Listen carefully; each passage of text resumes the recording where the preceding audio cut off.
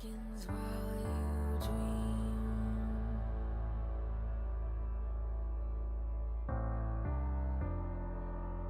A life never lives in peace.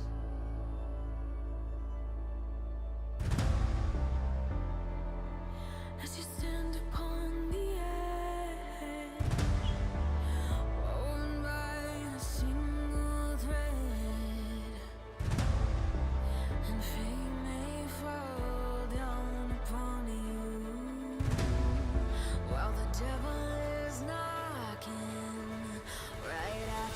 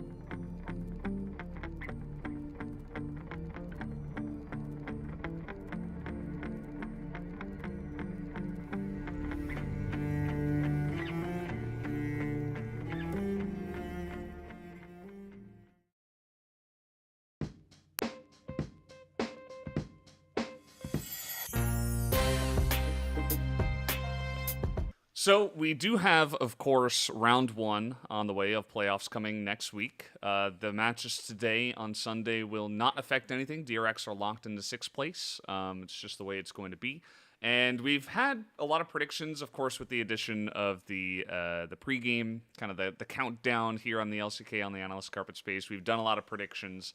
We'll get into that a little bit later as well for the regular season, but it's just about time now with playoffs on the way, with round one on the way, to make our predictions for this one. So we do have our two matchups, which we could probably get on screen. Live Sandbox up against DRX and KT up against Damwon Kia. What are your guys' thought coming into this one, especially now that we are moving into best of fives? I think this both of these matches are very likely to be 3-0s, and I think that it's going to be Live Sandbox and KT taking the series because their form is right now way better. Despite Damwon Kia technically being a higher seed than KT, the gap is so huge between those teams, it's almost criminal that Damwon has the higher seed. And that will, of course, give them a small advantage going into the series that they wouldn't have otherwise had, which might help them. But overall, I think even in a best of five, if the games are going to be as one-sided as I expect, after game one and game two, like the fact that it's game three that you have to play after losing two crushing victories, again, that's the expectation. I think game three might even be the worst one of both of these series. Now, that being said, Damwon Kia in particular, I think there is no hope for DRX, as Chronicler has kind of been alluding to. That being said, Damwon Kia have a wide variety of champions they've kind of shown us here and there, like the Karthus pick we saw a few weeks ago. And maybe they have a specific plan in mind for KT Rolster, whose playstyle is, right now very much dominating the solo lane, especially the top side. And maybe Damwon Kia has a sick plan for one game, so maybe there is like the one awesome Damwon Kia game where they have a really cool draft they can definitely not use twice in the best of five, but they will get that one really awesome draft. Maybe that could happen. But otherwise, I think KT don't even have to show anything, and they will just keep playing the same way they have the last few weeks, and they will win. And DRX is just too many tiers below Live Sandbox right now. I don't think they have a chance of taking a single game. Yeah, I'd echo most of that. I think the Sandbox DRX game, unfortunately, because we haven't really talked about DRX at all, because their top side is just so much weaker. It really feels like it's sometimes Deft and Barrel, and generally just Zeka, who it's like Rascal lost split, but they made playoffs this time around. Where it's just like one player does really well, and outside of that, the team just doesn't have that much going on. So I don't expect that to be close. I actually do think that DK KT will be close. I expect it to go to KT in the end, but Damwon to me feel like a team that even though overall their form has been relatively high and low, I think that this roster still will perform well in like on a given day. You need to make this work. Looking at, for example, the series that they played against Gen G, but I also don't think that they'll have the consistency to actually get a win, like actually get the series win and actually pull through, because individually the performances have just been too shaky. Damwon would be my pick. Like if someone makes a deep run that we don't really expect to like make it to finals, it's probably still Damwon over KT and Sandbox, but that might also be, putting too much faith in the fact that it's a team that has done this in the past, and a team that, to me, they really feel like RG2, where it's like, can you ever really count them out? Yeah. And reasonably, I don't think that they should win. I agree with Wolf that right now KT should be, in terms of power ranking, should be fourth over Damwon. But I think that will be a fun round one match. I think the other one will not be fun, and it will just be Sandbox kind of dunking on DRX, unfortunately, as even the best parts of DRX don't match up that well. Like, I think Zeka is, maybe ahead of Closer, but it doesn't really matter because Closer is still pretty close, and the rest of the team is just miles. Like jungle and bot lane performances it's an astronomical difference, and the skirmishing, which is very important in the current meta, like DRX just doesn't do that very well. So they I just don't. No, so I don't. generally. No, so I don't think that one is going to be even remotely close. I think it's really easy to draft against DRX in this meta. You just take away Deft's Callista, and you're like, okay, Zeka's not going to get prio. He doesn't play like that. And then Kingen is just going to play a tank topside. And And in Zeka's defense, he also doesn't have a jungler. Like that it's just... Still kills it on Ari. I mean, Yeah. It's and mostly Ari, but he's you need good to at have it. you need to have 2 lanes. I think as DRX where you can find an angle, and they don't have that. And Pyosik can be like, oh, we got 1.5. I could fix it, but I mean, unfortunately, his form hasn't been that great. Pyosik is, for me, the most disappointing part of DRX because his form has been like this all season long. Like, so Pyosik has either looked like maybe he's, punching the ceiling and almost up there with Owner and Peanut in terms of his performances individually. Sometimes he's really hitting it. But then sometimes he's over there with the LMs and the Umpties of the world and hasn't been finding the same sort of success. And what Pyosik we see on the day, I think, will really affect how DRX will perform. Yeah, I think that's going to matter a lot. And speaking to DRX, and their potential, obviously I'm kind of on the Live Sandbox train as well. I think that if you look this dominant, it's a lot like Gen G, where it's like, okay, you're just bopping people on the head. Like, you're just really good. You're probably going to win. But it is an interesting story of, like, a bit of lack of experience on the side of Live Sandbox versus some of the most experienced guys on the side of DRX, right? Because not only do you have Deft, but you have Beryl, who's a world champion. You have Zeka, who, not him. But he's been playing a little bit, but not nearly as much as the other guys. Pyosik and Kingen have been around for a good while. They have experience in best of fives and stuff like this. Live Sandbox, before this season, have they made playoffs? I mean, did they once? Maybe in 6th? No, I think they, I don't think so. No, I think when they came into the league, like in 2018, 2019. Yeah, not Live Sandbox, but Sandbox Gaming. Yeah. So the current iteration, like a totally different team, had a great shot last year, and then they didn't make it because of the Croco and Summit incident. No, they didn't. So just speaking to that, I'm not calling for the collapse of Live Sandbox. I think they are going to win, but there is an angle. Like, if you're a DRX fan, it's like, who knows? Maybe if game 1 and the meta we're in, it's like very snowball-y. Like, what if Live Sandbox are caught sleeping and DRX win game 1? Like, how are they going to handle that? Like, I hope it's in a good way, because if it's not, I don't think that's good either for the LCK. I think if our 3rd place team comes in and just totally, just super underperforms and does not look good and looks very inexperienced and can't handle the pressure, that's not a good look.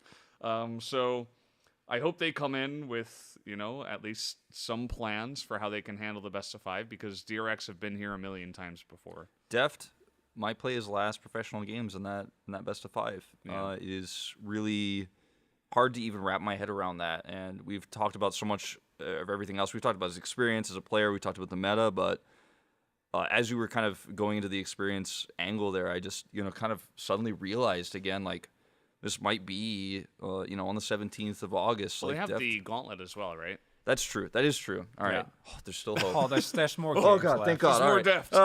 Because I was like, hoo-hoo. You made it last time. Yeah. But yeah, I mean, that will be his last chance to get an LCK title, though, is this season, and it'll be his last playoffs, of course, of the LCK. So hope he at least has a good game, a set of games. It's like the end of an era. We don't talk about Legacy and Kings as much in the LCK, but Deft to me is still, over the period of time, like the dominance that he's shown, I think the greatest AD carry of all time.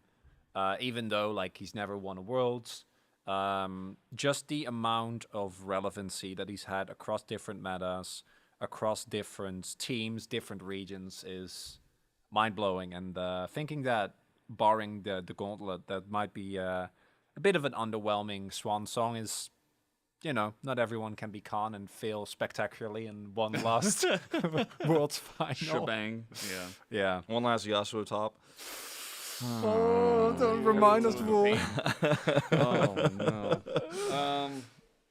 Yeah, so that's kind of my thoughts on, maybe DRX has an angle there. In terms of DK versus KT, I don't want to go too far on it, but Yeah, I mean, DK, similar idea. They have tons of experience. Canyon and Showmaker, maybe they pull something out of the hat and they totally get an upset. KT certainly the favorites based on the form here at the end of the split.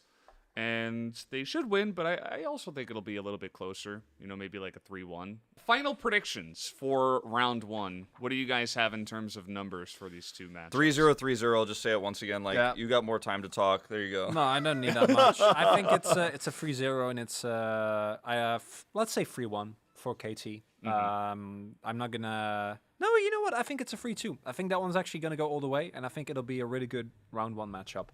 Okay. I'll go 3-0, 3-0 as well. I was thinking maybe the 3-1 for KT, but yeah, I don't know. I think they have pieces of the puzzle as well. Like, as long as Vikla doesn't, you know, go up in flames and disappear, like, I think they should be pretty strong. Always does. That's the secret. That's his magic trick. Atlas, what do you think for predictions? Boringly enough, boys, I am 3-0, 3-0 as well. I think there's absolutely no chance DRX takes a game, even in anyone's wildest dreams. And one of those people is me, and it makes me very sad to say so, but I think that the DRX dream is officially over. Sheds a single bear-like tear. But the second series, I think, is actually quite interesting because either KT 3-0s, like we all expect, I'm also predicting a 3-0 for KT, or we get the proof that Damwon Kia have actually just been sandbagging this entire time. They knew that they were going to be able to get a decent seed in playoffs because of their round one, and therefore they don't necessarily need to show anything throughout the remainder of the summer season and come into this playoffs and absolutely destroy. If they do that, then it will be a 3-0 as well. It'll just be Damwon's way, and I think that that is highly unlikely, and I've been on the Damwon copium way too much throughout this season, and so I'm going to stop here. But yeah, that's round one. Pretty interesting stuff. I think a lot of us are expecting it to be pretty one-sided, but there are pretty interesting dark horse stories for if, you know, the teams that are not the favorites do come back. So I think that's pretty exciting as well, even though on paper it doesn't feel like it should happen.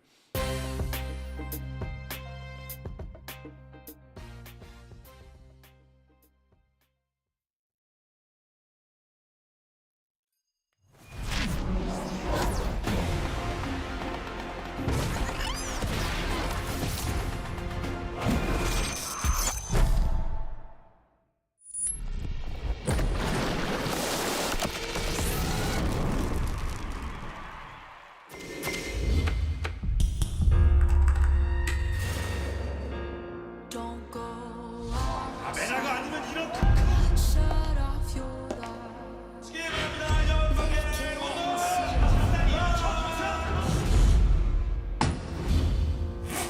They cannot conquer you here.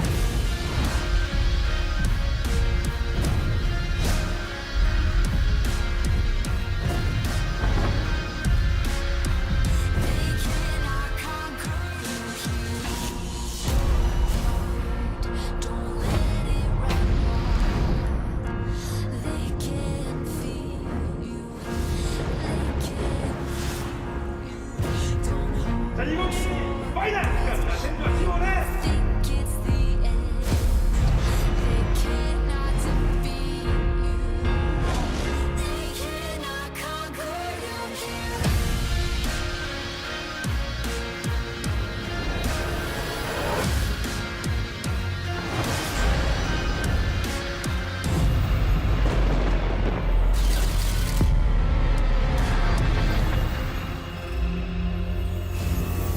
They cannot conquer you here.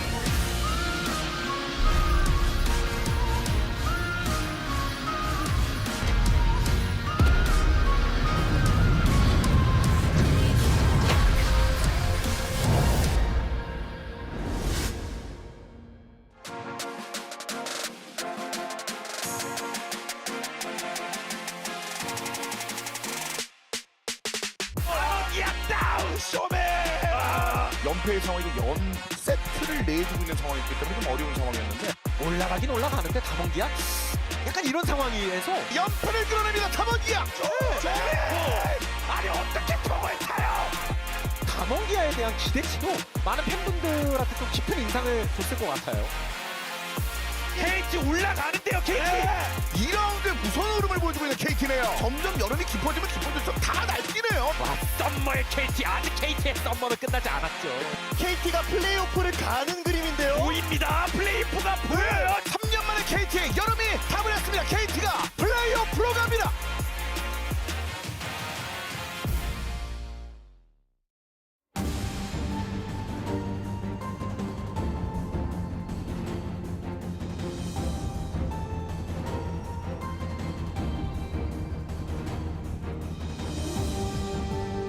Hello and welcome back to the LCK. We are here for the second day of playoffs. It is me, Valdez, and Wolf bringing you Damwon Kia up against KT Rolster.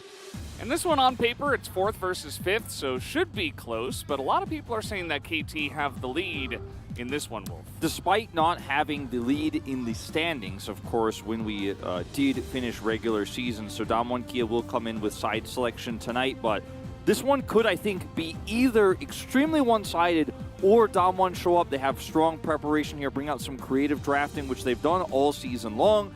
Maybe it ends up being a 5-gamer. I think it could be either way. I think you guys obviously just saw my prediction there in Pog State moments ago.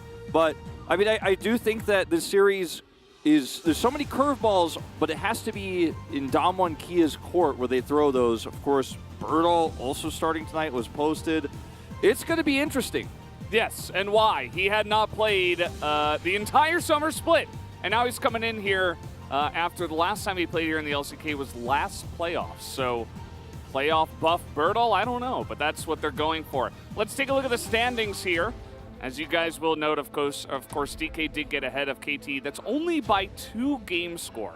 And so this is extremely close. Yeah, extremely close, as you say, and this was mostly due to Damwon Kia having a stronger round 1. It was round 2 where KT made a big resurgence. Damwon Kia floundered a little bit and almost fell down to 5th place, but this matters because it will mean that Damwon Kia could choose blue side here in game 1 if they would so like to. As here's what happened yesterday, Liv Sandbox taking out DRX and what became a closer series than it started, Deft having a really nice performance in those final games. It wasn't enough to carry them over the finish line. Yeah, it was pretty interesting too because a lot of people, at least on our side, were predicting a 3-0. It did end up being a 3-1 with DRX taking that lone 3rd game. And this one definitely had closer predictions from our side. I'm curious to see everybody's predictions across the board, including the Korean side of the talents. I would imagine that we might even see a couple of spare, Damwon Kia predictions thrown in there. I don't think it would be a huge surprise if they come in the playoffs and actually do get the upset in this one. And we're going to take a look at the predictions right now as well. Now let's start with the Korean side. Cloud Templar already with the 3-2. Again, I'm guessing this is based on the idea that in a longer 5-game series, they'll have the edge with experience. But you see mostly close KT Rolster predictions across the board here. I talked to Concrete and Gorilla earlier on. They're both saying strong. KT's doing it. Jonah with the 3-0 is the first one. And then Atlas and I will join in that 3-0 as well. Yeah, me and Chronicler being the 3-1 Andes today. 3-1 Andes in the sense that, it's kind of like a middling, very safe prediction. Like you have one team that you think is going to win, but they're going to randomly drop a game due to the strength of the other side. Cubby did go for the 3-2, so he's the only one on the English side that did go for the 3-2. And take a look at this. It's incredibly close. I mean, obviously this is fan prediction. Damwon Kia has a ton of fans. They did win Worlds 2 years ago, so... But again, across the board, you can see that it's definitely looking like a close series in everybody's minds. Yeah, I think everybody wants to trust that this could be the 5-gamer. Like, whether you're a Damwon fan or a KT fan, you're like, ooh, if Damwon wins, it's going to be a close series. It's going to be a long series where that experience does show. Well, guys, we do have the points of the match VCR, which is always very carefully crafted for these playoff matches. So let's jump into that and check out the one here for Damwon Kia versus KT Rolster.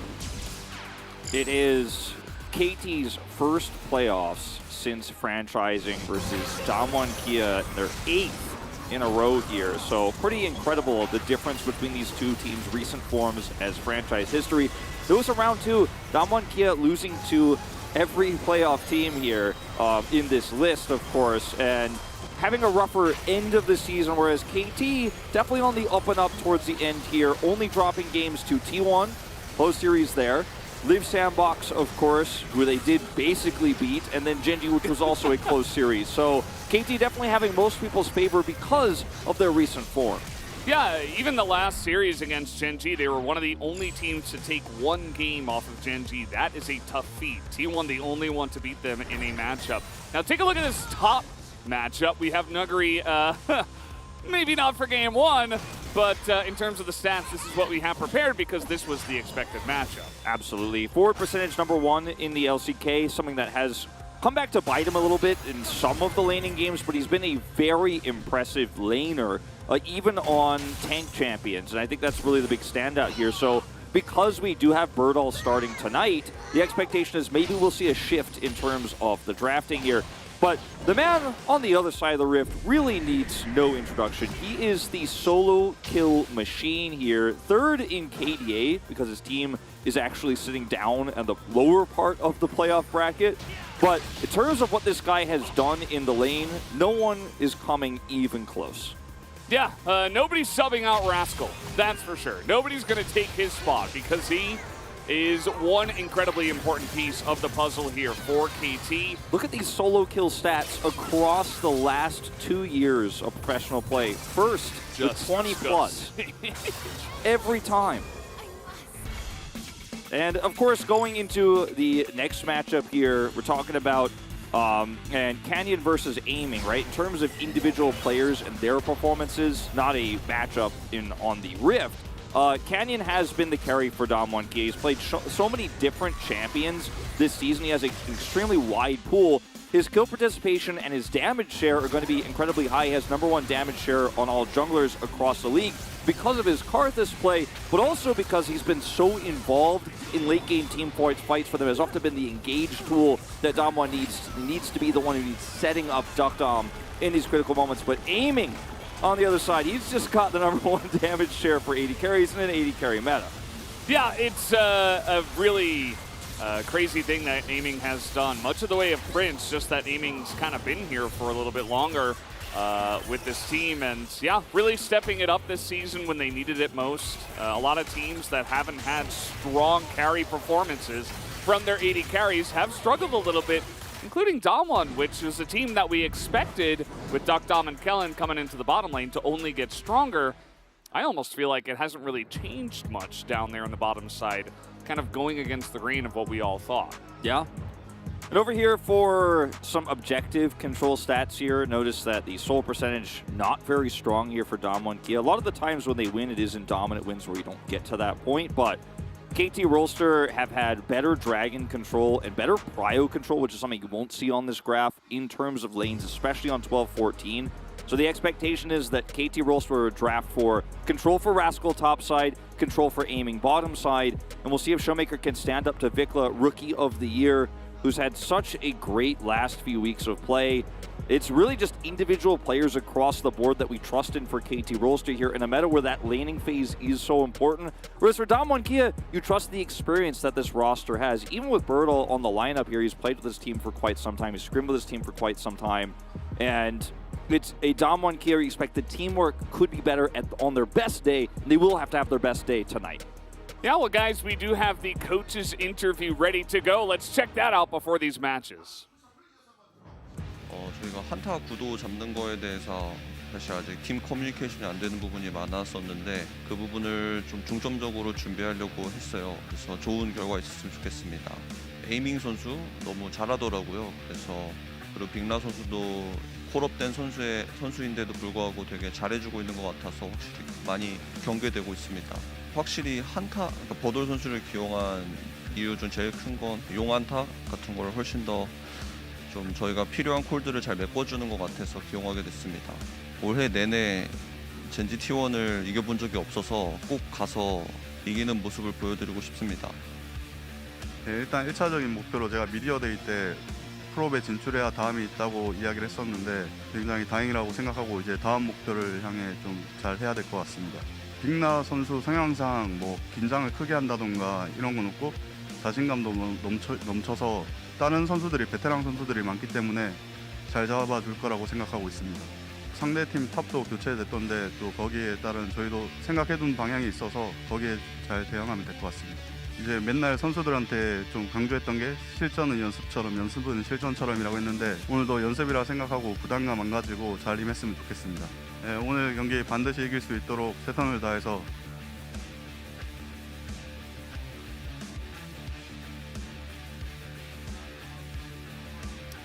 Yeah, interesting to hear from both of the coaches there, both Damien and Supreme, feeling pretty confident about what they have done here. Like the little point about Bertel as well.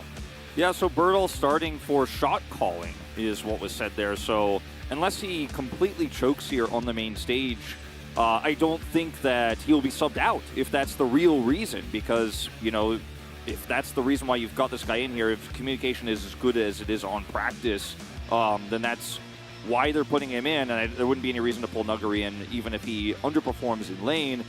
That being said, he's playing against Rascal, so that is one place that KT can find an edge, especially with picks like the Renekton, which you and I were kind of speculating maybe on blue side we could see a first pick Renekton for Bertel if he's prepared that and wants to get control of strong side. Hey, he's looking pretty fresh, pretty ready to go here, as it'll be interesting to see how he does do in these playoffs. Of course, he has the experience of last split playoffs as well, where he did play for Damwon Kia in those. Got subbed in, I believe, in Game 3. Came in and performed pretty well. But always used to be one of the points for Damwon Kia that we were a little bit unsure about for this year was their top lane when it was just Bertel and Hoya. So the fact that he's coming back now definitely raised a lot of eyebrows. Yeah, you can really feel the shadow of two Damwon Kia legends looming over this roster. The lack of Khan on the top side has been a big hole for Damwon Kia. They haven't really filled yet. You could say the same about the lack of Barrel here in the support role. And we talked about Bible being potentially that new shot caller for this team. Now they're trying to use Bertel in that same sort of role, but he's on the top side of the map, will often be in side lanes, so having him as your shot caller can be risky here, going to such a quintessential playoff match like this one against KT. Yeah, KT here as well. Some thoughts given to the mid lane, Vikla, you know, winning Rookie of the Year, but also just brimming with confidence is what the coach did have to say about him, and hoping that here in the best of 5 scenario, he won't get too nervous as he is surrounded by a lot of veteran players. This is a little bit different from yesterday, where it was like Deft and Barrel have this gigantic amount of experience versus a lot of newer guys. I think on both sides of the rift, they do have a decent amount of veterancy. Absolutely.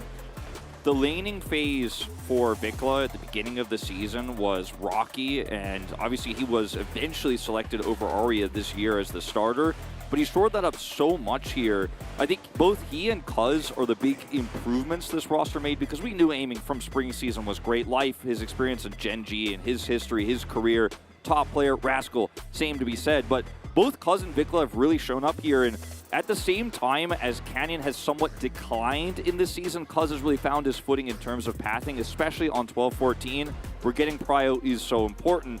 Zooming into the bottom lane here, of course, it's been no secret that even though Duckdom's Aphelios, he's played 9 games of it, it's his most famous pick here, he's done great. Across the board otherwise, especially on the Lucian pick earlier on in the season, he just hasn't been as impactful. And we're looking at a perfect 9 wins on Aphelios for aiming, so you don't even get to say you're the best Aphelios player on the Rift tonight. Stats here, fairly close for these two players and the ones that were selected. Damage percent way higher for aiming though, and it's really just been about the laning phase here. Look at the goal difference at 15 between these two. Aiming has been able to take that lead and turn it into big success. Yeah, and you see the two champions that Aiming has played that haven't found as much success are not very meta, right? The Ezreal and the Jinx, especially the Jinx. I don't think we're going to see that maybe at all these playoffs. It's just not really a good pick nowadays, to be totally frank.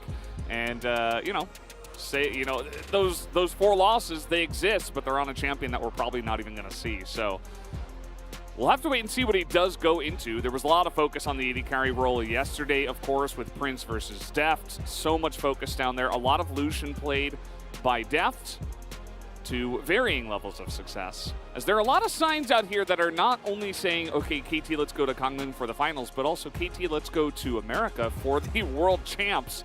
A lot of hope for this team. I think when you have this big of a resurgence in summer and the memes to back it up, certainly does help. It certainly does. KT have a long road ahead of them. Win or lose here, of course, in that Worlds qualifier, because they'll have to face rivals Live Sandbox there. They won't be facing them in the playoffs unless we do have a KT Live Sandbox finals, which is, you know, it is possible. We'll have to see. One of these teams will have to get through Gen G. We might have this finals as well. Could be Damwon Kia against KT fighting for the 4th seed from Korea.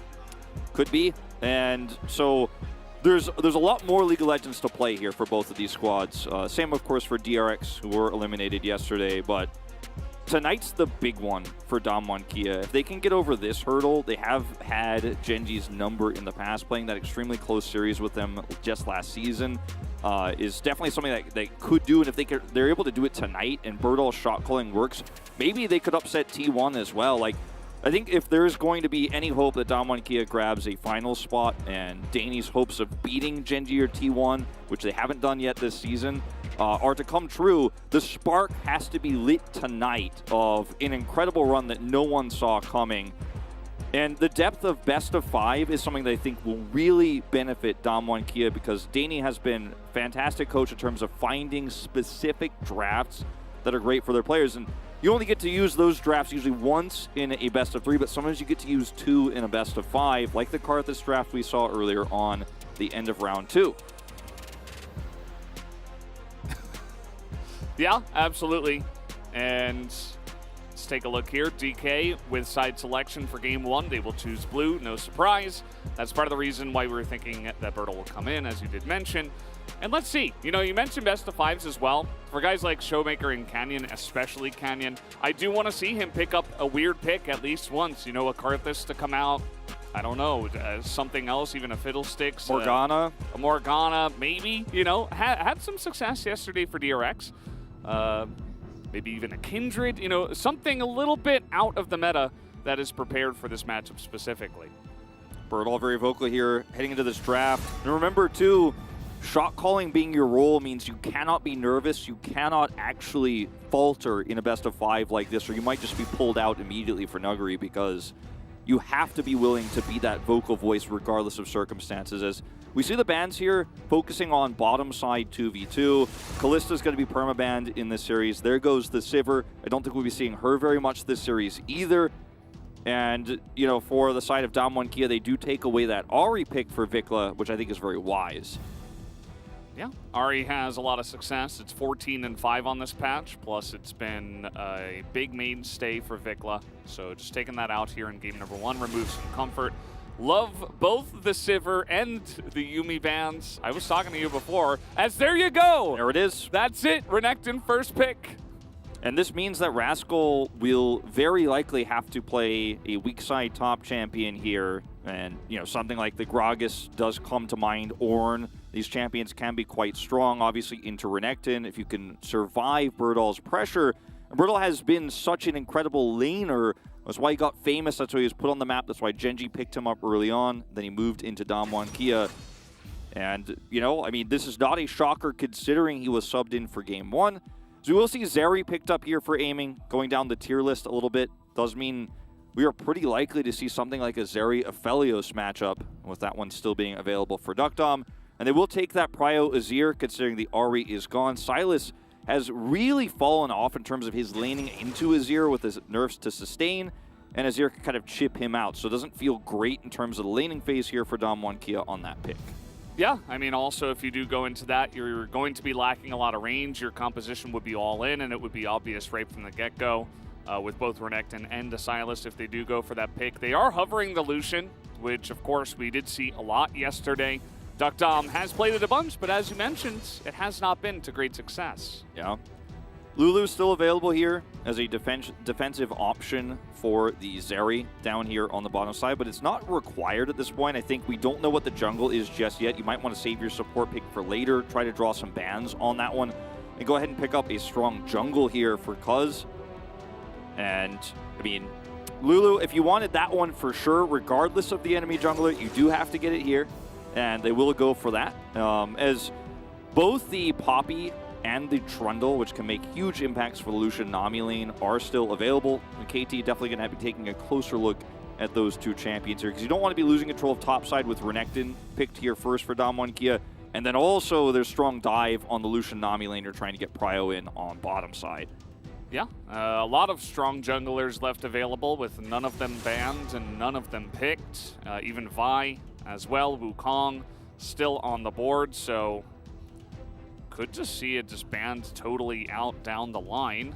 Could also take away some choices from Rascal if they did want to give Bertel a little bit of an easier time on this Renekton, as the Ornn will be taken off the board. Rascal did do a nice amount of roaming on that pick in one of the last times we saw him on that. Can't ban both the Sejuani and the Gragas, but those are probably the picks that Rascal is thinking about right now. In the past, you'd love to see Gangplank in a situation like this, but on this patch, he's just not very strong. The nerfs to his barrel damage make it very, weak in terms of what his damage output used to be in the late game with the composition like what they're running here as KT. This is a smart ban because of obviously we're seeing Canyon and Showmaker flex this pick very successfully. Fate really being the only other player who's doing this. Yeah, it's great with Renekton as well. Yeah. So if Canyon picked it up, that would be a pretty insane duo for pressure in the top side.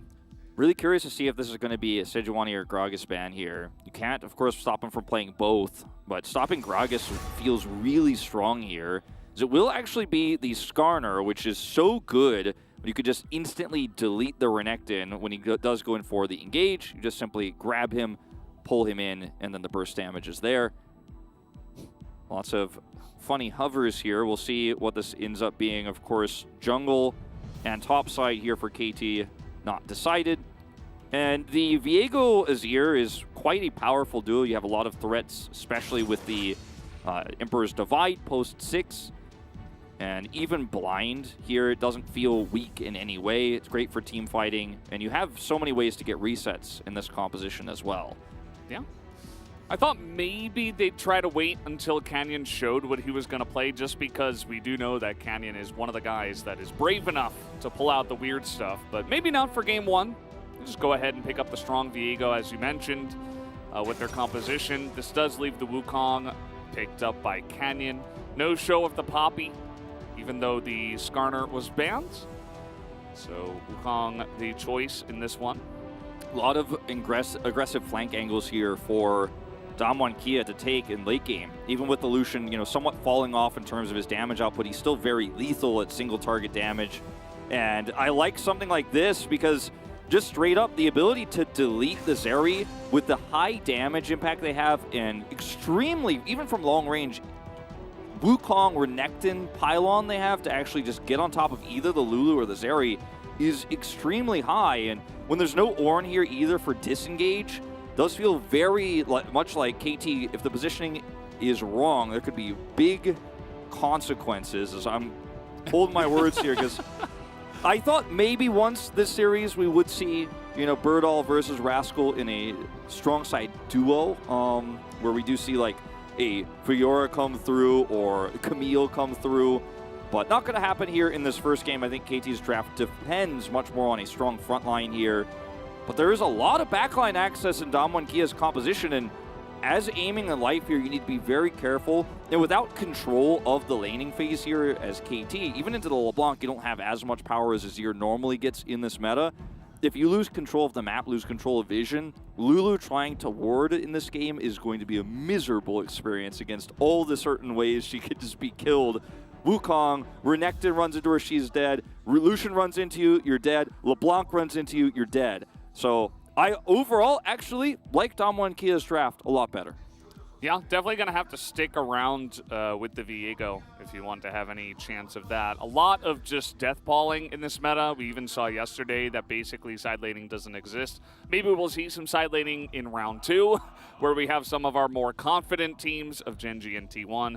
But calling out Genji and T1, speaking of which, are these two guys, Rascal and Life, of course. And Rascal and Bertel as well. Kind of an interesting fact. They used to both play for Genji. So They do have a lot of history together. They should understand each other very well, a lot of practice against each other. And I did see Ignite being taken there by the Sejuani, so might see some action in the top lane anyway. Good old Viego and Wukong. We started the season off with this jungle duo, blue and red side, and one of these teams is going to end their season with it, looks like here in this first game. Viego, Sejuani with Ignite can be a powerful duo top side. We'll see if Cuz finds value there. Absolutely. We'll see if he does go up there as well as we hop into the Rift for game 1.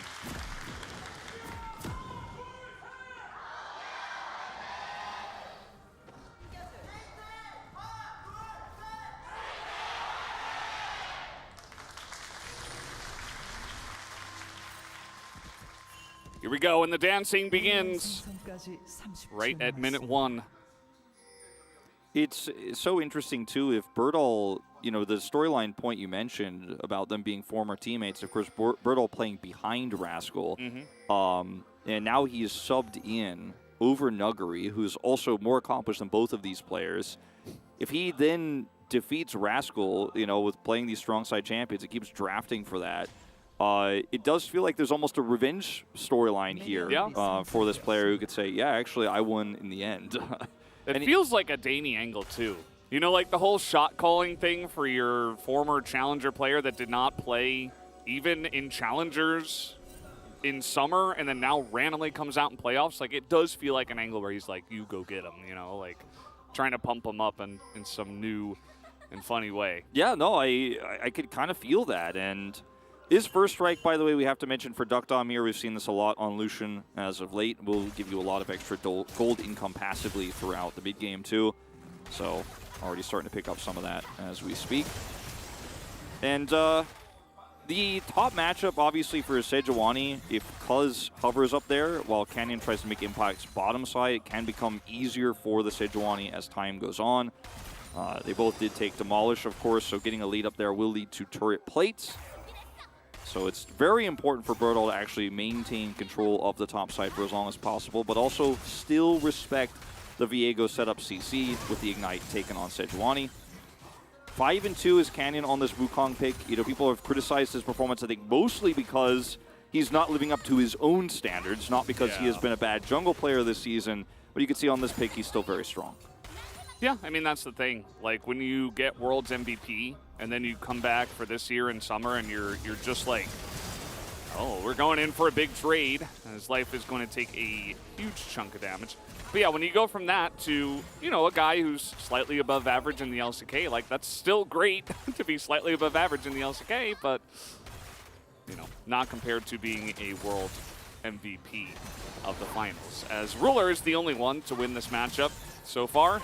And Ruler possesses something that not a lot of other AD carries have currently, as Lucian and Nami have lost 8 games in a row. Deft, unfortunately, 2 of those there on that list. We saw yesterday he tried for heroic attempt. Vikla. Oh boy. Chains are going to land. Vikla is so dead. And that's going to be Canyon picking up first blood with what seems to be the red buff. And just like that, so easy. I think Showmaker is also the type of player who plays so much around his emotions and how he's feeling about a game. We've seen him angry when he wants to go home early and stuff like that. And him getting a lead like this in game 1 in the series is so important for, I think, his mentality going forward. As he gets that pick onto Vikla there with Canyon, Chains connect, really nice setup gank. Cuz going to look for revenge here. See how greedy Showmaker gets. He's not using Distortion, so Showmaker can just distort out. 25 gold. That's the revenge. Got him. Obviously, Canyon had to sacrifice a lot of his jungle to make this happen, so you could see a pretty significant lead here for Cuz, who will get double scuttle. And his focus is definitely reactionary at this moment in time. As Vikla gets very greedy here, despite the flash, Showmaker flashes first. His chain still connect, can't flash out of that one. Yeah, a little bit unfortunate, I guess, that the Wukong gets it, but it's fine because kind of shores up some of the farm he lost, and he can hit his Divine Sunder a little bit earlier. Should be okay. You know, it's just the 1 kill and the assist going the way of Showmaker, and he did set that up very nicely, as you pointed out. Flash first to get the chains on. As this bottom lane, this is part of the reason why Zeri has been able to kind of shore up the matchup. A lot of times in the past, it was Zeri kind of just being pushed out and taking unfortunate trades, but with the Enchanter support such as Lulu coming in and helping out in the 2v2, makes it much easier to get through this lane. Yeah, we saw a lot of times melee supports just could not get it done, but the Lulu especially was kind of the tech that we saw. We were seeing a lot of first pick Lucian destroy Zeri in the early part of the season because we were just seeing not Enchanter supports. Then it was like, oh, okay, Enchanter's something else. Vikla might be dead again. He did see this one coming. He's still not going to take a great trade. Electrocute proc does come in. He was backed up in the lane because he saw Canyon from there, as Cuz is going to look to set this one up. Might be able to force a clone out, but no, Canyon's just going forward. Has the mid laner, Showmaker, coming on over as now Cuz is on the run. And it looks like he should get away fine. Yeah, they had bottom side prio, but not enough to rotate over, and Duckdom and Kellen just pin them down when they see the trades happening there in the river. Showmaker's going to crash this wave in. Only cost about a CS for Vikla, but he'll take a back timing here. And so far, this draft is working out as Damwon Kia planned, but we haven't seen our first objective fight just yet. And, you know, with the lack of control both of these two teams have right now, I don't think we'll see an early Drake take, as, you know, at the moment, Rascal is actually basically not only surviving in this lane against Renekton, but kind of trading back very nicely. This is a lane we haven't really looked at too much, and the reason is because Birdall isn't doing much on this Renekton, and it's not a good sign usually. Here we go, though, level 6. Hey, you sparked it out as the Dominus is used, but Rascal is still going in there. He has Ignite, and he's always going to get the advantage in these trades because of that. As the Ignite does come out, he's not quite going to get the kill, but that's why, you know, the second the Renekton oversteps his bounds, Rascal is right there. He took Merc Treads, and Bomby Cinder is available. Meanwhile, aiming a huge chunk of damage onto him as Cuz is nearby. The bubble onto life, though, is going to be quite nice. Canyon, though, can't quite join the fight because Cuz got the jump on him. And at the end of the day, it should be fine. Topside, Birdall had teleport advantage, so Rascal here kind of in an awkward spot, might even get his back delayed, as we see on the minimap. He does get his back delayed, does not have teleport, is sitting at like 10% health. Birdall is now going to take a big swing in this lane. Taking a trade like that seems silly if you don't consider the teleport advantage, but if Rascal is now stuck up here, struggling to back, and you get control here, things can really swing in a big way. As he will buy a Mana Crystal here. that is all he's going to get. Now the Renekton starting to show. Yeah, this is what usually happens with the Renekton. Sometimes it's just an orange standing there desperately trying to stop him from getting demolished procs. Sometimes it's a Sejuani maybe taking an overexcited kind of, oh, I shouldn't have said that word. An over-aggressive kind of trade. And then, you know, losing 2 plates anyway. So, yeah, definitely a bit unfortunate for Rascal. Yeah, and he got a bit aggressive in this lane. It's all it takes. You get control for just a moment, plates go down. And it doesn't even have to be because Rascal isn't there. So as you get that much of a lead, and you just push the Sejuani away from the turret and don't attack him, take the plates down. It's not a massive lead, and it hasn't led to anything just yet, as KT will still have the opportunity to take first Drake on the bottom side while that attention is top there, and can still set up for prio here on this Rift Herald. So usually Renekton gives you a little bit more control of this top side objective, not so much this time around. Showmaker coming on over. Rascal kind of being left alone as Cuz is desperately trying to kill a big raptor as in goes the polymorph, and the timing is perfect. Canyon goes in and gets demolished. That was so beautifully played from Cuz. Meanwhile, aiming. He's barely going to live. That bottom lane totally dominated by DK at the moment. Life doesn't have 6. No wild growth here, but I think they have enough control over this objective. Even Showmaker a little bit timid on coming over and looking for a pick. And the power of Emperor's Divide in this team fight for KT is enough for them to say, I think we have the War of Attrition fight in our favor if they actually hard commit. They sneakily send Life up alone while aiming holds the turret. He nearly gets killed there by the culling coming out from Duckdom, who will get some plates exchanged back. But getting control of this Rift Herald here for KT is a great start for them because they already have Drake prio. They can hold this one for second Drake. And that's more impactful than Lucian getting this extra plate gold here when your Zeri is going to naturally scale up later on. On previous patches, you'd say, oh man, this is so good for Damwon. Look at the lead that the Lucian has. The Zeri will never recover. On this patch right now, definitely feels like this favors KT just slightly because they had that Drake. If they don't have Drake, you still favor Damwon here. But the fight just doesn't actually occur because KT have better control of this choke point, and they have that Emperor's Divide. As this is Canyon taking the trade, which leads him to go down low when Cuz executes, of course, with the all-in. Look at the timing of the polymorph. It's right as Canyon goes in, and then he can't get out. He had Flash, he had Smite, he had Waze, right? It's just the fact that, as you mentioned, the secret Lulu roam. It's like the assassin Lulu comes in, is like, nope, I'm just going to press my W nope button, and then you just don't get to do anything. And of course, Cuz is right there for the alley-oop. And Aiming's even going to recover a plate here, bottom side. Oh, trying to greed for a second one. Probably not the play, as so many plates going into the hands of Damwon Kia. Already 3 on the top side, already 3 on the bottom side, and we still have 3.5 minutes, so they didn't get the Rift Heralds, but still a lot of value picked up by them in some of these lanes. The biggest resource that KT are looking for in this early game is time. And the Rift Herald is going to, or theoretically, will lead to, okay, hold that thought. Cuz coming over.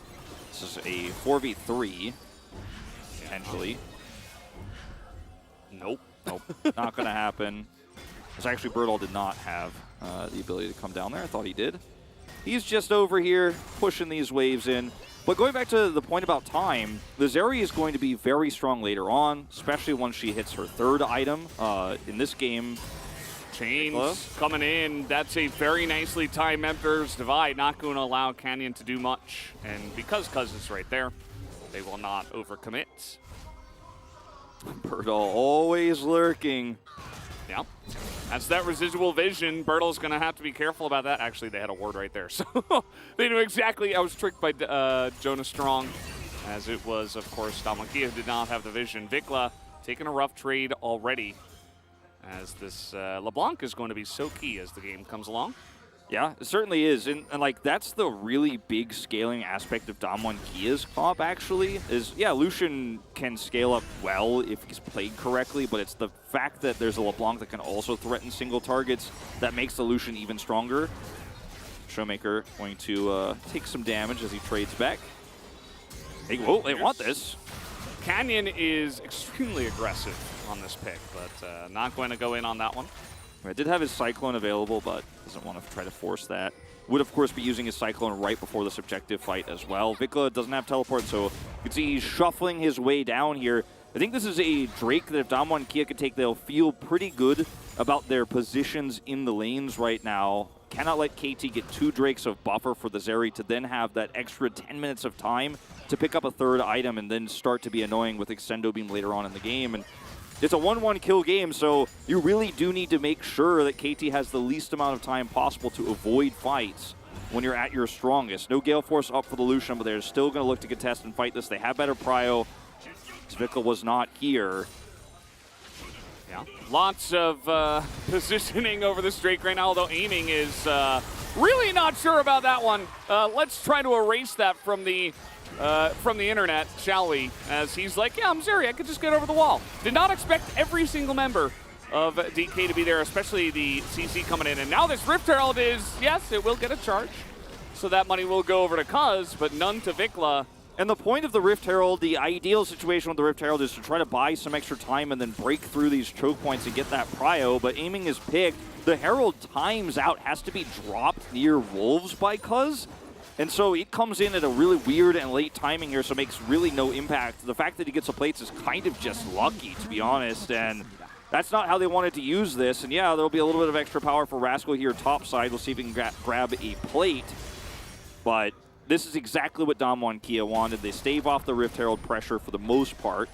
He gets 1 plate here right before the plates fall off. And Aiming getting caught there is pretty huge. Still, there's hope for KT in this game, but Damwon Kia just jumped right back into the driver's seat.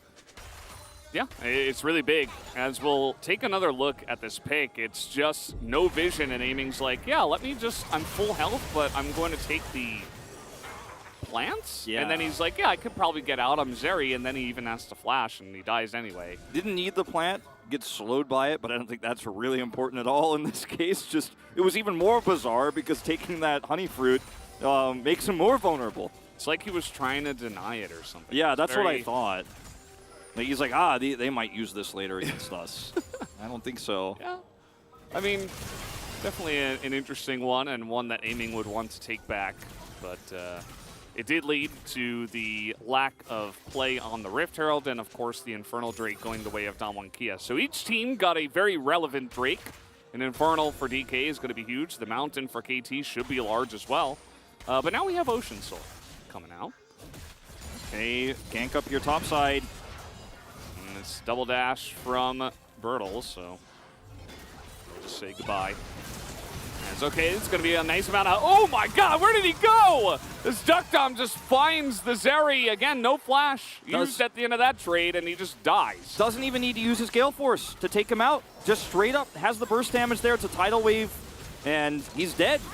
Easy peasy, and that should be the whole turret going down here. First turret blood over the Damwon Kia, and Aiming, the key player for KT Rolster, their most important player they picked up this year, who's been so relevant in this meta, has actually now made 2 critical errors in terms of positioning here that have given Damwon Kia such a massive edge. This is starting off really well for the side of Damwon, as here comes Canyon, finds a unique angle. That's a great Emperor's Divide, though, hits them both. That was so beautiful from Vikla. Doesn't have to flash. Still Emperor's Divide down now for Cyclone. Bit of a trade. Aiming is, oh. As, yep, see you later. Nice shield bow you got there. Would be a shame if I broke it, and he did. That's another kill for the Lucian. Duckdom is so fed in this game. And now Aiming doesn't have anywhere he can farm. Like, he lost turret, came over here. This is why usually when you lose your turret, we usually don't lose your turret like this, by the way, but if you do, okay, Vikla. The chains are going to land, and Vikla does have that shield on the dash. It will be just enough, but you can see that Showmaker's getting stronger by the minute. Yeah, and I mean, Vikla losing most of his health bar here means he's going to have to back, so it's still a huge win for Showmaker. It's not a kill, but it means that this is going to be Rift Herald Prio going over the Damwon Kia. And you lose your turret, you usually go mid as the AD carry, but Vikla needs to farm this one out. It's a LeBlanc, so you don't feel comfortable coming over here even with the turret to farm at this point in time. So the Zeri is very out of place, and now her mid-game is just not viable. Like, she won't be able to farm freely against Damwon Kia having all this vision. We talked about the Lulu, who's going to struggle to clear vision. She's got 2 control wards in her inventory right now, but she's so vulnerable that this is the exact scenario that KT did not want to have happen. Is a Zeri that can't farm lanes ever. Is going to have to sit under turret here in the mid lane. Viego is up here escorting Rascal Ford, who hasn't gotten any value on the side lane either. Yeah. Feels like the only thing that KT have is their jungle. And yeah, Cuz is ahead, 44 CS, has a kill. But every other lane got dunked on, and the spikes were hit. This is from Kellen's perspective, setting up the tidal wave. Just that easy. And then the second time, Duckdom dashes over the wall, Gale forces forward, procs is passive. He'll take the money, gets all that extra first strike gold as well. Looking like a second item coming through here pretty soon. Yeah, you can see already nearly 2,000 gold the lead for the AD carry role, which has been the key for the entirety of the summer. Zeri finally getting punished. It's almost cathartic to see. The KT have Prio here for this Drake fight. Rascal's got a flank angle. If they could blow somebody up, that's their best chance of taking a straight up 5v5. They're trying to bait it. Okay, they are going to try to 100-0 him, and they will. Vikla will scoop the kill at the exact right moment before the Drake spawns. Such a brilliant play. They're baiting the LeBlanc in so hard there. There's no vision for Showmaker. He's blown up here. Damwon Kia are going to push this into mid, but this is the Drake going over to KT Rolster here in a 5v5 fight with Zeri sitting on that shield bolt. Azir also only on Crown. I don't think you win those, especially when they have Rift Herald on the other side. You get a pick, though, and you get a free Drake. Will be at the cost of their turret, but KT will take anything they can to slow this game down right now. It's going to be an additional charge here on the Herald as well, which leads to inner turret gold. So still bad for KT, but they got 1 Drake out of this. Third charge? Okay. And there is the, okay. Rascal comes in, sweeps that onto the rug. So 2 turrets, though, to the side of Damwon Kia. At this point in the game, that's a big chunk of gold. Especially when you consider that LeBlanc can more freely look for picks around the map. The Wukong can now more freely dive, and Zeri's farming becomes much more difficult. We've already talked about how difficult it is for her to farm. As this is Vikla and Life baiting Showmaker into a distortion and just instantly 100-0ing him. Rascal's in there in the corner, has his ult. They just played around vision so beautifully there. As this could be a nice dive setup. Lulu also here. It is Renekton.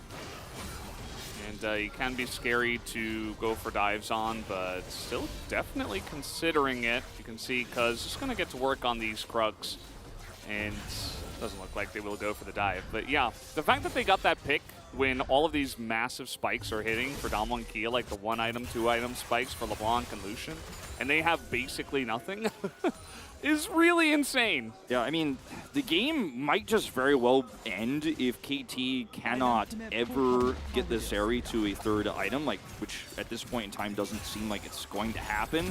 But getting a free Drake like that means there's a little bit of extra time for that, and it comes at the massive cost of these turrets, which makes it more difficult for aiming to farm. So you can see how slow it is to actually get gold into this area. Has to wait. Like, it's taking the farm under the shell of an inner turret here at 20 minutes.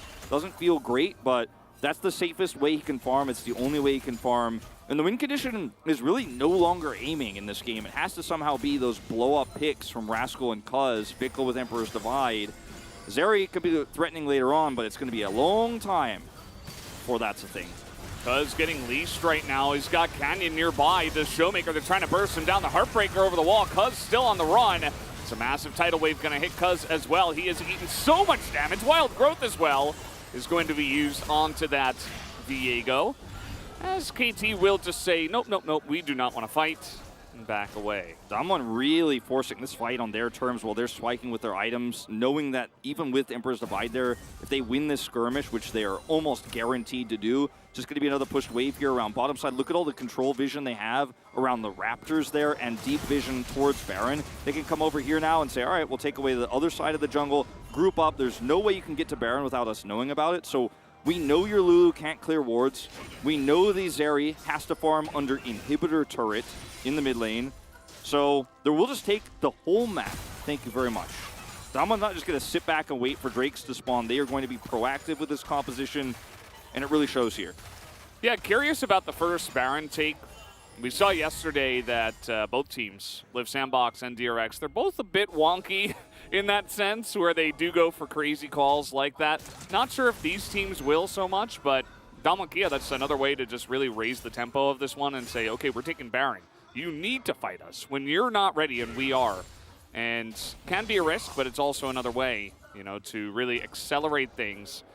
You can see that KT is trying to get over here, get some vision on that, just to make sure it's not happening anytime very early on in the game. Yeah. Drake's not up for another 80 seconds here, but you can see KT are absolutely posturing around trying to fight for Soul. It's not great considering the composition of their opponent. Like, oh yeah, I'd like to regen my health. Too bad it's going to disappear instantly by Lucian LeBlanc damage with a Renekton running at you. So Rascal is really tanky, but can he get out of this is the question. He does have life coming over, and nope, we're just going to leave him to die. He was out here in the river by himself. They feed another kill into this Lucian, as Duckdom might be finishing an IE soon. I wouldn't be shocked if he went for Collector earlier. There it is. There's IE. And like, jeez. He went Rapid Fire Cannon and not Collector, which I think is better in this composition, but he could have gone for it because he's that far ahead. The enemy team is so squishy, and there's so much blow-up potential. But, you know, he will also be able to now kill Rascal. So he's just playing all the angles here. As the builds here from KT across the board starting to come online, like the Oblivion Orb here for life, teched in. Shadow Flame for Vikla is hopeful, but I think you have to be building hopefully in terms of your items now as KT Rolster here. Phantom Dancer is good for a longer fight, but it really needs that IE, and he's a whole item down here for this critical objective. I think KT should be willing to let this one go and maybe try to push for bottom turret, you know? I mean, there's nothing else on the map they could do or take. It is risky, especially against LeBlanc, who's just going to be chipping away at you. We don't see a lot of sustain on the side of KT. There's no sustain. Enchanter, they only have the Lulu as Bertle looking for the play. He's going to get polymorphed and not quite able to be dunked on immediately because is getting on in there, getting those stacks for the Sejuani, but not going to be able to lock him down. Showmaker? Just have to say his name. Showmaker? Yeah, he's there. He got the crown. He got the crown. That's pretty big. As, yep, that's the Lucian right now. Only has 1,000 damage so far. He will have a lot more. Yeah. KT are really making a big Showmaker's stand got, over this. he's playing with vision so well. They don't know. They don't know about this, and look at that wombo combo. Immediately, the Sejuani is going to eat all of the damage, and they kill the clone. That's all that KT got. They got the Wukong clone. And that's, you know, going to be the Sejuani down. This is generally what happens to the Sejuani when she's kind of all alone as the tank. It's You're so behind. It's so beautiful to see Showmaker after he was led into vision once this game and then punished, that he now is the one with the carrot stick in his hands as KT try to collapse on a flanking LeBlanc when there is no vision. And it's, you know, forgivable for KT. It's vision towards the red side of the map. It's their jungle. And it's kind of hard to fathom that a Nami is going to be behind enemy lines, but when you don't have any control of mid either, just no way to spot this out. Speaking of which, there's just no vision on the map. Oh, None. no! He's dead again! Or he is going to flash. He's basically dead. The Zeri does nothing in this game. It's just non-existent. It's crazy how much of a lead this Lucian has. Rapid fire cannon as well helping him out here. Is they just don't have any idea Kellen is here. Kellen's got so many angles this game. It's incredible what he's doing with the tidal waves. Like, the top side fight, the all-in on the aiming, that second kill. Yeah, the bottom lane. Yeah, I mean, there's just not much this comp could do from behind as KT. Yeah. It's just hoping for Zeri to eventually get an IE. Now, the fact that she's still been able to get 240 CS is kind of a miracle. It's taking a long time. She's getting it slower, obviously. She's farming under inhibitor turret, but They don't know about Wukong, but that is kind of a... Oh, no, actually the Viego as in goes Vikla, but again, this is, of course, a LeBlanc, because Canyon is coming in. He just wanted to say hello and, you know, maybe give his life on the way. But no, he's just going to back away from this one. Now, Kellen has been really good, but there is something we need to address. Yeah. Again, the Void Staff is being built by the Nami. I saw a lot about this on Twitter. Yeah. Everybody complaining. The E that she puts onto her allies does not work off of her penetration. So it It's just very doesn't, weird. It doesn't make sense. it doesn't make sense It's at all. not, you know, I would love to hear the explanation from the Korean players as to why they keep doing this, but from our understanding and the math behind it, It's not doesn't good. make sense. It doesn't make sense. So my guess, to be totally honest, Valdez, and I think you're probably on the same page as me, someone thought it worked in solo queue, and then it Yeah. became a recommended item. Or they just saw that someone was building it and they're like, oh yeah, that's a really good idea. So everybody else built it. So pretty much in the same vein, from our understanding, it doesn't make sense. Yeah. So if someone could, you know, let them know, that would be good. I mean, look, or let us know if they're, you know, if some Korean player gave some explanation. the of single why. target damage of that Aqua Prison. Yeah, the big boom boom damage Nami from ahead. Yeah. All the magic resistance that's built up on KT's comp. Yeah. Anyway, I'm glad that you brought this up because it is important, and I was thinking the same thing last night when I saw this. But and we definitely could have gone into it on the carpet space, but there's so much else to talk about in that game. I have to say, I think this game is pretty much done and dusted. In terms of KT's chances, they need picks. They need overextensions. They need Canyon to get caught. Maybe they pull his Cyclone out. They could win a 5v5 fight miraculously on this Baron. The 2-2 Drake scenario here is massive for Aiming's chances, his hopes and dreams of this wave that life is prepping for him. He's like, I need my IE. Like, do not take any of those minions. Just prep them for me. I'm going to clear this as fast as I can. Yeah. He's halfway there. He's halfway there. But without that, he cannot fight in the neutral. And that's what they need, is that extra poke damage from the Extendo Beam. It's times like these that I wish we had, you know, especially in the LCK where we get these lull states, but there's one character that desperately needs an item like an IE, where we had like a countdown timer, but instead of a timer, it's actually just the gold. Yeah. Because, you know, we can't talk to the observers and say, hey, switch over to the gold real quick. We want to see how much gold Aiming has, how close is he to IE, but I would love if it's like, okay, 600 gold left. Yeah, like the ping, when you ping an item, like how much gold is needed. Yeah. Basically that would be amazing. I would love to see that. But I think he's probably within like 1,000. I think probably less than that at this stage. yeah, I would imagine like maybe 2 or 3 waves, Yeah. maybe 4, maybe 2 to 4. I like that KT are trying to get the standing goal of the map. They're escorting Vikla here to a top turret. You know, you see Cuz and Lifer over there in case of a Yeah. skirmish.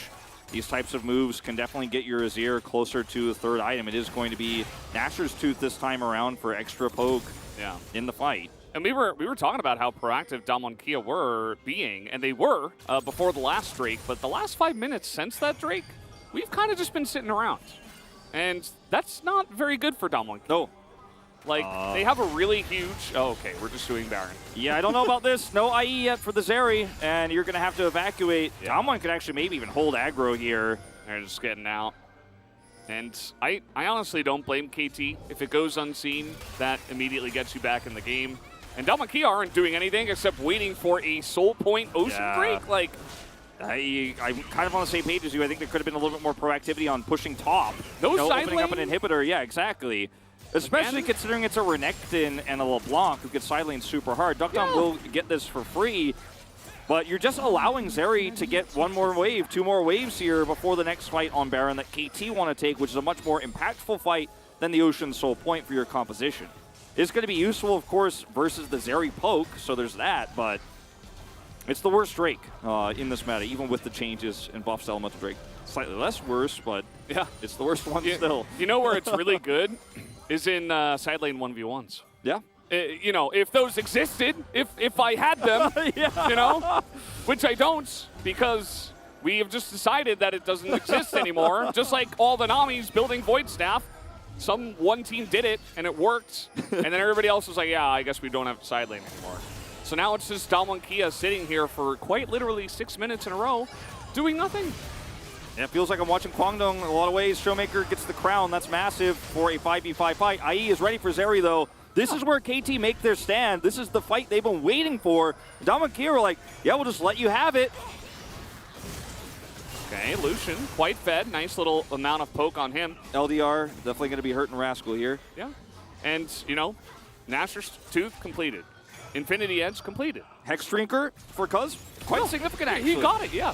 And now everybody on the side of DK who doesn't have any armor, so the LDR is nice but not necessary, they're actually going to be feeling the hurt now. So that lead that you had, where'd it go?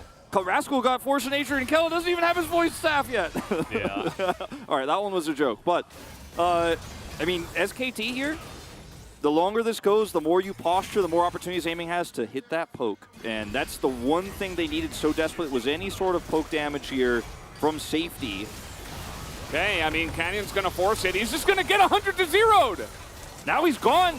He's completely out of this fight. No, uses up his ultimate. Look at the poke difference, too. I mean, Rascal goes way too deep, though, as over the wall goes Cuz. Rascal nearly dies as he got a bit overeager, let's say. I mean, the one way I thought that Damwon might win a game like this or a series against KT Rolster was KT choking and doing the same things that Damwon are actually doing right now, playing passively and being like, we gotta pull the trigger, and just taking poor fights. Because now you're running into the Nashor's Tooth damage on this Azir, as you were mentioning, the extra poke from the Zeri, and that Wukong is not going to be able to frontline through sitting on one item. He's sitting on only the Divine Sunder, a stopwatch picked up now.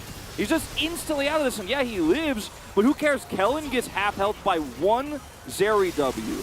Yeah, and you know, nothing against Amy, but he said that Bertle coming in was for the shot calling, right? But this looks just like the kind of incoherent play that we saw out of Damwon Kia the last couple of weeks. It looks exactly the same. So, to be honest, from my seat here, it doesn't look like Bertle's shot calling is really making the difference, because we have not seen a lot of plays made outside of Canyon, who almost looks like he feels forced to hop in there. Also going for Black Cleaver here, you know, not a huge fan of that, considering, yeah, you want to get through the stage, you want to get a front to back, but KT are just going to start outranging you now, and you won't be hitting too many auto attacks in a team fight. You're a Cyclone bot now. Yeah, that is your job. You're just going to die too fast. Yeah. And you see that Renekton is the one person who's actually building some tanky stats. I suppose that Duckdown did get a Hex Drinker. That's probably a good idea with the Azir now online. But yeah, I mean, in a 5v5 straight-up Deathball comp, I like KT's composition a million times better, especially this time in the game that you've given to them. As here we go, nice little flank coming in from Showmaker. This is all that Aiming has to do is survive against the angles, but like, They push a turret. This map now belongs to KT Rolster. You had the prio before, you had the control vision before. You do not have it now, Dom1 Kia.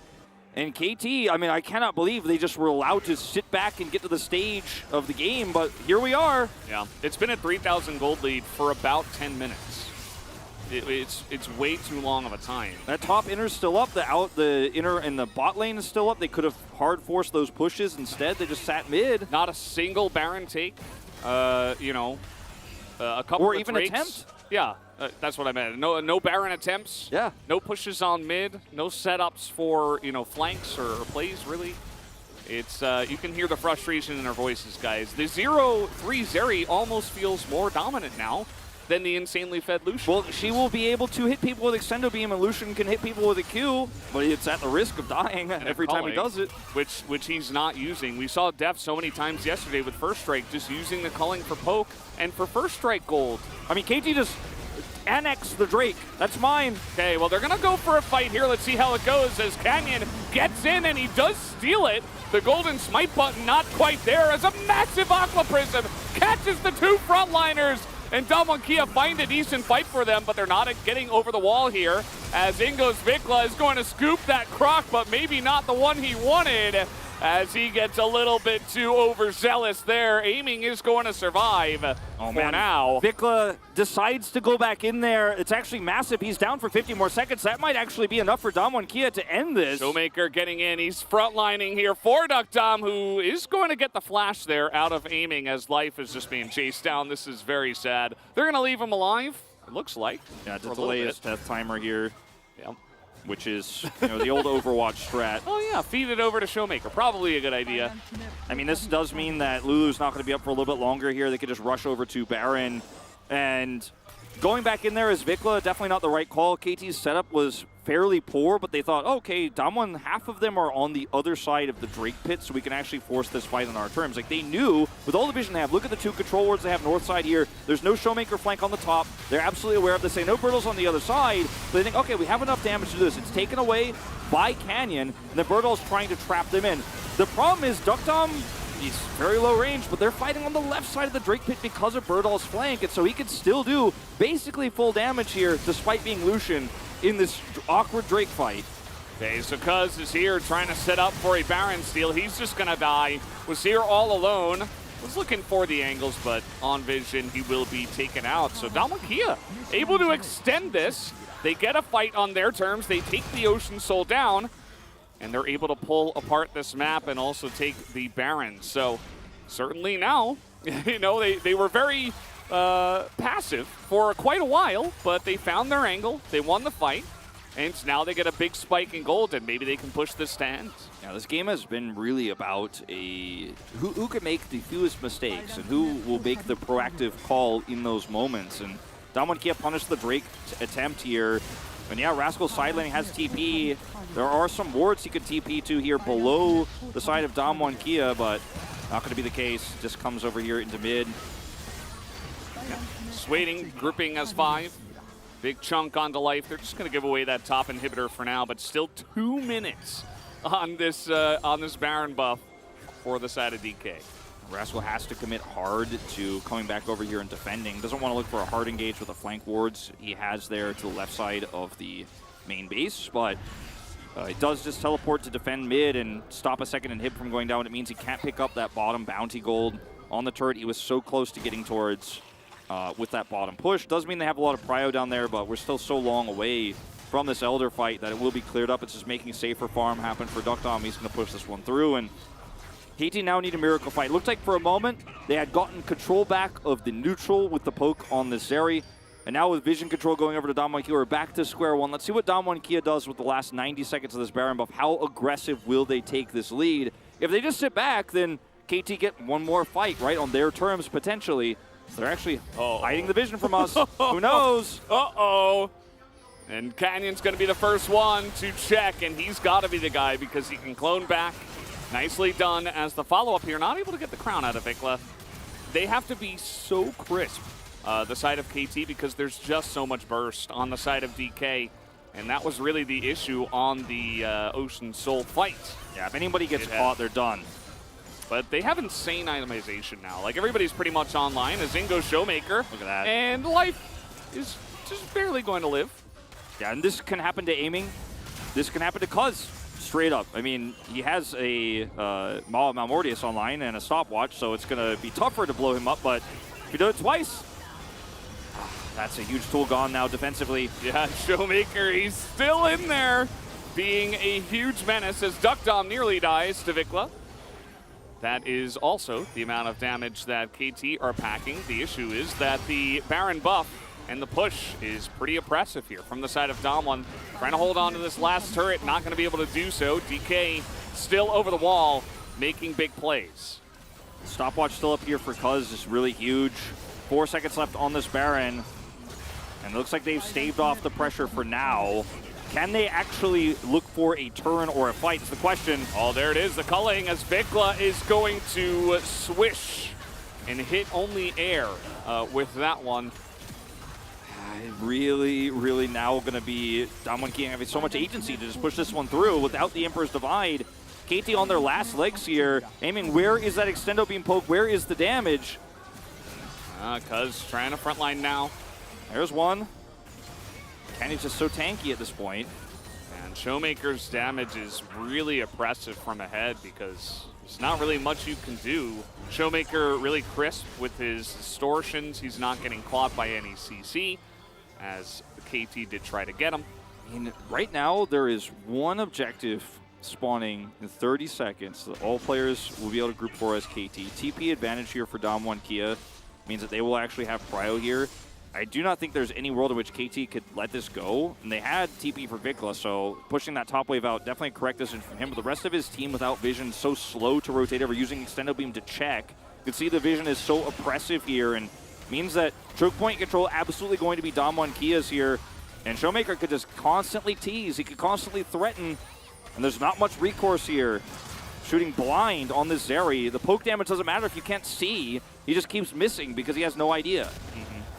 Just fishing, just trying to get that vision. Vikla now bringing up the caboose of this train in the back there as they try to move in as a 5-man unit. But DK doing the right thing. They have the Renekton pushing mid, threatening the base, and putting a timer on KT.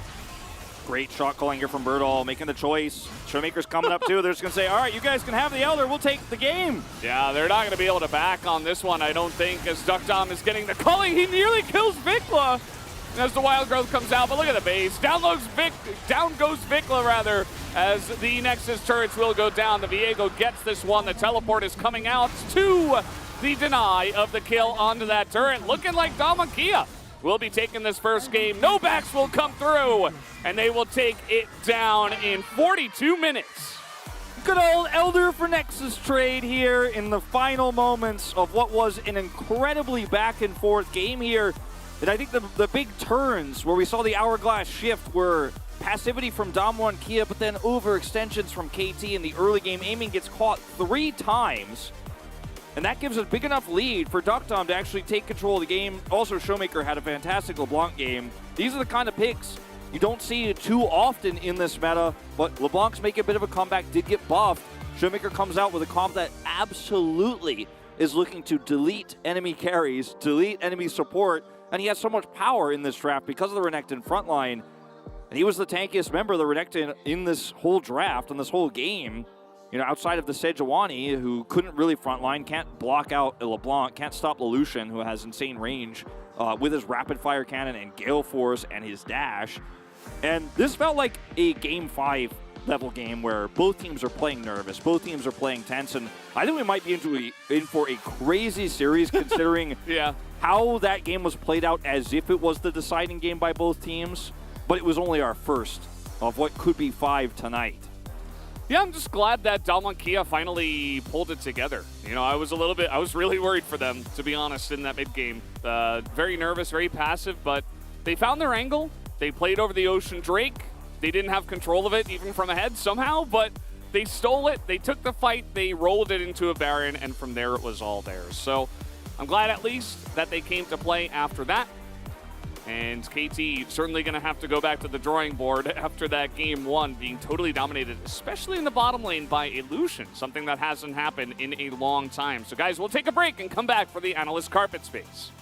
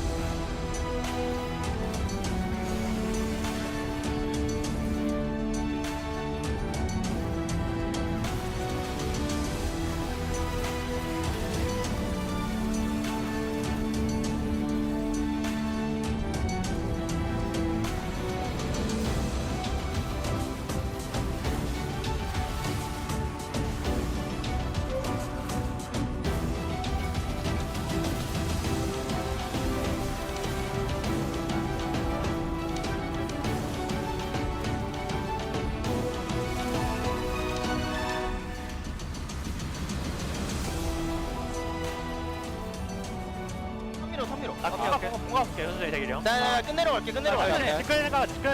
아지를 안 앞에 거. 아지를 살짝 볼게. 야, 집만 끊어. 집만 끊으면 끝나. 집만 끊으면 끝나. 아지를 잡았어. 아지를 잡았어. 집만 끊으면 끝나. 나를 거 때릴게. 범부야 스마. 집만 끊으면 끝난다. 가비. 집 근처. 빨리. 끝났어. 났다. 나이스. 늦게 끝내줘.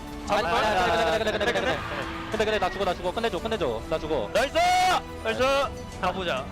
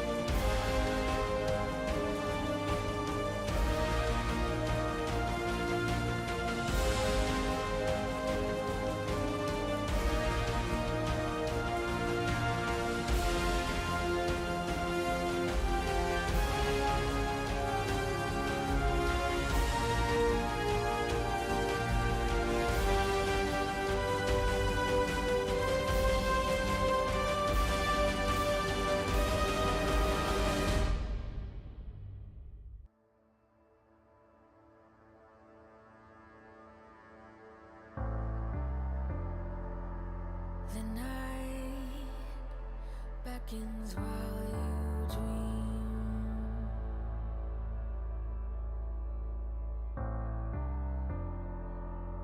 A life never lives in peace.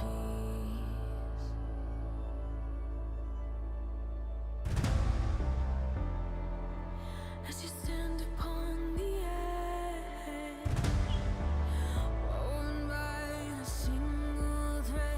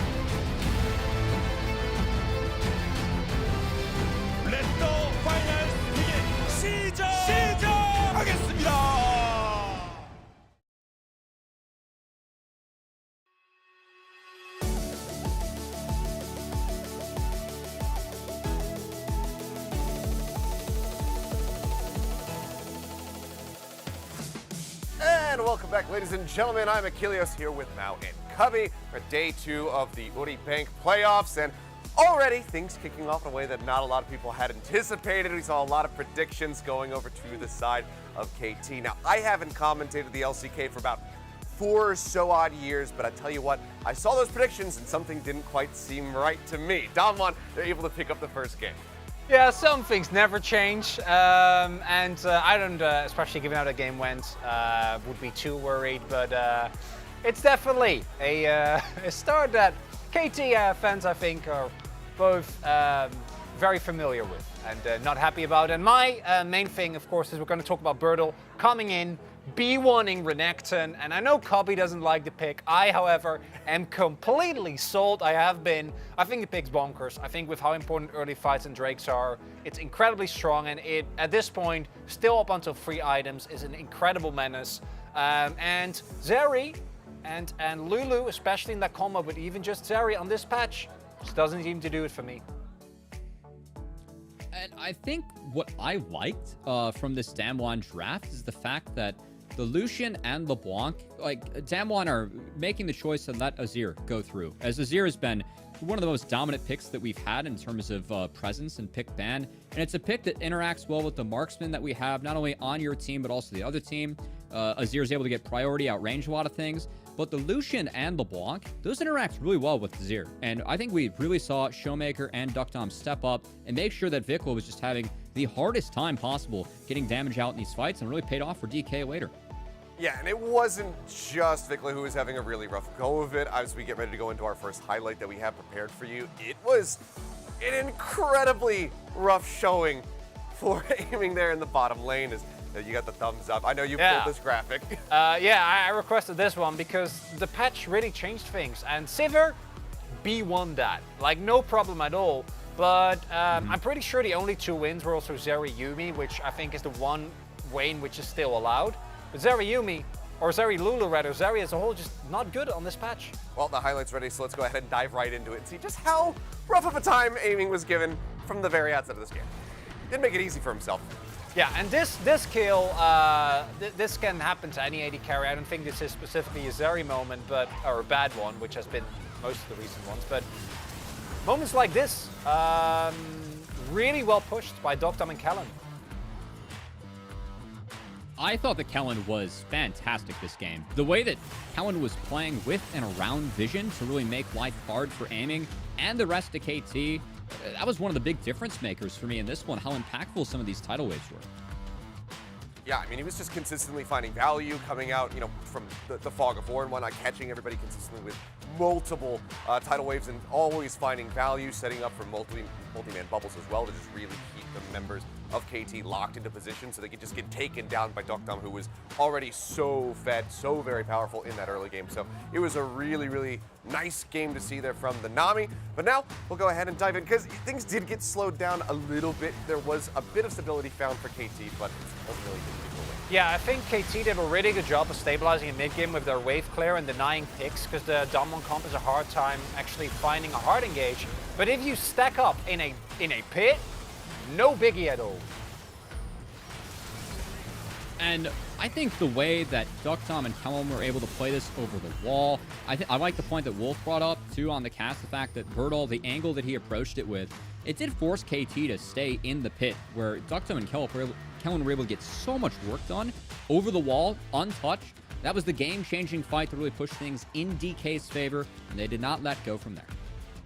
No, they certainly did not. I mean, KT doing their damnedest, trying to take some fights, trying to find some advantages, but just weren't really given the opportunities. We saw DAWN1 just saying, like, you know what, it's fine. We're just gonna win this out. They just slow and steady, waited for objectives, were able to take the fight to the very end. Go make a great decision as well to just take the base. Say, go ahead, take the Elder Dragon, doesn't matter. We'll just go ahead and destroy your Nexus. So it's well piloted by them. They kind of mentioned, it seemed like things slowed down a little bit. Birdle being brought in for the mid-game shot calling and whatnot. It seemed like they lost their footing for a little while there on the side of DAWN1, but by the end they managed to get it back. Yeah, I think the tough time with comps like that is actually getting backline access if the enemy team plays very defensively.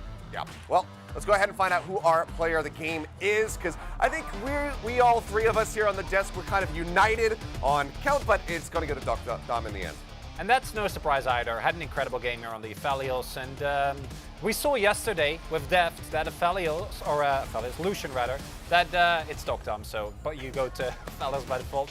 That the Lucian still has an incredible amount of agency, but it's a pick that really has to operate. Rudo has shown us this as well on the knife sets. You need to play aggressive, and Doctom did that very well. And I really want to see what kind of changes we have coming out from KT. As KT has been the team that is really playing early game, trying to take as many turrets as possible early. DK really threw a wrench in the plans with the early Renekton, Lucian, Nami. I don't think KT responded well, so I'm expecting a lot of adaptations coming into this next draft.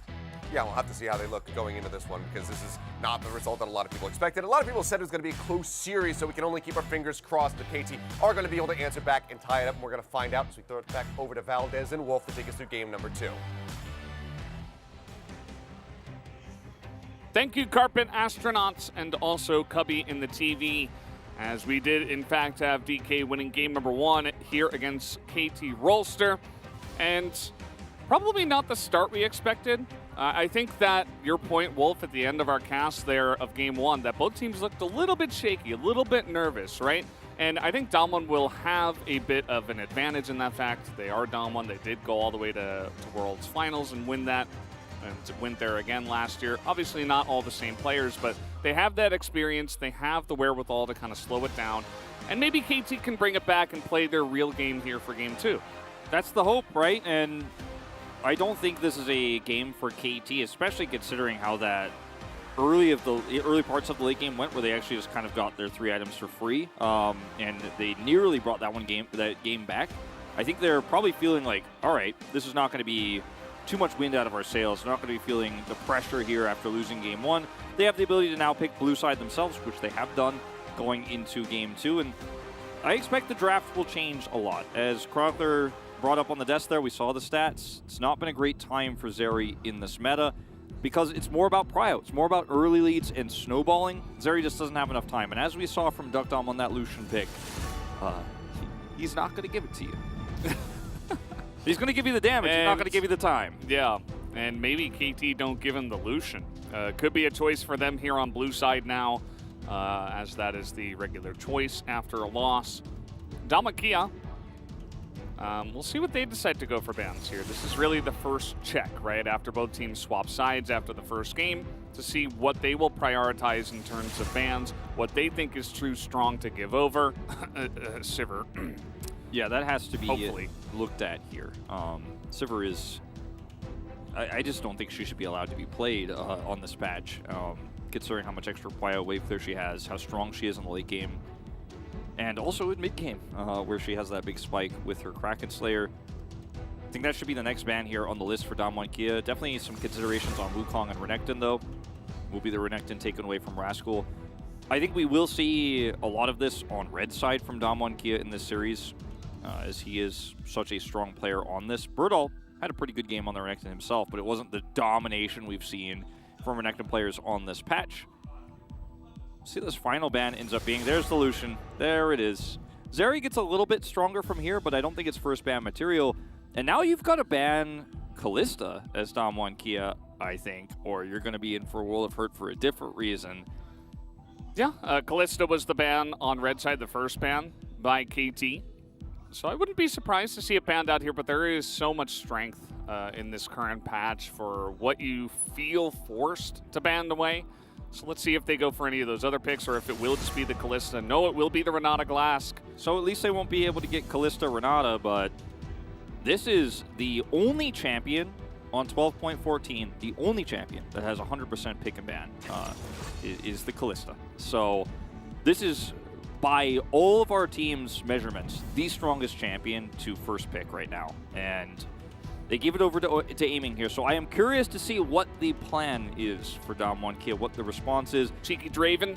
Maybe. I think that is certainly the best option we've seen so far in the LCK in terms of responding in prio, and they took away the Renata, but they won't be able to take away the Amumu also, so probably something like a Draven Leona lane should be the plan here for Dom1 Kia. They can get a prio on that Azir as well here in the second part of this first rotation. It's kind of interesting how Dom1 picks and bans and does draft. It's like DuckDom was just looking to Danny for the answer. A lot of times our players will call out, okay, I want this, I want to play this, but not necessarily the case. Well, could have been after the fact, as it might be a little bit delayed. Don't want to make too many assumptions, but here is our jungle matchup potentially. Poppy gets locked in, so Trundle has to be the answer. Though the Trundle has a lot of power in KT's draft because it means that Birdall playing a tank topside also feels really bad because of subjugate value that he's going to have against Poppy and any sort of topside tank in straight up team fights in the mid game. So I think the Amumu is the very obvious pick here for KT Rolster. We'll see if Life has another plan. We've seen crazy stuff like Jarvan from him before. A little bit of extra engage potential onto the Draven who has no real escape. Wow, prioritizing the Azir here. I think Dom1 Kia thought they were getting that one for free. Not going to be the case anymore. Might just be a Leona lock-in as a result. Or maybe just LeBlanc again. I thought it was really great in the last game, and consider the Whirling Death plus the Blanc poke. Worked well in the lane. I think it works well in the composition. Or Taliyah. Taliyah that was banned away last time. This one obviously going only into the mid Or just lane. Braum. Yeah, that one's the least fun. Danny's like, that's not what I wanted you to pick. He points at the monitor. It's like, dude, literally, he's right there. You should have picked anything else. Braum, very interesting. Well, Braum is interesting because I think it's very strong into Kalista and Trundle later team fights. Not going to be great in the lane, though. I think he's just going to be a damage sponge. And it does really discourage the Ornn pick for Rascal if that's what he was thinking about picking here, just for some longevity. Because his draft for KT changes massively with the Azir pick. They can now play a tank top and feel good.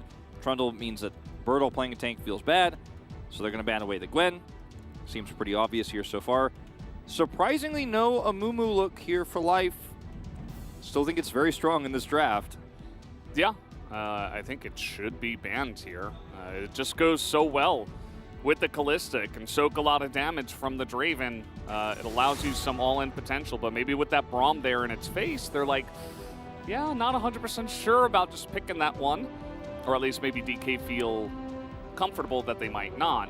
So the Gragas is going to be the ban. Yeah, that also could be a Life-focused ban because he has played it a lot with Kalista across his time with Ruler. How about they send Trundle down to the bottom lane? I mean, Trundle's good into Braum. It's possible. In the lane. It's possible that that happens. I think it's unlikely. And the LeBlanc you mentioned is now taken off the board, so taking away a strong pick for Birdall and Showmaker here at the same time. Galio with Birdall playing Camille top could be a thing. Could be strong. Do not know what the matchup will be just yet. This looks like the Taliyah is still going to be the look here for Showmaker. I think this is a much stronger pick considering they're so reliant on short-range damage here in this Draven. It wouldn't have that much execute. Plus, the potential pick away of that combo could have just come through here from Rascal. It's not a very good Ornn angle here for Rascal, so it might just be simply another Sejuani game here.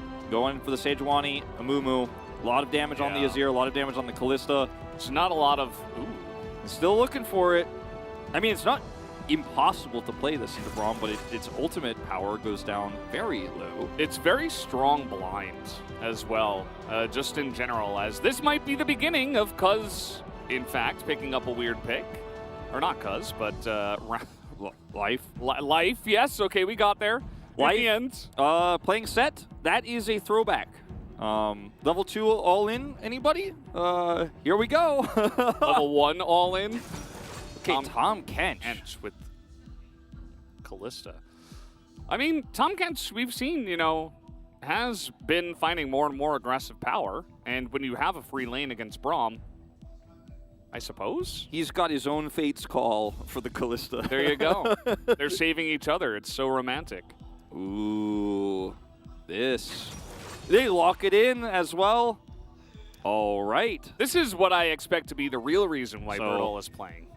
Well, it could not for the shot calling. Could be Poppy top and Taliyah jungle and the Yone mid here. Does not necessarily have to be played by Birdall. But I like that angle. Because, I mean, Poppy going to be so important for the Draven lane in terms of the jungle, which is why she's actually being played here. Taliyah won't be able to make the same sort of impact, but I think this is a very risky call from Damwon Kia. I think we are going to see the Sunfire build this time around from the Yone top here, but the amount of ways that this goes wrong are very high. If the Yone falls behind at any point in the game, I think the chances of winning diminish so rapidly, and it's very difficult for the rest of the composition to kind of fix it for Damwon Kia. On the other hand, I don't think that Tahm Kench is incredibly strong as a duo for Kalista in the mid game, but in the lane, there is a lot of push power there, and they should have bottom prio as long as they can keep track where that pesky Poppy is on Damwon Kia's side. That is a green Showmaker sign on the right side. Maybe her friend was using the teal color.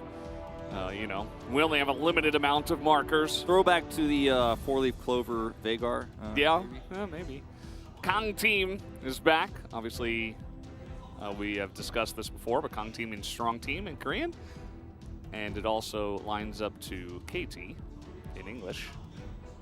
Yeah, the draft here of Damwon Kia is the kind of drafting that I would expect to see from them in a best of 5, pulling out these strategies here.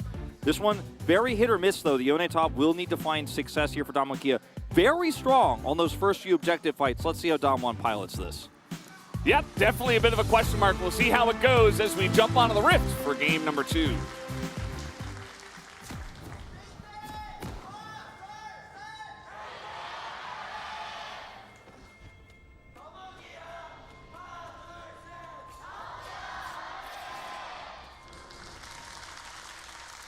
You know, I was looking forward to the Rumble.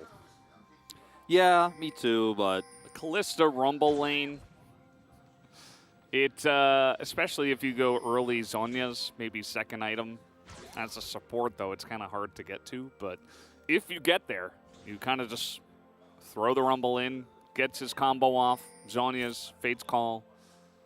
Trundle, Kalista, and Rumble Jungle was like what I thought was also maybe a possibility, but Rumble Jungle is just, it's not it right now. It's so 2020. Yeah.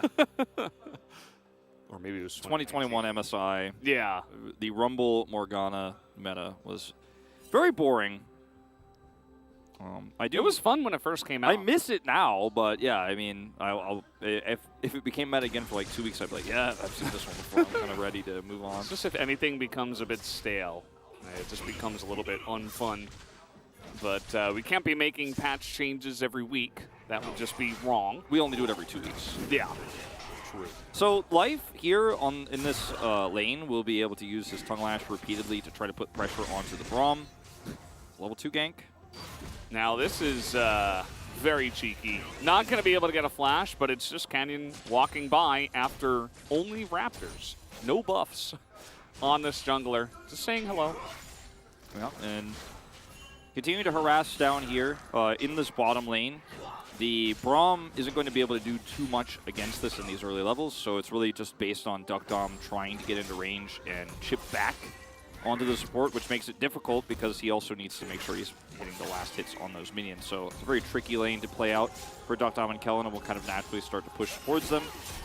The contract not put through there for aiming just yet as well on the Kalista. We'll see, keep an eye on that in the inventory and see if something crazy happens with it. Very interesting. Because, like we mentioned, Tahm Kench, Fate's Call engages a little bit counterintuitive, but like I still think there's a world where you engage with it, do a ton of damage, then devour the Kalista, and she's impossible to kill, and it can be quite strong, but okay. Uh-oh, that's Vikla maybe going down here. He's not going to have to flash, but it gets incredibly low. Showmaker has 3 wins in this matchup. Of the 4 in summer 2022. There you go. This is going to force Vikla out of lane. We'll have to teleport. Showmaker will take a free timing to back here, it looks like, and this is going very well for Damwon Kia here in the early stage. Cuz spots this out. No smite steal. Rip. Ripping pepperonis. Yeah, it was kind of funny, you know, we have Achilleos here, but definitely an old school caster, and he was like, he sees the predictions and immediately he's like, something doesn't seem right with all this KT support, let's say, in the predictions. You know, I mean, for me, I thought we were going to have an all-in here. Level It's 3. Braum. It's Braum. And I don't know, Duckdom's positioning. He could have autoed once, and I got excited about it. I did not get excited about KT, however. I predicted based on current form of both of these teams, the meta 12-14, and I was not alone in my prediction, right? So you don't predict based on a dog's choices or tarot cards? Nope. I also don't predict based on memes that are... what about suspicion? I have predicted based on suspicion before. And it's usually wow, what the you want truth to finally comes out. Okay, flash used here. And that's not the trade he wanted. He's trying to bait this potentially with Canyon coming up here. It does get missed by the Scryers, but not going to be too impactful. Just going to be a back timing here for Bertle. Rascal gets teleport advantage. Flash being down here, pretty huge for the Yone. 3 minutes time that Rift Herald will spawn, where the Yone ult, on paper, in theory, will actually have a lot of power. He buys a Cull, and that means he's expecting that was his last chance of getting a good aggressive trade in this lane. Won't be happening a second time around. This time, of course, losing his flash. And I don't want to judge the Yone pick too early. Oh boy, here we go again as Steadfast Presence comes in, and Vikla, he's going to actually flash as one more Q will do it, and nope, Canyon's just going to boop him on the head with the hammer. I thought you just saved that flash in that manner, in that position, but he goes for it and goes down anyway. Showmaker has had a big comeback in this series. You know, I don't think he's had a bad season by any means, but it is, like Canyon's, not up to what we expect from this player. And now on LeBlanc into Talia, he's had 2 great performances. Vikla feeling like this early priority of Azir is safe enough in this meta with the Ahri ban, but not this time around. 2 games in a row. Here we go again. Concussive blows will land, but he's underneath the turret now, as here's Cuz as well. A fantastic pillar, but there's not much follow-up. His aiming is trying to get on in there now. He's pretty low himself, but do they have the damage? Yes, the chomp comes out, but Duckdom finds the space. The Grey Health is procced. The chase is on. 3v3, his life is going to tongue last, but at the end of the day, he will just be stepped aside, and Canyon picks up one. Can he get a second?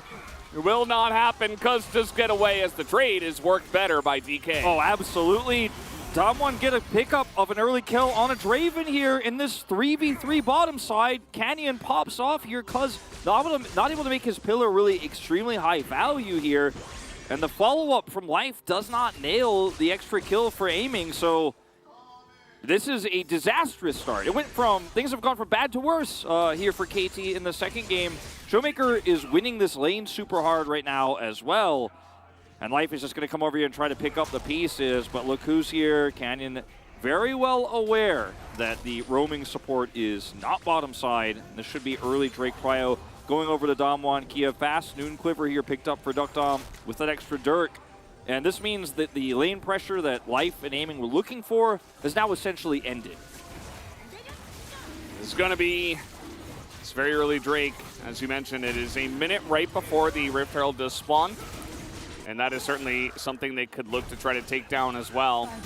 Life and aiming just coming over here because, of course, not safe enough to go down there, especially with Talia wall, etc. As once again, we'll take a look at this mid gank. Vikla's blocked by the Steadfast Presence. One of the strong parts of Poppy, obviously, versus the Azir. Can't dash to his soldier. Flash is trying to hope that it's just enough range between him and the Poppy, but does get caught by the Q.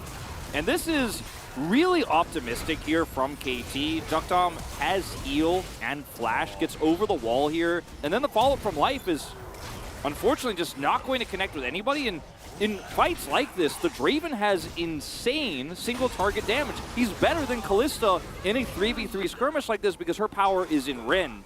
His power is in base auto attacks on regardless of which target, no matter how many stacks the Rend has. As Rend is great versus one, Duckdom is good versus all, so anyone's coming towards him, as long as he doesn't die, he's doing the most damage. Grabs a kill early, and is now so accelerated here. They're even looking to push them off of the lane and grab a plate. Yeah, Bertle's getting in here. He's trying to assassinate Cuz. It's not quite going to work, and now they're looking for Bertle. Does not have a dash. Well, he did, but he's not going to get away from that one, as this should be a death onto the Yone. Rascal will pick that up, as meanwhile, the bottom lane is entirely in tatters for KT. Dom1 Kia really trying to push the envelope here. Just using the turret to deny CS while grabbing more plates here for Duckdom. It's a cannon minion this time that's coming through for this wave, and aiming is just out of luck here. I think that this game may very well just be too much for KT to come back with. Yeah, they get a kill topside and they do get the Herald, but the difference here is really in the prio bot lane that both teams were drafting for going towards Damwon Kia. They have a scaling mid themselves, and Yone is going to be so much mid-game engaged for this Draven that's so massively ahead. As Showmaker ults in for this one, and they're just completely zoned off, aiming pulled over. Draven damage is real. They don't get a kill, but still so much success here on the bottom side. This was optimistic. Puzz has Smite, and obviously you can't retreat to the choke point against Ornhorn. Rascal called it out immediately. You either take the left side path where you're dead, or you go through here where I cannot miss the reactivation. Takes him down. But still, I mean, a kill back on an Ornn versus Draven having that much bottom side control. I think I know which one of these two teams I'd want to be on right now. That's really the big difference, because you see the gold in the top side, it's not that big of a gap. Yes, Damwon Kia do have about 1,500 gold, which is quite large, but it could be even larger if, you know, Bertle didn't go in there and try to assassinate the Smite. Trundle, yeah. Trundle with Smite. And so, yeah, I mean, he picked up 2 plates and a kill, did Rascal, but it's an Ornn. So Duckdom's going to get an entire turret down here. They lane swap early, which means that aiming can farm, but it means that Rascal cannot. Subjugate is in. Bertle is trying to run away from this one, but Chilling Smite is the choice nowadays as Bertle is forced to flash out of this one. Meanwhile, Rascal totally fine down here. Now he's fine, but he will lose a lot of farm. This is going to be Rift Herald dropped, so aiming will find some gold. And life comes over. Is he going to get that kill here? No way, right? I don't think so. Bunch of autos on the turret, or on the board rather. He's still here. Well, Bertle is dead now. That is for sure. Oh man. Well, that wasn't it. Wow, this series. Bertle's trying his best, but that was not very good. This series is definitely not what I expected. This is not what I signed up for when I saw the first match of playoffs here for both of these series. And look, I mean, the advantages that Damwon Kia had were pretty massive. They still are quite significant, but grabbing this extra gold here with the Rift Herald on the top side of the map, taking Bertle off the map with just one macro swap. It's a trade of turrets, but it's a trade up for KT. Really hurts some of the power that Duckdom had because he can't utilize it anymore. He's not going to be able to just zone them off repeatedly. They swap lanes. Rascal does his job bottom side, just lets them have the turret. He's like, yep, we're making a top side play. And Puzz almost gets a solo kill here. Yeah. If he had flash, he does. Yeah. Chilling Smite, like you mentioned. Then he can flash into the turret and auto him a couple times and win. Chilling Smite is the way to go because of the nerfs challenging Smite recently, but Bertle here, he goes left as well. Then he ults to try to take life. It's just not going to happen. Even if he hits life there, I think he dies. So he's ultless now, which isn't going to be impactful because he's up by himself. Mountain Drake is spawning. Valdo's back to the real current gameplay, and this is a fight that normally KT's comp would be happy to take, but against what Damwon Kia's leads are right now, not going to be self-explanatory here. Bertle does not have Unleashed Teleport, so this is a 5v4. Looks like Damwon Kia are just going to be happy to try to get some plate value here on this Yone. This game is so bizarre right now. Yeah, I feel like we're in a fever dream, and I thought we were going to come out of it right there with Damwon Kia going for one of the strongest individual Drakes in the game, up against Trundle and Ornn, and even Tom Kench that are going to get insane value out of that, not to mention Showmaker? Showmaker might just die, but he is going to flash. Here comes a pillar, no doubt, soon, right, cuz? No, not yet.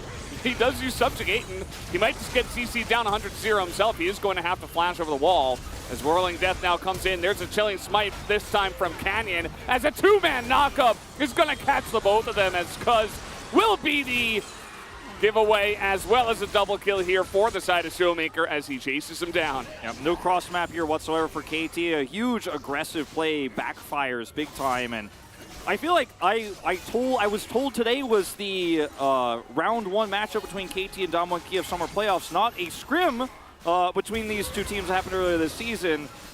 Because I feel like I'm watching a scrim, Valdez. This is absolutely just both these teams limit testing each other nonstop for better or for worse, but also just some aggressive calls here from KT in the early parts of this game that are backfiring big time. Yeah, Birdall has made 2 mistakes, and like we said in game 1, it feels like this series might just come down to who makes the least mistakes at the most impactful times. There's nerves 100% playing into these 2 teams' performances here in our first 2 games. Let's see how Vicla's ultimate is used here, because I don't think we quite caught that. Yep, just knocks him towards Cuz, but doesn't prevent him from flashing over the wall. And Cuz does not pillar here. Yeah, it's a turn. Should have just knocked him the other way. Probably would have won the trade 1v1. But, you know, hindsight is 20/20, especially us watching the replay and not playing the game. Vicla thought, okay, easy sweep to my teammate, and we kill him. Showmaker falls for it, comes back in long range and gets the snipes. 2 kills picked up by him. What, he said something going left, I guess? I don't know. Catch exactly. Free kills, I guess. Yeah.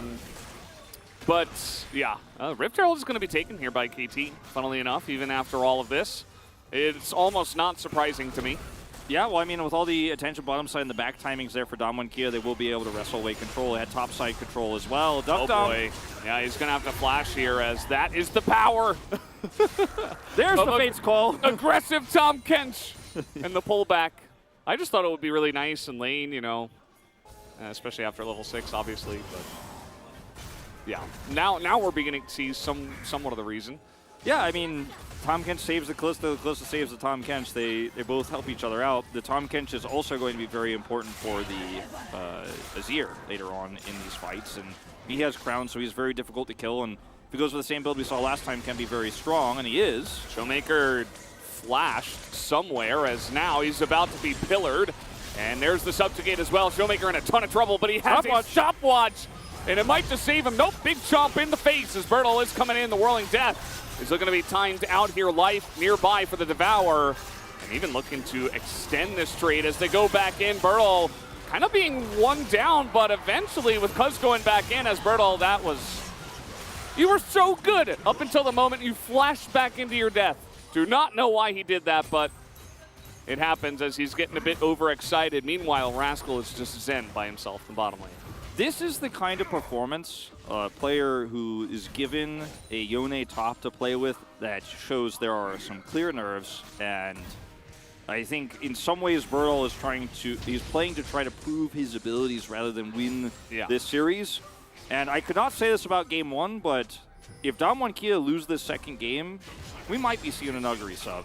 We'll see, but he played everything out beautifully until he didn't, right? And up here, this is the, of course, Showmaker catch. Flash comes through, Cuz comes over here. Showmaker buys a ton of time with stopwatch for the teleport in, but the rest of KT are responding so quickly that they want to actually turn this. And, you know, Cuz does, of course, get knocked up here. The ult comes through from Bertle after the Devour. But he then decides he's going to flash in for a Tom Kench when everybody else is also here. Look, again, first time playing in a very long time here on the LCK stage in playoffs in a very critical match. He's playing the Yone, wants to pop off. He's going for the shield bow build this time around, so has the ability to make those kind of skirmishes work extremely well, but not this time. What? Herald just pulled itself back down to the Did she hit the ceiling? What's going on? As okay, that Poppy's in some trouble, but Canyon doesn't seem to care as the Braum ult is actually getting so much value. Everybody slowed up. Easy knock up here for that one, but it does not matter as they keep going forward. They don't seem to care. Aiming is going to go down. Vicla now is zoned away from this one. As Duckdom will bite the dust as well, and now Bertle, he's got an ultimate. He's looking for the angle, but Vicla wanted to TP back in so badly. As Bertle will pick them both up. Well, that was a very big leap of faith for KT, let's just say, on that dive. They have the Sundisc turret. They're trying to push the issue super far. Vicla knows that if the Sundisc turret buys enough time for him to actually get a back off and teleport back in, they crush that fight. The Kalista does insane amounts of damage. He did tons of damage while also surviving there with the flash. But unfortunately, Damwon Kia sent Bertle down. He catches him. And yeah, we could criticize him all we want in terms of that play on the top side, trying to flash in without knowing where the enemy team was. but this time he comes over, does his job, stops them from backing. It is the Herald that does eventually crash through. Canyon goes extremely low. TP comes through as well. And Birdall is alone. So KT are like, all right, push this one down, grab a Sun Disc turret. Look at Vicla's health. He doesn't care. He has a ton of damage output. There's no one to get on top of him except Canyon. If he gets over the wall, he backs away here. Sun Disc turret's up. Buy time for my teleport back in, right? No. KT retreat back over. Birdall's coming in. They see this and like, oop, we're not going to be able to back. And Rascal is unfortunately just left by the wayside. And even with Devour still up here for life, he can't get in and save him. So it's a double that goes over to the Yone. Suddenly, 1-3 to 3-3. Yeah, I mean, he is potentially just going to be going full crit build as well. Interestingly enough, this Yone is going to be doing tons of damage in this fight. And even in that last one, I begin to see more of why the Braum gets picked, right? Gets the entire ult onto 4 of them. The rocks from the Taliyah go down, and it's like, you just cannot approach. KT still approached, really. Yeah, KT were like, we'll see about that. Yeah, they made sure that they could because they extended the chase for like 15 seconds, which eventually, once that stuff runs out, you can. But definitely discouraging is the Damwon Kia composition for these kind of chase downs and engages that we are seeing from the side of KT. It still says 2022 Summer Playoffs on the bottom left of my screen, Valdez. Like, yeah. I have to keep checking to make sure. As, you know, both of these teams definitely playing with a lot of emotion, a lot of nerves. Not the cleanest play we've seen from both teams, but it makes it an exciting series. That is one thing we could say for sure is it's 2-item Callista here, but in terms of straight up 5v5, the Braum is going to get so much value, as you mentioned, around objectives. And KT are just trying to set up for a Baron fake take here. They have the control of the top side with Vikla, but I don't think Damwon Kia buy it. Even with 2-item Callista, you're like, yeah, don't think so. We'll just kind of hover around this area. Does mean that Vikla is getting some free side laning done here. Damwon Kia cannot say the same. Their Taliyah, who has teleport and ult, is on bottom side.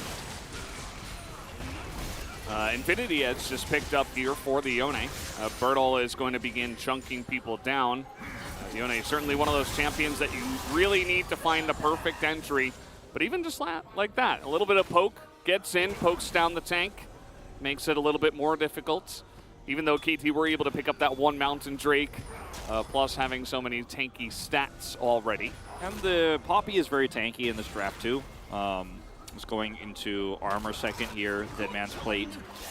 Do you think there is a serious lack of magic resistance in this composition, and so the Azir gets so much more value in later fights if we get there? Do like this build from Vikla going straight into Nashor's Tooth second here this time around, considering. But KT need to be able to somehow start a fight 5v5 properly here, and they're trying to use this Baron vision control to maybe threaten that. As Damwon Kia will come over here and see this, and they just instantly back off, but guess who's side laning? And it's Vikla. Finally, Showmaker is doing the same here top side. He hasn't been able to have, I think, the impact in this mid game that a Taliyah normally does, but there's no outer turrets to threaten, so he's just playing it safe. And Damwon Kia just saying, our comp is better late, so as long as we don't lose a fight to you right now, your Callista isn't going to be as good as the late game Draven. Your Azir is going to be outranged by the Taliyah poke with his Liandry's. The Ornn is going to be poked out by the Taliyah Liandry's. And we have both long team fight comp, but also engaged comp, because we have this Braum, we have this Yone. And Damwon Kia, with this much of a gold lead, I think afforded that sort of passive play here in this mid game, plus the Drake lead they also have. Yeah, KT's comp in itself has a lot of ways to force fights. The Ornn was pretty interesting, especially with the Braum face up. But you've got Ornn, you've got Pillar, you've got Fade's Call. Lots of different ways to get on in there. So, especially from ahead, you could see similarities to game one where Damwon Kia were just, kind of hopping in there with the Lucian. As Fade's Call will be used just to counter a Seismic Shove. Not exactly what you want to use that very long cooldown ultimate for. Yeah, especially with the Baron you're trying to threaten, it just becomes unrealistic to do so anymore. And I think KT know that Damwon knows the gig is up, and they're actually starting to side lane here with Birdall bottom side. Azir's doing the same, and is starting to threaten an inhibitor turret, so Damwon will have to respond eventually.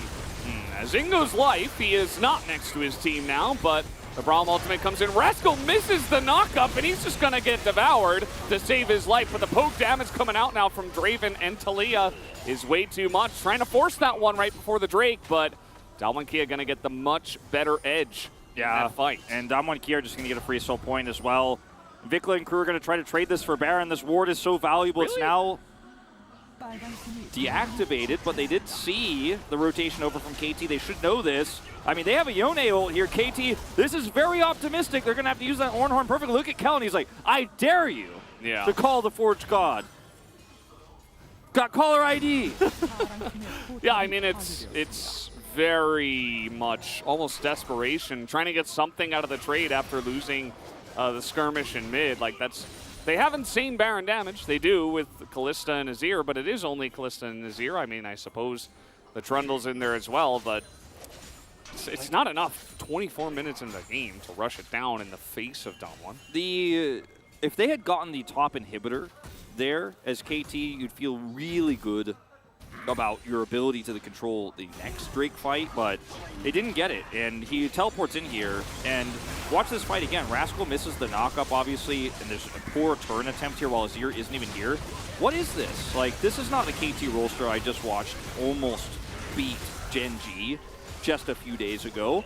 Vikla comes in here to clear the minions. If they had made a harder call to slow Damwon Kia's take on the Drake, which is high health, they could have gotten top inhibitor turret, maybe even inhibitor, forced a bigger reaction.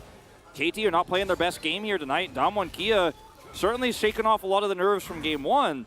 Now they're on Soul Point on Infernal Soul, and KT are running very quickly out of options.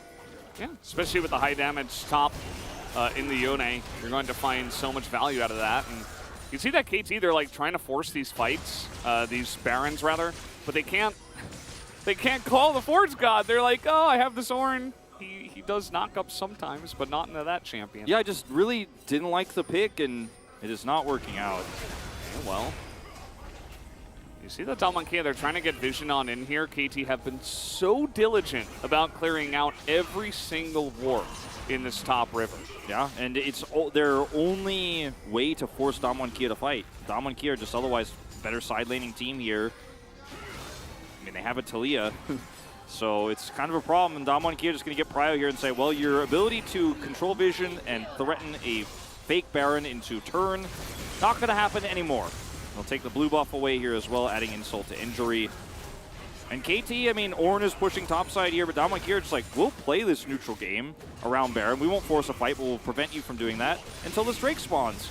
In this composition, it makes sense to do that. You know, last time for Damwon Kia Word, we're like, oh, okay, Zeri's going to get 3 items. Now you're like, well, Kalista's going to get 3 items, and that means that we're probably in a good place if we're getting to that stage of the game and we're ahead and we have map control. As the amount of ways KT can make a play on the map have kind of funneled into only Baron and then Miracle Drake fight if they force Prio down there on the bottom side. And if they had the inhibitor top side and all that extra wave control, they could make the same sort of play bottom side. Then maybe we could have a game where KT have Prio for this next Drake that spawns in 2 minutes. But instead, Damwon Kia just manage waves, make sure Baron isn't being taken, and they're like, we win the game in 2 minutes. Because you either give us Infernal Soul, or you fight for Infernal Soul, and you won't win it without Prio, and you won't have that Prio. Damwon are making this a very boring late game, but it's the most successful way to go to match point here in the second game. Yeah, feels like game one, but actually makes more sense this time. Yeah. I'm curious to see what Vikla is going to purchase on his back here, if he has enough. Okay, so it is just going to be a second rod, but confirms at least not Shadow Flame, right? So definitely a good idea with, you know, eventually MR going to be coming up. He can just stack the AP for now and then go Void Staff later. Right now, really the only one who's got it is the Negatron Cloak on Bertle. He doesn't really have many stats outside of that in terms of health. It also like that, so. increases his damage, you know, in a side lane. He's going to be able to do a lot with his Gnasher's Tooth build. So he can threaten another inhibitor turret maybe if he's given that much time again. But last time he had that much control, there was an objective spawn. This time he's trying to do the same thing here to force Damwon to collapse on him, but Damwon will want to be on that side of the map anyways. It's not the opposite side of the map lane he's side laning with, so he can't really get anything done there except picking up money to hope for a death cap he won't have here in 30 seconds. Right, here we go. The K-Ram begins. Bertle has TP available. We got 25 seconds until this Drake is about to spawn. As Shirelia's used here on the side of DK. They just want to back up, kite it out. Use the Braum, use the Talia, use the Draven. If they can get a choke point here and threaten the Braum, maybe there's finally a way where Rascal can get a high-value ultimate off. The other option, of course, is just to turn on to Bertle, but they don't have vision. Look at this position right now from Bertle. He is all the way behind them. He is lining up for this ultimate. He's got it! 2 of them in the front line immediately go down. The wall is right behind them, but the turn is trying to come in. A 4-man knockup by Rascal in the back line, and he turns the fight right on its head, just like that. And he picks up a double kill for his troubles. That will be the Infernal Drake here in the pockets of KT as Bertle is going to be devoured, and he's going to go down as well. Rascal knockup. As he's still okay, down he goes. Will be Trundle that picks up the kill, so that's nicely bought time there from Bertle and makes sure they're like, okay, we cannot actually give this kill over to our carry. So we got to focus down this this Yone. But the last time we saw an attempted knockup from Rascal before a Drake fight, it completely whiffed. This time, he says, oh, no, Yone Wombo combo with Talia shove. That looks cool and all. It's like the Drake meme. He's like, watch me knock up your whole team as everybody collapses in after the fantastic engage from Damwon. Like, they're all ready to say, okay, there is no way we lose this fight. Yone comes from the flank angle. They don't know. Hits Rascal and Cuz. Rascal bellows breaths it as well. And then, bam! Life, Fates call in, Ornhorn, Wombo combo, and right before this, it was Talia shove. It was a big ult from Bertle. They had the follow-up. They were like, we're going in on this. But it was Rascal who played this perfectly. Emperor's Divide here as well plays a big part into setting up the knockup. It's just unbelievable. This might be the biggest Wombo we've seen in a professional game in playoffs in a long time. Yeah. Like, it's Wombo into counter Wombo. Yeah. It's crazy. And, I mean, that's just usually not how this game is played. But in this set of drafts, it becomes way easier to set up a Wombo as KT if they're all running in from their Wombo, and everybody's caught. But it was the Emperor's Divide there, too, that set up the Ornhorn and prevented the Braum from blocking it. It was all just so cleanly played from KT and well communicated. And now they're back into the game. Dikla should be fine. Yeah, another fantastic one. And now Bertle's all alone, but they're right over the wall, actually. In comes the rest of them. And this time, the Ornhorn is blocked. As Rascal is desperate to try to save his team. This time it's not a 5-man unit of KT. It's 1 by 1 the dominoes fall. And the chase potential here from the side of Damwon is large. In goes Canyon. Once again, the Whirling Death from downtown. As I don't know about continuing onto this Kalista, but they get 3 kills, which is massive. There's no objective at this point, but they stop the Baron power play. They stop the Baron power play. That's the real win here for Damwon Kia, is preventing any of these inhibitor turrets from going down. They still have 2 inners up. As the angle here from KT is very poor. I cannot overstate how many ways they could be trapped. Canyon has ult, left side there. They have a Yone ult on the right side, and Talia can actually chase them down.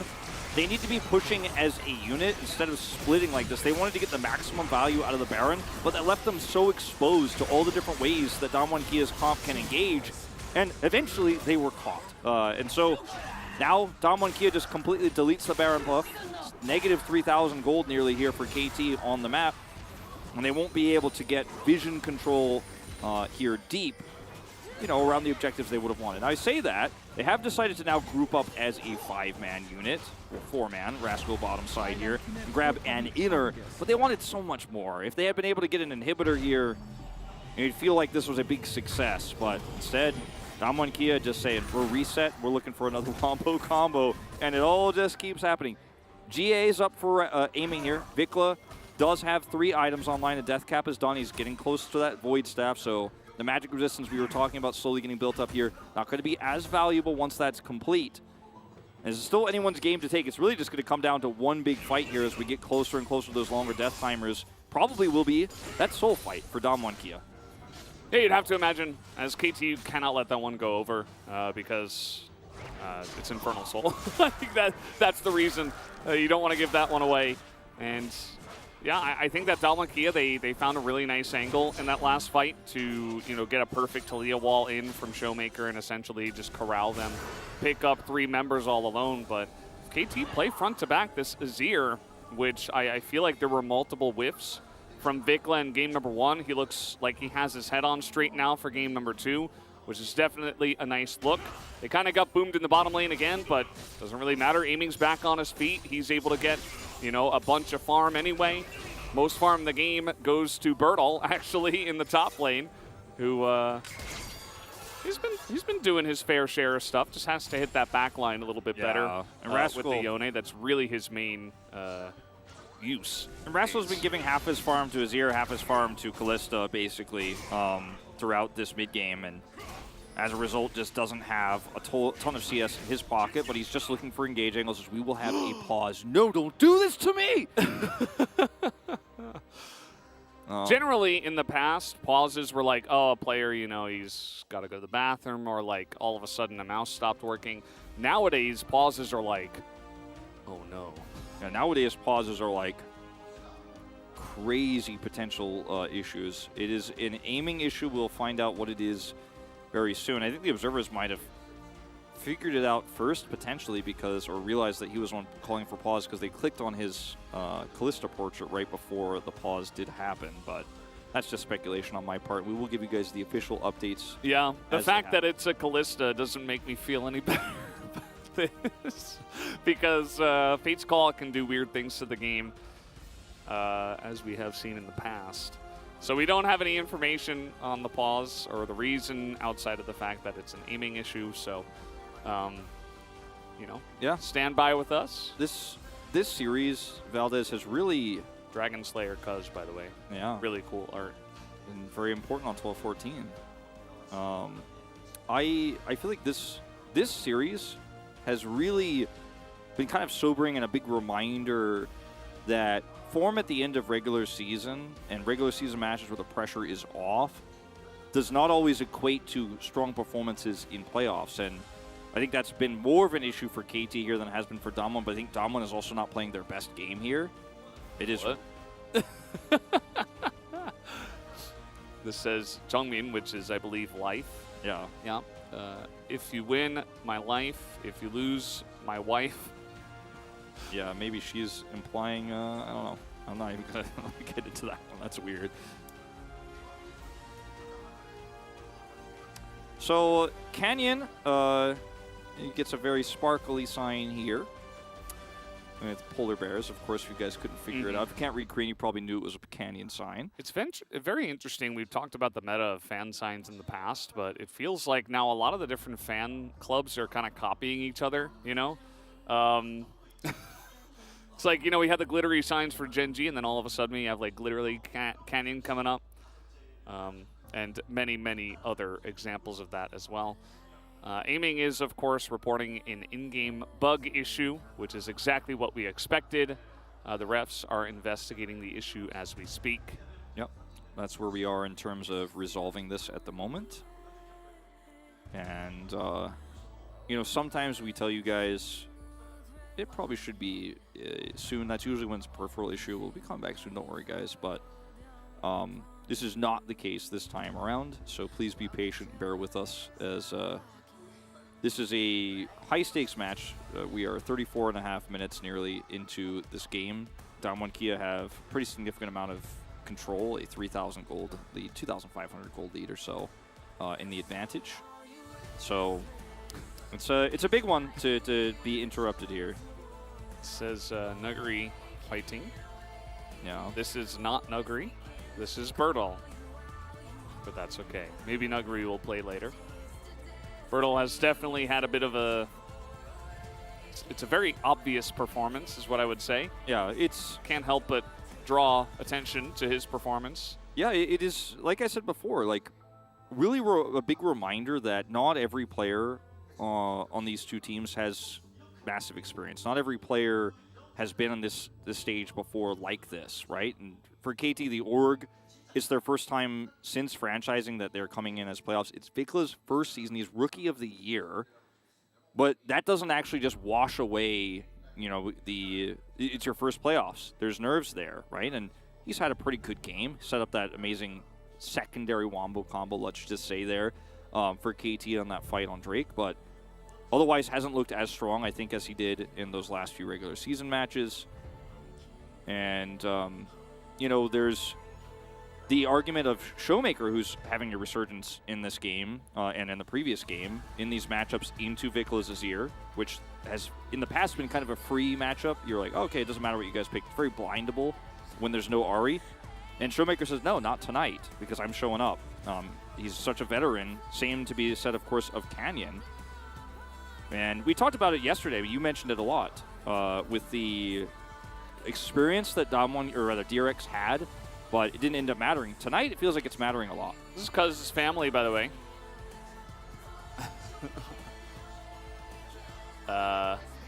Uncle and cousin, to be specific. Yep.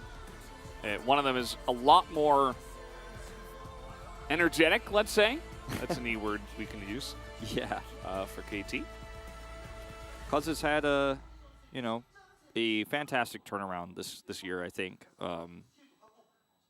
From, you know, the jungle trinity that was T1's 2021 season with Danny to coming to this roster as one of its weaker elements, I think, it's spring and in the first round robin of summer, but has been definitely, especially 12-14, but even the last few weeks before that, 12-13, a big turnaround for this player. And I think that his potential is really showing. KT's summer is not over. It's not. They still potentially have 2 more games. And maybe the rest of the playoffs. And, of course, technically the fall is what you would call it for the regional qualifier, because it kind of leads into Worlds, I would imagine. Yeah. It's also in the next month, in September, so it's kind of the way that works. Agreed. I do think the performance of KT here tonight and Dom1 makes that regional qualifier a lot more interesting, regardless of what happens, of course, in round 2. But I don't want to get too ahead of ourselves on that one. We'll see what the form looks like and how much time there is to rest and stuff like that. We only know DRX is there. The issue has been resolved, and we are now notifying the teams of what the issue the way it will be resolved. And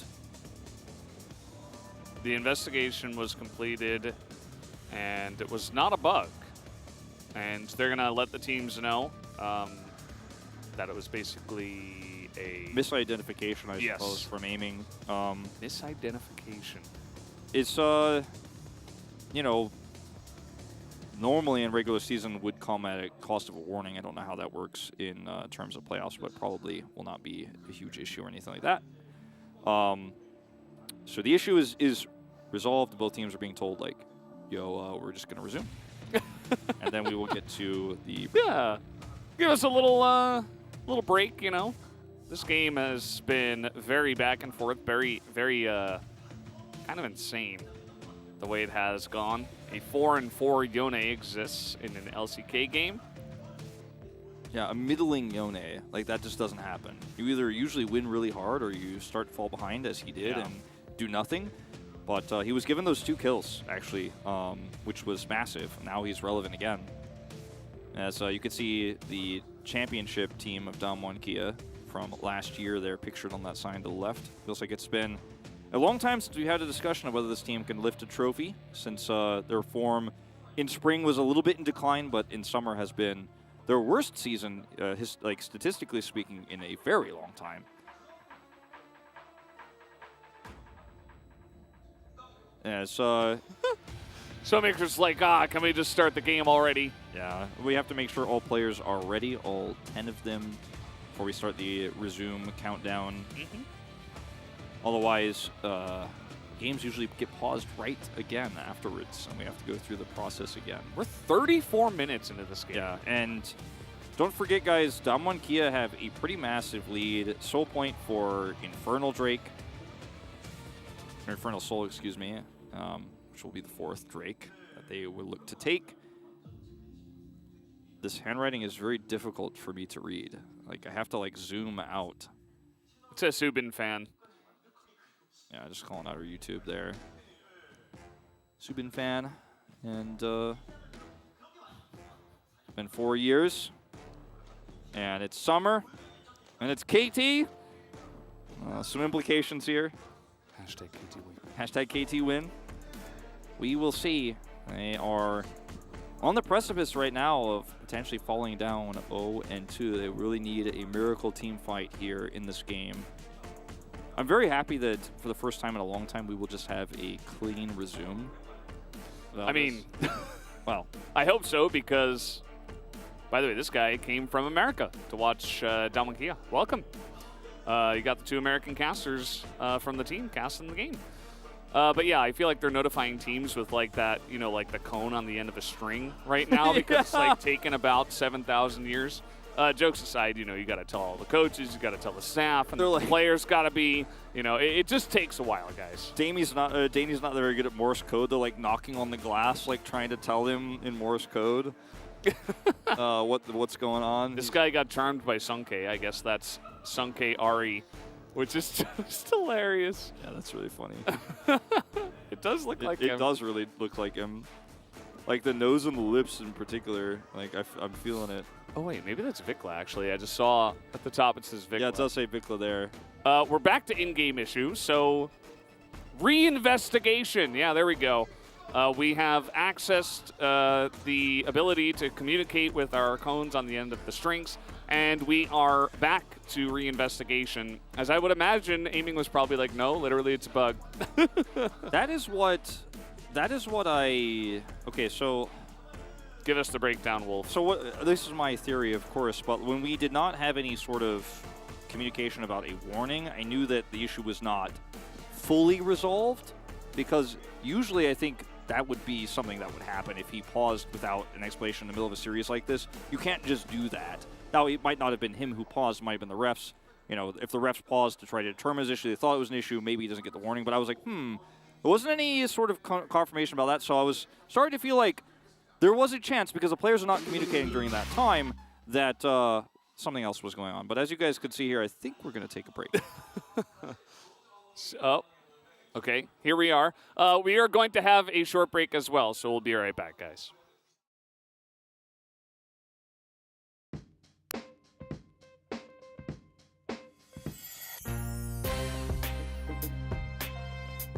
So we do have, of course, round 1 on the way of playoffs coming next week. The matches today on Sunday will not affect anything. DRX are locked into 6th place. It's just the way it's going to be. And we've had a lot of predictions, of course, with the addition of the pregame, kind of the countdown here on the LCK on the analyst carpet space. We've done a lot of predictions. We'll get into that a little bit later as well for the regular season, but it's just about time now with playoffs on the way, with round 1 on the way, to make our predictions for this one. So we do have our 2 matchups, which we could probably get on screen. Live Sandbox up against DRX and KT up against Damwon Kia. What are your guys' thought coming into this one, especially now that we are moving into best of 5s? I think this both of these matches are very likely to be 3-0s, and I think that it's going to be Live Sandbox and KT taking the series because their form is right now way better. Despite Damwon Kia technically being a higher seed than KT, the gap is so huge between those teams, it's almost criminal that Damwon has the higher seed. And that will, of course, give them a small advantage going into the series that they wouldn't have otherwise had, which might help them. But overall, I think even in a best of 5, if the games are going to be as one-sided as I expect, after game 1 and game 2, like the fact that it's game 3 that you have to play after losing 2 crushing victories, again, that's the expectation. I think game 3 might even be the worst one of both of these series. Now, that being said, Damwon Kia in particular, I think there is no hope for DRX, as Chronicler has kind of been alluding to. That being said, Damwon Kia have a wide variety of champions they've kind of shown us here and there, like the Karthus pick we saw a few weeks ago. And maybe they have a specific plan in mind for KT Rolster, whose playstyle is, right now very much dominating the solo lane, especially the top side. And maybe Damwon Kia has a sick plan for one game, so maybe there is like the one awesome Damwon Kia game where they have a really cool draft they can definitely not use twice in the best of 5, but they will get that one really awesome draft. Maybe that could happen. But otherwise, I think KT don't even have to show anything, and they will just keep playing the same way they have the last few weeks, and they will win. And DRX is just too many tiers below Live Sandbox right now. I don't think they have a chance of taking a single game. Yeah, I'd echo most of that. I think the Sandbox DRX game, unfortunately, because we haven't really talked about DRX at all, because their top side is just so much weaker. It really feels like it's sometimes Deft and Barrel, and generally just Zeka, who it's like Rascal last split, but they made playoffs this time around. Where it's just like one player does really well, and outside of that, the team just doesn't have that much going on. So I don't expect that to be close. I actually do think that DK KT will be close. I expect it to go to KT in the end, but Damwon to me feel like a team that, even though overall their form has been relatively high and low, I think that this roster still will perform well. In like on a given day, you need to make this work. Looking at, for example, the series that they played against Gen.G, but I also don't think that they'll have the consistency to actually get a win, like actually get the series win and actually pull through, because individually the performances have just been too shaky.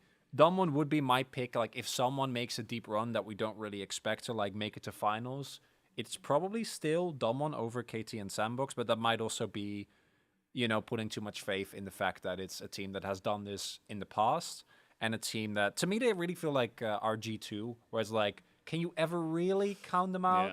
Yeah. And reasonably, I don't think that they should win. I agree with Wolf that right now KT should be, in terms of power ranking, like should be 4th over Damwon. But I think that will be a fun round 1 match. I think the other one will not be fun, and it will just be Sandbox kind of dunking on DRX, unfortunately, as even the best parts of DRX don't match up that well. Like, I think Zeka is like maybe ahead of Closer, but it doesn't really matter because Closer is still pretty close, and the rest of the team is just miles. Like jungle and bot lane performances it's an astronomical difference, and the skirmishing, which is very important in the current meta, like DRX just doesn't do that very well. So They I just don't. don't.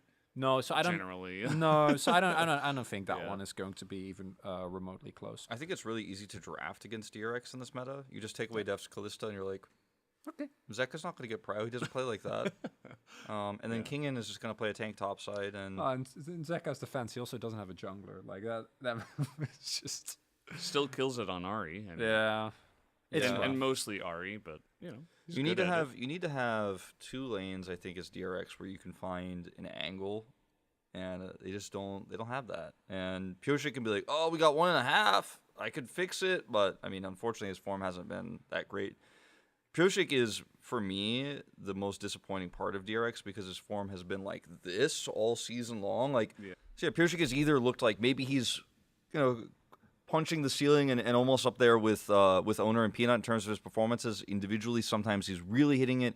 But sometimes he's over there with the LMs and the Umpties of the world and hasn't been finding the same sort of success. And what Pyoshik we see on the day, I think, will really affect how DRX will perform. Yeah, I think that's going to matter a lot. And speaking to DRX, and their potential, obviously I'm kind of on the Live Sandbox train as well. I think that if you look this dominant, it's a lot like Gen.G, where it's like, okay, you're just bopping people on the head. Like, you're just really good. You're probably going to win. But it is an interesting story of like a bit of lack of experience on the side of Live Sandbox versus some of the most experienced guys on the side of DRX, right? Because not only do you have Deft, but you have Beryl, who's a world champion. You have Zeka, who, not really, not him. But he's been playing a little bit, but not nearly as much as the other guys. Pyoshik and Kingen have been around for a good while. They have experience in best of 5s and stuff like this. Live Sandbox, before this season, have they made playoffs? I mean, did they once? Maybe in 6th? No, Like I think they like I don't when, think so. No, I think when they came into the league like in 2018, 2019. Yeah, not once, Live Sandbox, but Sandbox Gaming. Gaming. Yeah. So the current iteration like a totally different team. had a great shot last year, and then they didn't make it because of the Croco and Summit incident. No, they didn't. So, just speaking to that, I'm not calling for the collapse of Lib Sandbox. I think they are going to win, but there is an angle. Like, if you're a DRX fan, it's like, who knows? Maybe if game 1 and the meta we're in, it's like very snowball-y. Like, what if Liv Sandbox are caught sleeping and DRX win game 1? Like, how are they going to handle that? Like, I hope it's in a good way, because if it's not, I don't think that's good either for the LCK. I think if our third place team comes in and just totally, just super underperforms and does not look good and looks very inexperienced and can't handle the pressure, that's not a good look. So I hope they come in with, at least some plans for how they can handle the best of 5, because DRX have been here a million times before. Deft might play his last professional games in that best of 5. It is really hard to even wrap my head around that. And we've talked about so much of everything else. We've talked about his experience as a player. We talked about the meta, but as you were kind of going into the experience angle there, I just, kind of suddenly realized again, like, this might be, on the 17th of August. Well, like they have Deft... the gauntlet as well, right? That's true. That is true. All right. Oh, there's still hope. Oh, there's more games Oh, God, left. thank God. There's All more right. Deft. Because I was like, hoo-hoo. You made it last time.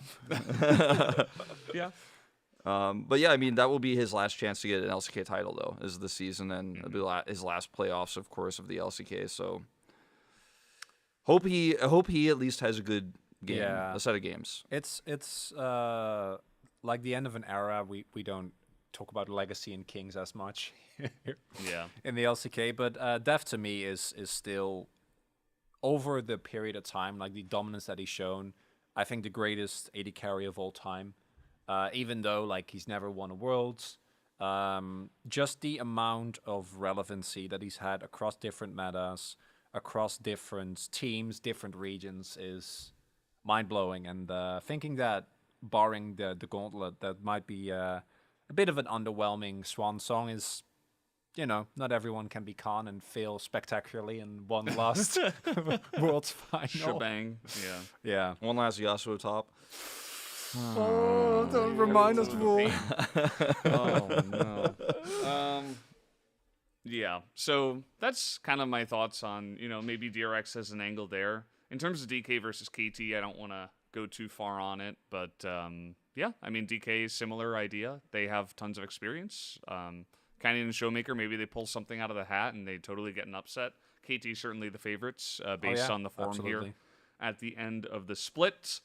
And they should win, but I also think it'll be a little bit closer. Maybe like a 3-1. Final predictions for round 1. What do you guys have in terms of numbers for these two matches? 3-0, 3-0. I'll just say it once again. Like, you got more time to talk. There you go. No, I don't need that much. I think it's a 3-0, and it's let's say 3-1 for KT. I'm not gonna. No, you know what? I think it's a 3-2. I think that one's actually gonna go all the way, and I think it'll be a really good round 1 matchup.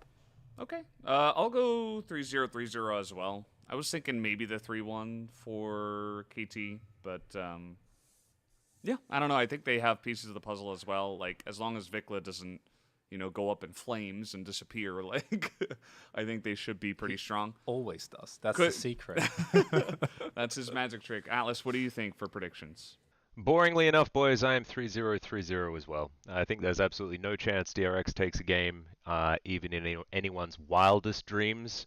And one of those people is me, and it makes me very sad to say so, but I think that the DRX dream is officially over. Sheds a single bear-like tear. But the second series, I think, is actually quite interesting because either KT 3-0s, like we all expect, I'm also predicting a 3-0 for KT, or we get the proof that Damwon Kia have actually just been sandbagging this entire time. They knew that they were going to be able to get a decent seed in playoffs because of their round 1, and therefore they don't necessarily need to show anything throughout the remainder of the summer season and come into this playoffs and absolutely destroy.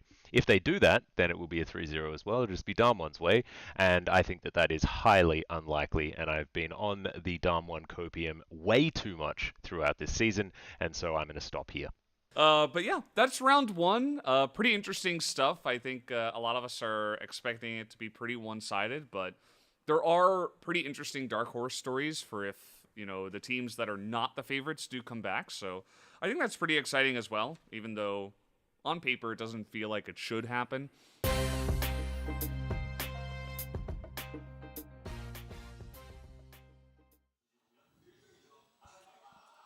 Hey guys, we are back here at the LCK, of course in the middle of an unfortunate pause. We're 34 minutes into the game. It's a very close game between Damwon Kia and KT Rolster. Damwon currently in the lead, but Vikla is also insanely fed on the side of KT. So there are ways for both teams to try to come back into this one. Unfortunately for you guys, we do not have an update as to whether the situation has been resolved just yet. Yeah, so for those who were not here before, KT had an issue with aiming on the Kalista. Then it seemed at first the issue was resolved, and then later it was investigated and found that it was not. And this resolution says we are preparing the game resume. I wasn't told about that, but I'm now being told by this on the screen, so we may be getting back into the game soon. But I'm really just guessing at this point. The players are still staring at the pause screen. Kellen put his hands up. He's like, oh, are we going? But the pause has not been undone just yet. Gonna be waiting for that one, waiting for the call. It's been a very long time since we've been in the game, but we are setting up for Soul Point. The Infernal Soul Point is up for Damwon, so they're trying to fight for that soul. And that is the kind of neutral objective that's spawning soon if you're just tuning in and you hadn't been following along. But we are in the midst of potentially a huge upset. Damwon Kia taking a win here in the second game will put them on match point against a KT that a majority of us, only Cloud Templar, thought it was going to be a Damwon win. And he said it was going to be a 3-2, so that's also very wrong so far if this continues. It's like an upset that if Damwon win, it won't feel like an upset just because it's Damwon and it's playoffs and, you know, it's Showmaker Canyon. Here they are again. You can't get rid of them. And they are great to have, of course.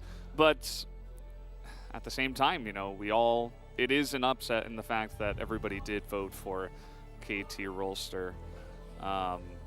Yeah. Seems like we're close to getting a little bit of an update here. I mean, neither of these teams have played to their full potential, I think, in these first two games so far. And beyond that, we have a huge pause. So I think it's going to mess with the nerves a little bit more going back into this game. So I believe we are slowly getting an update. Okay, so it has been decided that there is no chrono break, and the teams have been informed and the game will resume soon. Yeah. And so we'll be getting back into the action very soon here, and we'll be jumping straight back into neutral setup for that Drake. I want to say we were looking at about 90 seconds to spawn on the Drake before we went into this pause, which is now kind of probably eclipsed the duration of the game. It's been such a tense issue between these two squads in terms of the Kalista issue that aiming had. So, yeah. I mean, whenever someone tells me we're going back into the game, like, the funny part about this is there's a ruling that's made, right? The teams are told, and then we're supposed to go into the game. But something usually happens between number 2 and number 3, where, of course, everyone has to agree and be ready to go into the game before we can go back into the game. So I never always fully believe that we're going into the game until I see the Sepia is gone and the players are moving on the Rift. And then somebody tells me, it's over, the bug is over, the problem is over, yeah. We're moving on. I mean, from what we could tell, you know, everything had been decided and we were kind of ready to go, but the game hasn't been resumed yet. I assume it's just, you know, some final talks happening right before we do press the button and making sure all the players are ready and stuff like that. Everybody's got their hands on the keyboard now, which is very different to what it was, even 15, 20 seconds ago. So trying to just wait until this one gets ready. This could be a very frustrating situation for the players as well, especially if they are notified that their bug is fixed. And the player's usually not told exactly what's going on either, unless it's something that is critical for both teams to know. Yeah, for Dom1, they might have just sat here for like yeah, they might be like, all right, 20 minutes. I'm waiting for the unpause, and then it just never happens. Yeah, and then nothing happens for 20 minutes, and then they're told, okay, it's been solved. We're resuming soon, and they're like, what? So, although the coaches, the staff, they are of course are privy to the information and what's going on. The players, it could affect the way they play the game. So, I mean, the longer these issues go on, the more impact they have on the game itself, especially because the players cannot move and are not supposed to communicate about the game during this time. So setups in previous discussions they were having about setting up flanks or side lanes or whatever, can be forgotten, and then a bunch of communication has to happen right before the unpause. Like, remember where we were at? Remember what we were trying to set up? Remember get that tri-brush warded, clear that vision out so we can set up a flank with the Yone, stuff like this. Okay, so we have moved back to notifying teams. We're just hopping back and forth now. So the referee ruling will be undone. We're going to go back to aiming. We scale up to 0. It goes above 1. It moves down oh, I didn't know that was an option. Before referee ruling is is there a bug? We have to see. Yeah, confirming bug. It's number 0. Yeah. Sorry about this, guys. We're all in this together, kind of waiting for the issue to be resolved and for everybody to be on the same page. And they can't hear me, but I really just want to say sorry to all 10 players on stage. Yeah. This is, it's been frustrating for the fans, of course, waiting for this, and frustrating for us because we want to get back into the action. This is a playoff match, but for the players and coaching staff who have to go through this, it is really, it's the worst possible reality we're living in, unfortunately, at the moment. And hopefully we can get through this as players are talking to each other. I see Vikla is talking with aiming, so perhaps we are communicating and maybe the game will be resumed. Maybe not. Yeah, maybe not. As everybody knows that's watching this, we have been having issues like this over the last couple of months, and some of those issues have been resolved, quote unquote, by a rematch or by other forms, So we don't know 100%. We were told that we were going to resume into the game and things were going to just continue from where we were at and that there was not going to be a chrono break, but especially because we're, going from game resume back up to notifying the teams, which probably just means still discussing with the teams about what the ruling has to be and, stuff like this.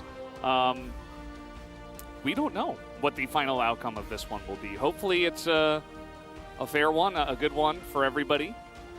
Yeah, I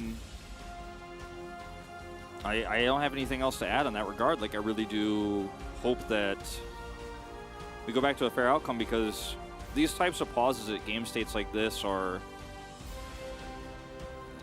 like I said, the longer that goes on, the integrity of the game drops massively. This is the 5v5 game where communication is everything, and the ability to talk to your teammates about what you want to do next when you're not allowed to do that as well. It can be very frustrating, especially as the players on stage who are not in the ongoing discussions the coaches are having with the referees, of course. So I just hope that whatever happens here, we get to move on and players get to be playing League of Legends, because that's what tonight's all about, is a best of 5, decide who's going to round 2. Yeah. One thing about the fan signs, by the way, I love how some of them have crazy artwork and really well done pieces that had bunch of hours potentially put into them, and some of them are just 2 words. It's just written on a plain piece of paper there on the right. Yeah. That's the way it goes sometimes. Sometimes the low effort. She's like, yeah. Yeah, right. She's hearing it, sometimes you just got to get your message across in the most simple way possible. And that one said, I believe in Rascal. That's it. Yep. Very straightforward. and I'm sure a lot of KT fans do believe in Rascal to potentially single-handedly, or just as a leader for his team, pull this through for KT. I'm not so sure though, because, you know, a game of Sejuani, a game of Ornn, they have a chance to go down 0-2. Yeah, we got a Western fan. KT predictors, #predictors, #Briz. Not sure what that means. Perhaps something from Brazil. I don't know. I'm just really guessing based on 2 letters. That's a nice little thumb and pointer finger heart he's got going. Yeah, it's a really nice drawing. Also, it looks like a ghost there in the top right. But ghost is on Nongshim. Yep. It's probably not related to that, but. Yep. Says, like, doesn't matter. KT's going to win. Doesn't matter if it's T1 or Genji or going to the finals in Gangneung. But beat whichever one we face. That's what that sign says there with another Rascal sign. It's like his yearbook picture or something. Yeah. Some of those pictures can look really funny. My one is out there somewhere on the internet. Well, if we're doing this, there's a small chance we're going to another break. Yeah. Seems like we may have a little special additional bonus carpet space action going on. Because, you know, we've been chilling out here. It's been maybe, 20, 25 minutes, but still waiting. Still waiting on the resolution of this one. Yep. So we'll be tossing over to our deskers, and they'll fill time for us instead, and they might actually have some graphics or some visuals to prepare that we cannot do here on with our setup about what's happening with Infernal. They might even have some, like, the image before we win the game or something like that. I don't know what they have. I hope they have something. I mean, they have Achilleos. Like, that's pretty cool. They do have Achilleos. Like, yeah, Chronicler's normally there, but, like, we got Achilleos tonight and yesterday. Yeah, So. Achilleos posted on Twitter about how it might be his fault, and I'm beginning to think maybe it is just his fault. Speaking of which, we do have Achilleos, Chronicler, and Cubby waiting nearby. Let's go over to the carpet space now. I know you're hosting. I know you're hosting Achilles, but we all know who to blame. It's this guy.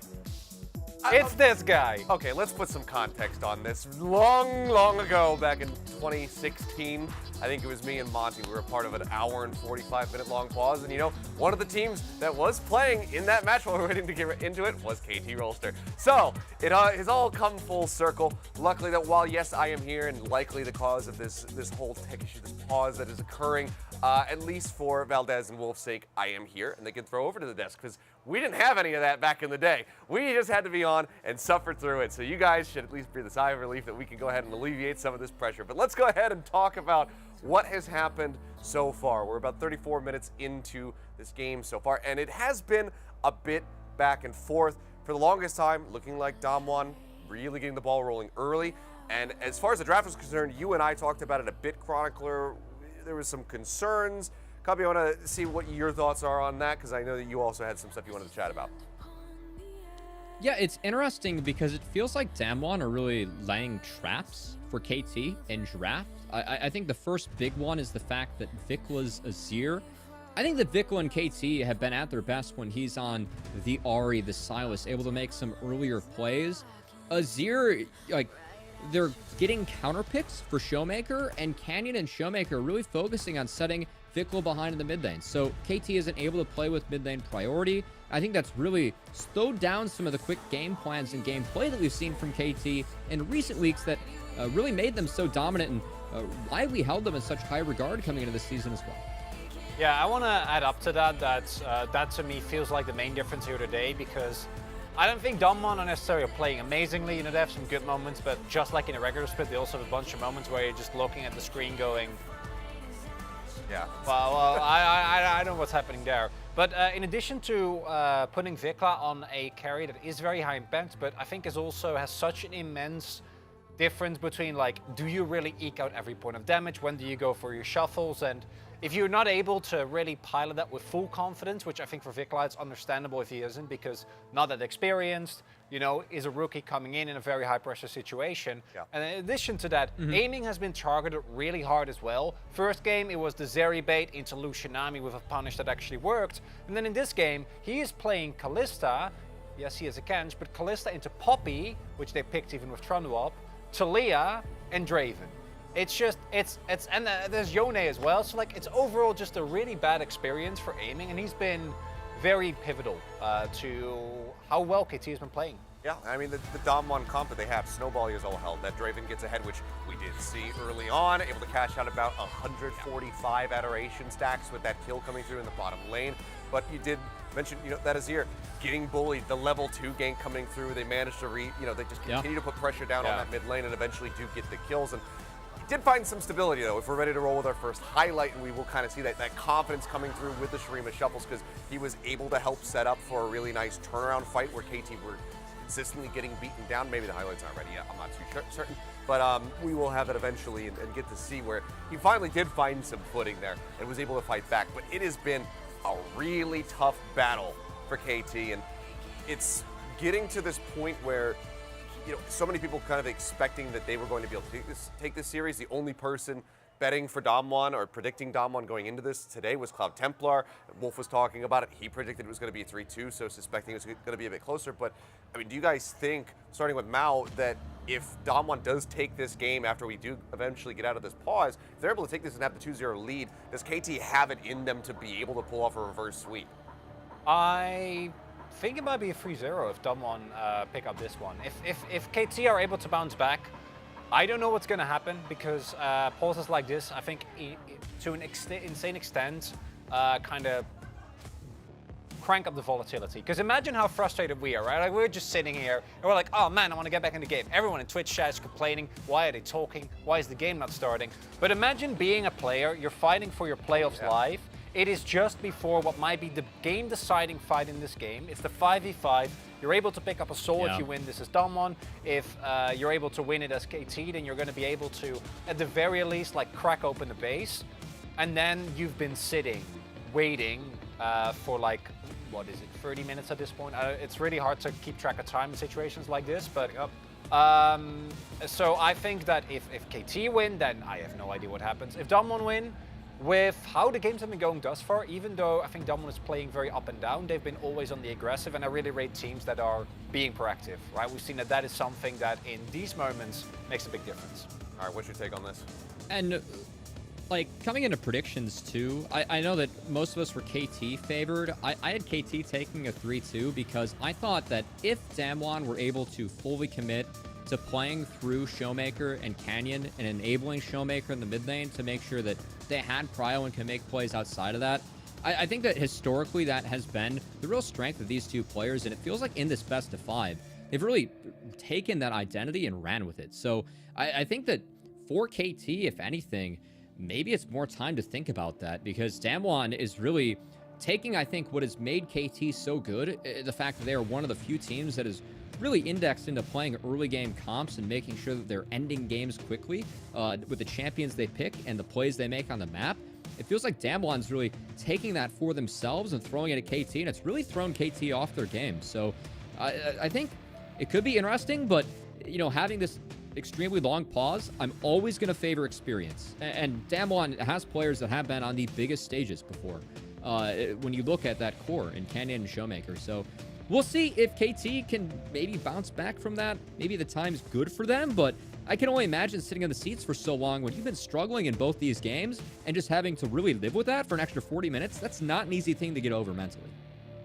Yeah, it certainly is, and I like that you mentioned that, that veterancy, how that can kind of add to keeping the team together, because not even just from like an individual perspective of how the players are feeling, like, whoever is IGLing for them or whatnot, the coaching staff, if they're able to communicate during these moments, need to make sure that they're keeping everybody high-spirited and focused up, because it's so easy in these moments to kind of just drift away from the hyper-focus that you have on the game itself.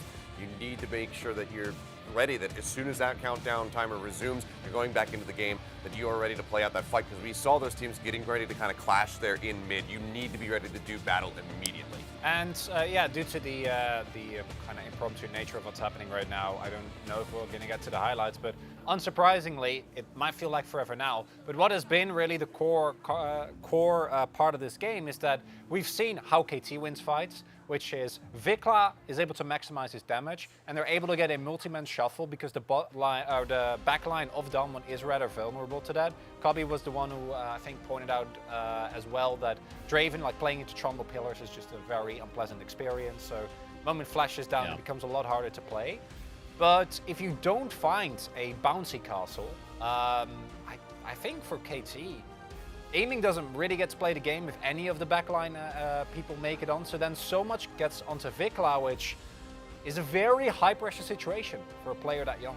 Yeah, it absolutely is. Well, I don't think we're going to be able to get into the highlights right now. I think we actually are getting ready to throw back over to the casters, which hopefully means that we will be getting things underway here rather soon. So if I'm correct on that front, then I believe that Wolf and Valdez can take it away. Hello, here we are. We have taken it away from you. The series that was all over your hands. Sorry about that. It's not quite on their hands yet. Oh yeah, that's true. We don't quite have a series on our hands because we could. 2-0. At this point, again, guys, sorry, but we don't have any new information. But we're here, and we have taken the series away from the Carpet Spacers, and still waiting to see what the result of this will all be. To see that fan down there, he was like, I don't know if we're getting back in. However, we're in the game. This, Okay. all right. The players are playing. I look behind me. I'm like, yeah, this is real. We are in the game. Now, if we stay in the game, we will know that it is resolved, whatever the issue was. Yeah. Aiming is on this Drake solo, by the way. I cannot believe this is happening. Yeah, remember that, okay, they just spotted this, as now Bertle is on the flank once again. Oh, nicely denied there. Why, Rascal, he's not going to get knocked up, and in go Damwon Kia. Vikla is going to get devoured at the perfect time, as now the sweep comes in. The back and to the front here from the side of KT is huge, but Canyon is able to get in that back line. They create a front line here for Duckdom. Canyon's so low. Double kill comes in here for Duckdom, and the GA gets popped by the side of aiming.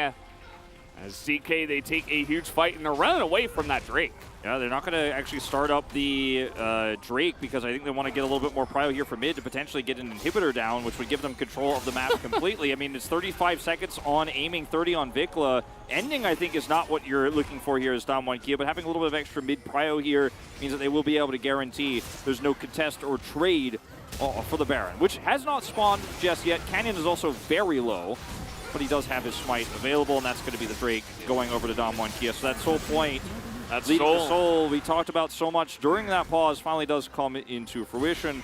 As we watch this fight once again, it's crazy. We don't know exactly how KT ended up getting prio to start this one off, but they have a Callista comp. They look at how many spears are in this Drake, but the dive here from Bertle is clean. It's a really nice disengage and devour onto Vikla, but Canyon helps get that kill. And once Vikla is gone from this fight, it's just a straight up front to back. They pile onto the Callista, who's in GA, and they just have too much CC. I was watching aiming that whole fight. He just got pretty much 100 to 0, or like 100 to 5%, you can say, without doing a single auto. And then he started autoing the Talia, who's Zhonyaed, and then he died. So, and then he died again. Yeah, and then he died again. Duckdom the entire time was getting huge critical autos onto the front line. Vikla is really the main late game carry of KT's composition. So the fact that he was taken out earlier than Duckdom, who was not taken out, means that DK were easily able to push that one through. Yeah, and I mean, the fact of the matter is this is just a Hail Mary play for KT around Callista Drake take speed. You know, like, okay, I think we might be able to get away with this, but they didn't actually have the position that they wanted, despite some pretty nice disengage there from Vikla.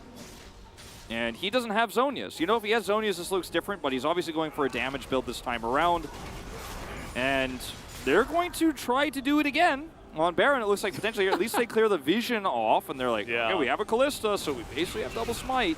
As Knight's Vow is done for Cuz. That is where we are at in this game.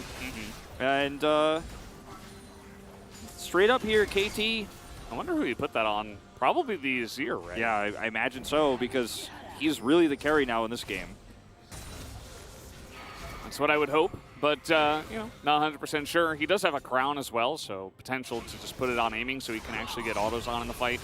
But yeah, KT, they've really had, it feels like one goal. You guys might not remember, but it's just been clear vision, top river, and we're doing Baron. Yep. That's it. Every time, all game long, and they're sticking to the plan here after what was, basically an hour-long pause. And Damwon Kia trying to control this mid-prio now as Birdall's got a flank angle. This is the scariest part of the composition here for Damwon Kia in terms of engage. They see him. Okay, that's the crown procs. That one's ult down too. Looks like Rascal just completed a Gargoyle Stone Plate. Yeah, it's big money for him. He just builds it straight up in the middle of the map here, but that's what Oran could do for you. And if they can stop the flanks from Damwon Kia, they have an amazing front-to-back teamfight comp here with this build for Vikla, but it's just making sure you could stop this Yone angle. That's the hardest part. If you try to collapse on him, you lose control of the map. All right, here it is. This Cuz is caught on the opposite side of that wall, but we got Sundisk. Birdall is right in the back line. He's doing tons of damage, actually, as he is going to have to back away. Showmaker's now on the back line, and he's going to take down the Azir. Does Duckdom. The front line is here once again for the side of DK, and that might just be the straw that broke the camel's back. 5 members of Damwon Kia coming in with Infernal Soul. Now you just cannot stop the engage. Sundisk turret is up, and Birdall goes in essentially alone, but they can't lock down the slippery Yone. The follow-up damage is real. KT just not able to set up a counter wombo like we saw in the previous fight they took, which feels like so long ago. Damwon Kia just pushing to end now. This inhibitor is not their final goal. Yeah, I think this should be enough. Aiming, unfortunately, if he ever gets in range to fight, he just goes down. And speaking of which, Cannon's going to make that a very short period of time, as we do have Life and Cuz trying to get something done. These turrets trying to buy time for the Azir, but it's not going to happen, Valdez. 13 seconds, not enough time. It looks like after all of that, Damwon Kia going to push through, and now they are in a lead 2-0 in this series against everybody's expectations. A massive start here from the Damwon side. Finally, we will move on in this series. It is I'm not going to beat around the bush here. This series was looking very Damwon favored from the beginning of this game. Obviously, last game there was some hiccups, but it looked stronger for them in Game 1. But Game 2 marred by a giant pause. But I don't think at the end of the day, it will have affected how that last team fight went all too much. As Damwon Kia are able to identify, they're starting up the Drake. We're going to go for this engage with the Yone, pop off in the fight. Kalista does nothing, isolate her in the GA, kill Vikla first. And then on the Baron, we see the same thing. And for KT here, this is a situation where now Rookie of the Year Vikla, and these players will have to reverse sweep Damwon Kia, who has been in the last several playoffs they've played in since they joined the LCK. It's been a bit of a streak for them. And, how do you recover now as KT Rollster? No one predicted Damwon Kia but Cloud Templar, but a 3-2 is far from the truth that we are looking at right now. And if KT reverse sweep here, it might be one of the biggest stories that have ever happened in the first round of a gauntlet or a playoff in the LCK history, considering the circumstances around these first 2 games. Yeah. It would just be unreal. Hard to even imagine. I think that first picking Kalista into bringing in a Tahm Kench, not focusing around the bottom lane at all in the early game, and using that priority at all on the bottom side was really part of the factor of why KT were not able to get anything going. Aiming did as much damage as his Tahm Kench support. Either way, guys, we are going to take a break and be back with the Analyst Carpet Space.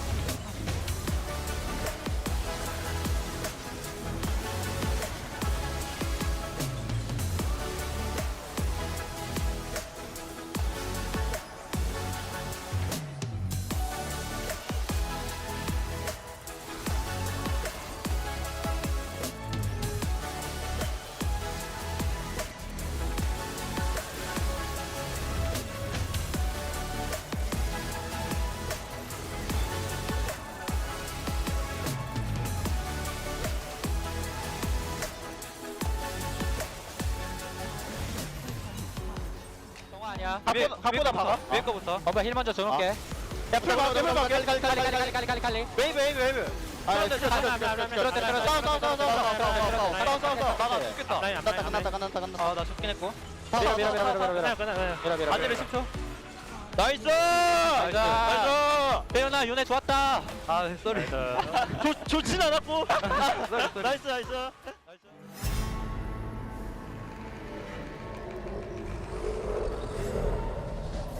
Breathe in the wild.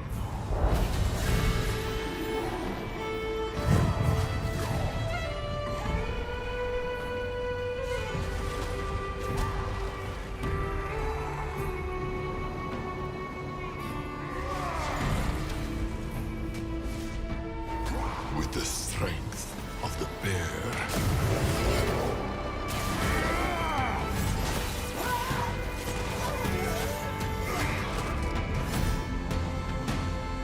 The drive of the ram.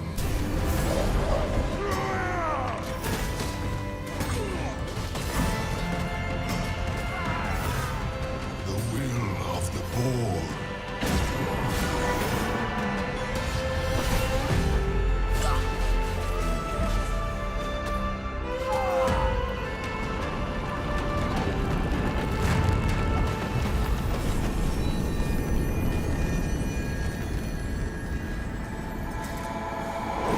And the cold fury of the phoenix.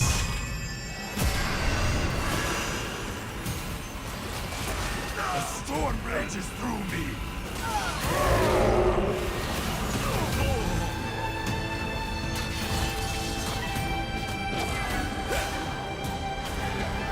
Unshakable.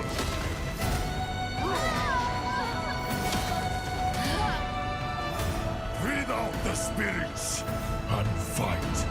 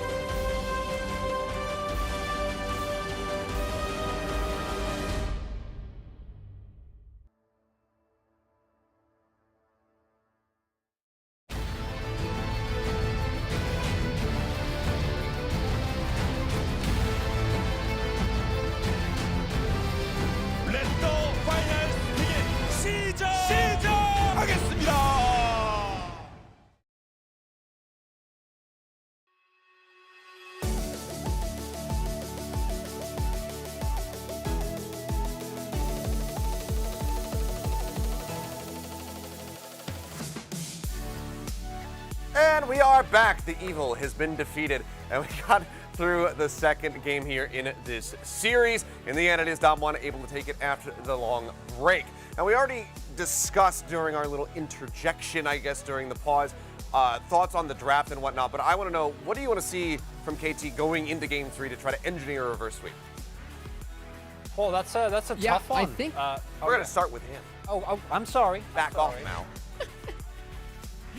Might be a little bit delayed, coming from space, but I got a couple ideas here. As I think for KT, something that's been really big for me is the lack of mid-priority and the focus that Damwon has thrown at Vikla and the Azir. Hasn't worked out for the first 2 games, and frankly, I think seeing Vikla on something like a Sylas, I know it's a little bit deprioritized on the patch with the laning changes, but I think it's really important that Vikla is able to have an impact on the map and can help Cuz execute more of these early game plans we've seen be so good from KT throughout the back half of the split, but we haven't really seen come to fruition today because of all the focus that Canyon and Showmaker have been putting at shutting down Vikla. Yeah, and Kabi talked about fake out core. I'll follow my point. I think that for how incredibly important aiming has been, clearly just picking priority picks for him, which I think outside of Sivir, always going to be on board with that, which also was open and could have been a very valuable first pick here. In my opinion, works better. Teams have had a full split to kind of adapt to Kalista drafts, and I want to reiterate what I said earlier. For KT, allowing aiming to actually have a scenario in which he can play the game is so important, because if any of Yone, Taliyah, or Poppy make it near him in a team fight, he can't do anything, right? And we saw that happen throughout the game. Yeah, we've seen the attempts from KT to try to get him into a position where he can kind of take over the game. We saw that, triple presence down to the bottom lane, but unfortunately it's matched from the side of Dom1, and they're just able to out-kite and just pull them over towards the tower and then steadily push back against them, get those picks, get that Draven rolling with, a double kill in the bottom lane. Like I already said, massive adoration stacks cashed in. So a big lead was established early, and aiming just never really was able to get that similar treatment despite their best efforts for it. So it was just pretty rough. But I think as we get ready to go into the highlights, we'll see it wasn't just a one-sided affair. Despite how things did begin, KT was able to fight back in this moment.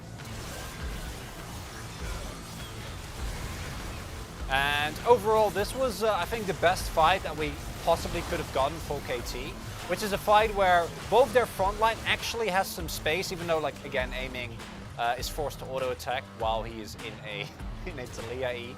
But it's Rascal and Vikla that do the big carrying. Their Showmaker immediately gets taken down, and without that flash from Rascal, I don't think this game is even close. If he doesn't get that multi-man knock-up, I think that Dom will just win that fight as well, and the game is just over before anything happens. Yeah, that was also the only fight where I saw Kellen not be able to use the Unbreakable, the E on Braum to shield and stop that Ornhorn. That was a huge difference in that one. It really enabled Vikla and the rest of KT to follow up, and that was really the only winning fight that we've convincingly seen go in their favor so far in the first 2 games in the series. Yeah, and while it's not the video that we have or the highlight that we have for our second one, but it very much similar, because the good feelings didn't last very long for the side of KT. They got that fight win, but immediately lost one, and then pretty much mirrored again here, a fight in the bottom side of the river. Yeah, the core issue here is that Birdle finds an amazing angle, and Showmaker isn't actually threatened for the first half of this fight. In addition to that, Kellen finds the block, and Dom is just full health. A Fed Draven auto-attacking in a situation like this, unbothered, means that there isn't really a shot for KT. And the angles that Birdle was taking on the Yone in these fights, I know that he struggled to get off the ground early, got picked at the top inner turret. That was a bad look for him, but that's some of the power of Yone. This is a pick that we've seen be actually very popular over in North America, where I'm at. And the fact that Birdle was able to take those angles around the fight when KT comes into River and really force KT into some bad situations, comboing with Showmaker and the Weaver's Wall, I think was really pivotal in making sure that Damwon here were able to execute their composition, and they executed it very well in those fights. Yeah, really like Showmaker just kind of leading the charge there in that last fight, kind of giving his life just to be able to pull so much attention from the side of KT, and then everybody else just kind of gets in there and cleans up Dom. I mean, for a little bit, I thought maybe he was going to be able to pick up a pentakill on the Draven, which is always something that is exciting to see, but didn't quite happen. But I think this is going to be an interesting one to see as far as who gets the POG, because this could have gone a couple different ways. So we'll find out who's got it here in just a second, and it will be Showmaker with that Taliyah. And understandable, even though he had the one fight where he jumped into a bouncy castle, that was a little ill-advised.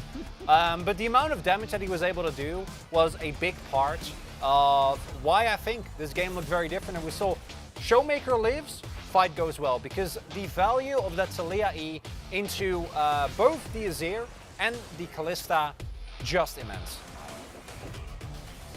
And I love how Damwon is focusing on freeing up Showmaker in the mid lane so that he can make plays. That really is when Showmaker is at his best. Hope we see that continue if you're a Damwon fan. And if you're a KT fan, I gotta say, Princess Aphelios is 9-0. The bot lane trap's been very powerful in draft from Damwon Kia. I think it's time that we see some Aphelios.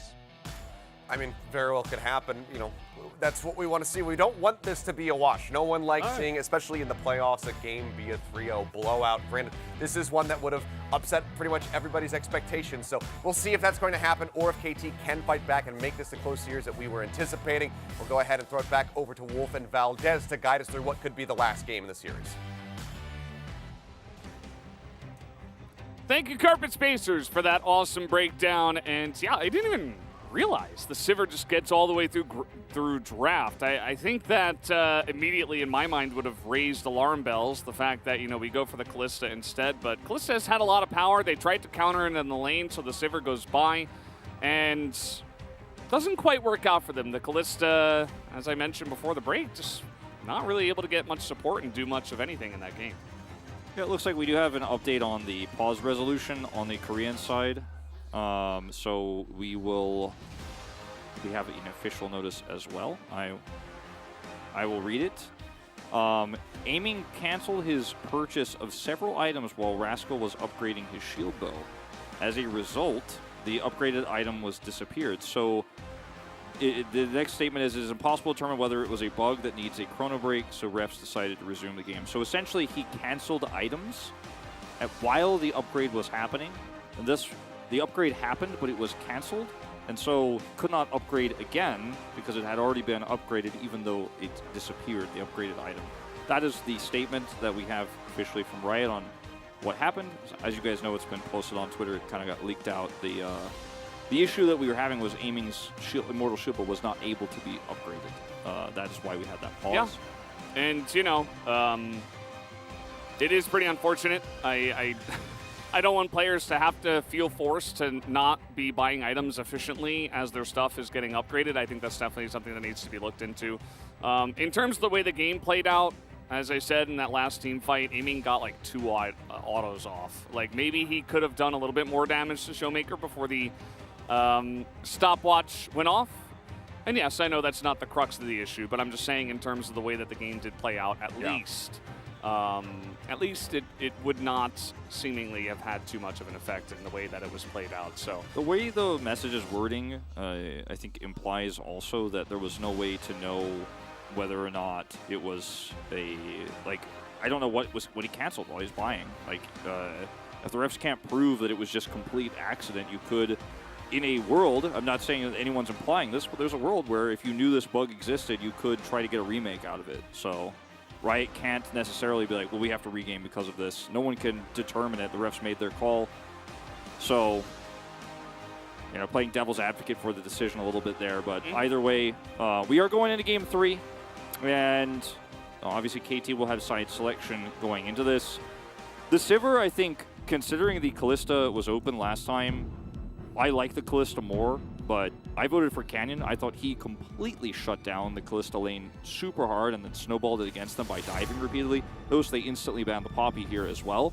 And yeah, I was on the same page with you. I think that giant pause in the middle might have caused some votes to go towards more of the end of the game.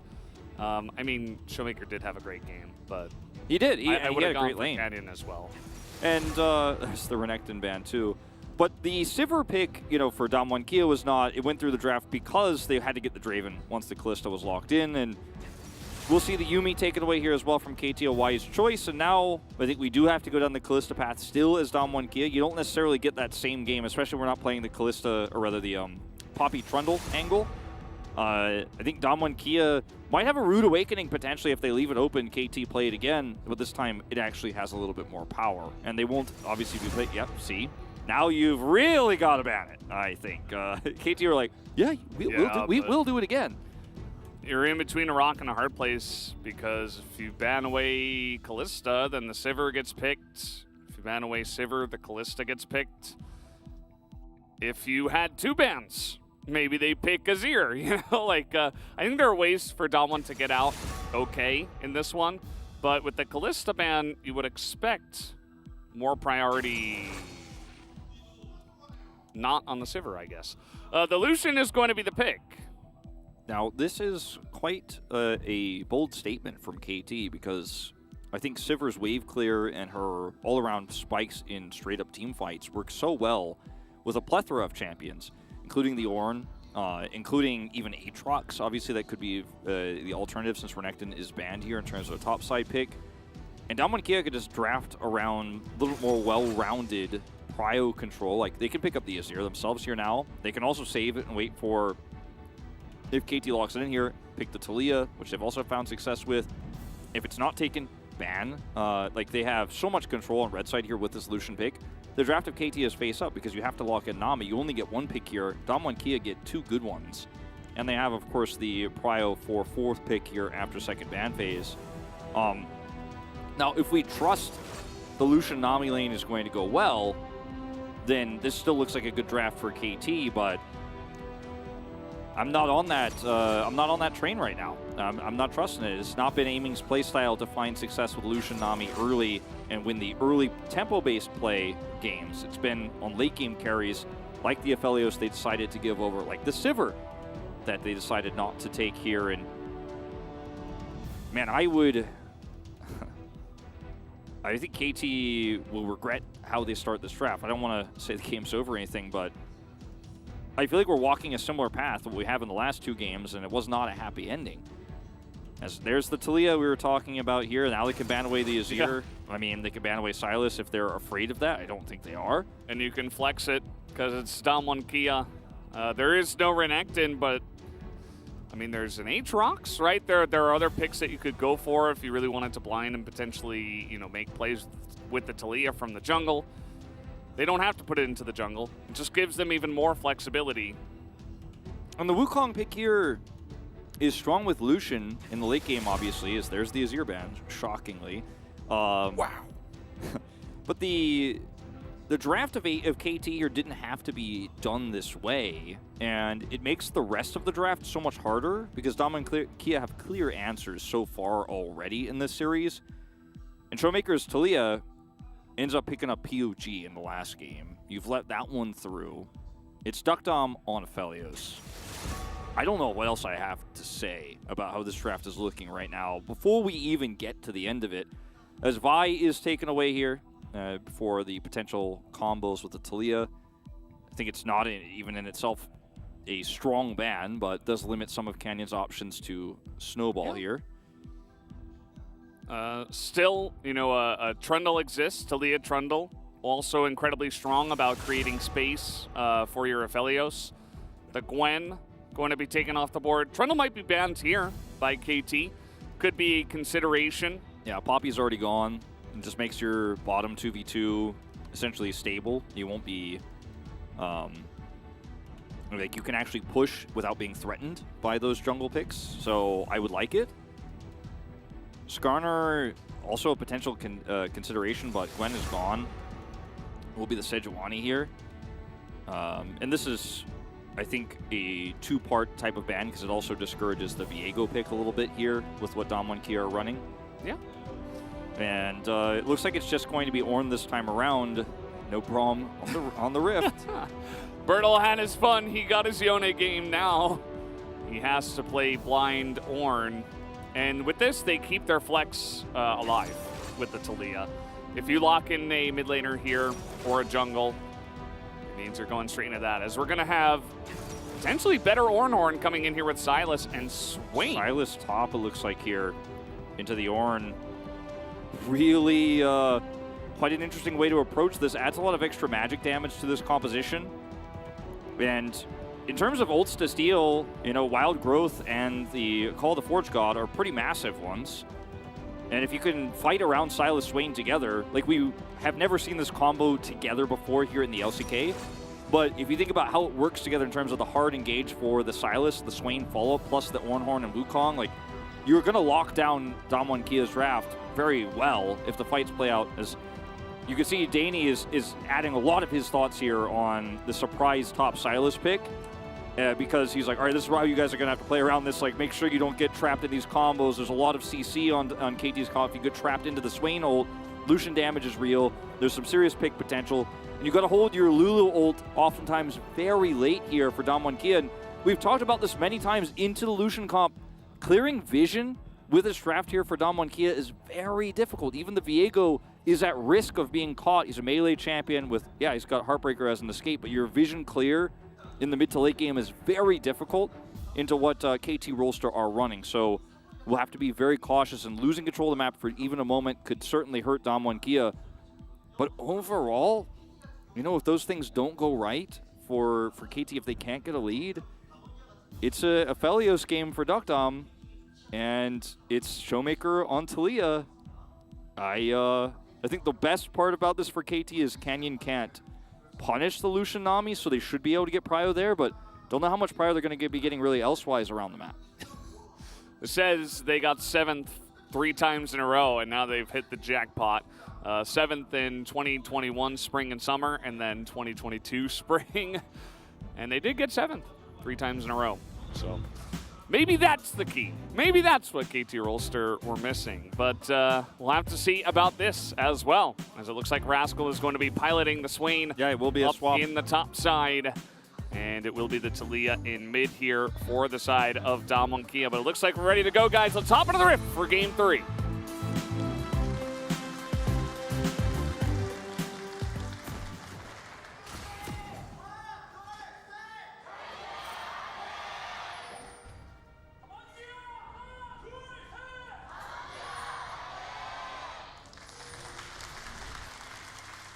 Just talking about the Sylas versus Swain argument for where you would play each of these champions. One thing that we have to mention is Sylas has been Vicla's best champion this season. Some of his laning has left some to be desired, but obviously he has mostly looked very good. And then also the ability for Swain to farm stacks off of an Ornn is much easier than versus a Taliyah that can trade back against him. And so, as a result, looks like that is going to be the setup here for KT. And very difficult to gank a Swain on a longer lane like that, as Canyon here took Ghost, but unsealed as well. So, see how this one plays out. There's also some kill pressure against the Ornn, because he has that range and the harass that he's going to be able to have with his Q. He's never moved, so we'll see how this one pans out. Like, I think this is still very much new territory here, as Vicla's trying to hide where he's at. And he will have to, of course, reveal he's going towards this mid lane. Not going to be a player swap or anything like that we've seen a few times. Not for now. Yeah. Scorch taken here by Showmaker. So they find into the melee matchup of the Sylas. We have first strike again for the Lucian, becoming more of a standard build in the runes. And we'll have to wait and see how this one does go. The Sylas not on the top side means you don't get, level 6 shenanigans where you get to steal the Ornhorn and use it right away up there. And stealing the Taliyah ult is more of like stealing a TF ult. It doesn't give you power right in the lane, but it allows you to potentially follow if the Taliyah leaves and looks for a play on the map. You can be right there. Yeah, it's not very strong, obviously because it's very conditional compared to a Twisted Fate ultimate, but we'll see if he can make work of it. Though Showmaker is 5-0 on this pick, and when he started picking it up and flexing it with Canyon, it just got permabanned against them. Then it fell off a little bit in the meta. We haven't seen it in a while until this series. So it's just been such a great pick for him, and KT crafted a really nice way to get first pick Lucian, although we would have liked the Sivir, which would have also felt like a nice trap. But let's see if it pays off, because still Showmaker has a lot of power here. And yeah, you're right into the rocks on that one. Yeah. It's actually the right call to just dash over the rocks rather than get hit back. Not knowing what was on the other side. Cuz is going to be spotted. Bottom prio, excuse me, allows this sort of play on blue side for the blue buff. He's got double buff already, so has a nice advantage here, especially if aiming and life rotate over when they clear this wave. Is going to try to punish Showmaker in mid, however, and will be unsuccessful. Yeah, they should know that Cuz is over here. Maybe if Cuz waits long enough, but Showmaker doesn't have to get in range or really put himself into a defensive spot at all, as going in is Duck Dom. Nice trade by him as you see the mist sail by, but Canyon is not here.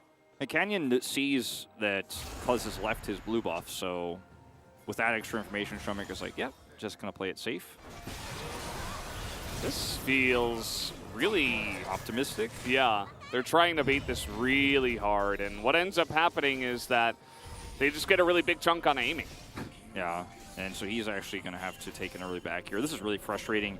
I like the idea in principle because Duckdom has Gravitum, so they sell the idea really well, and it's such a juicy target. It takes that trade that's slightly poor, and obviously Cuz is in waiting, and he waited in bottom and waited in mid, doesn't really get anything out of it, and this is just going to be back control of the lane for Duckdom and Kellen. Going in on this one, Vikla in a little bit of trouble. He's going to avoid that seismic shove, and even the poke of Canyon coming in. Vikla still has his teleport, so nicely navigates that issue. Mana being the biggest resource to keep track of here for Rascal, of course, on the top side. Does have a Doran's Ring start and took cookies, so can continue to stack up on his passive. Be very annoying up here. Much easier to do than against the Talia that can always threaten him with a seismic shove and chunk him out with the Q.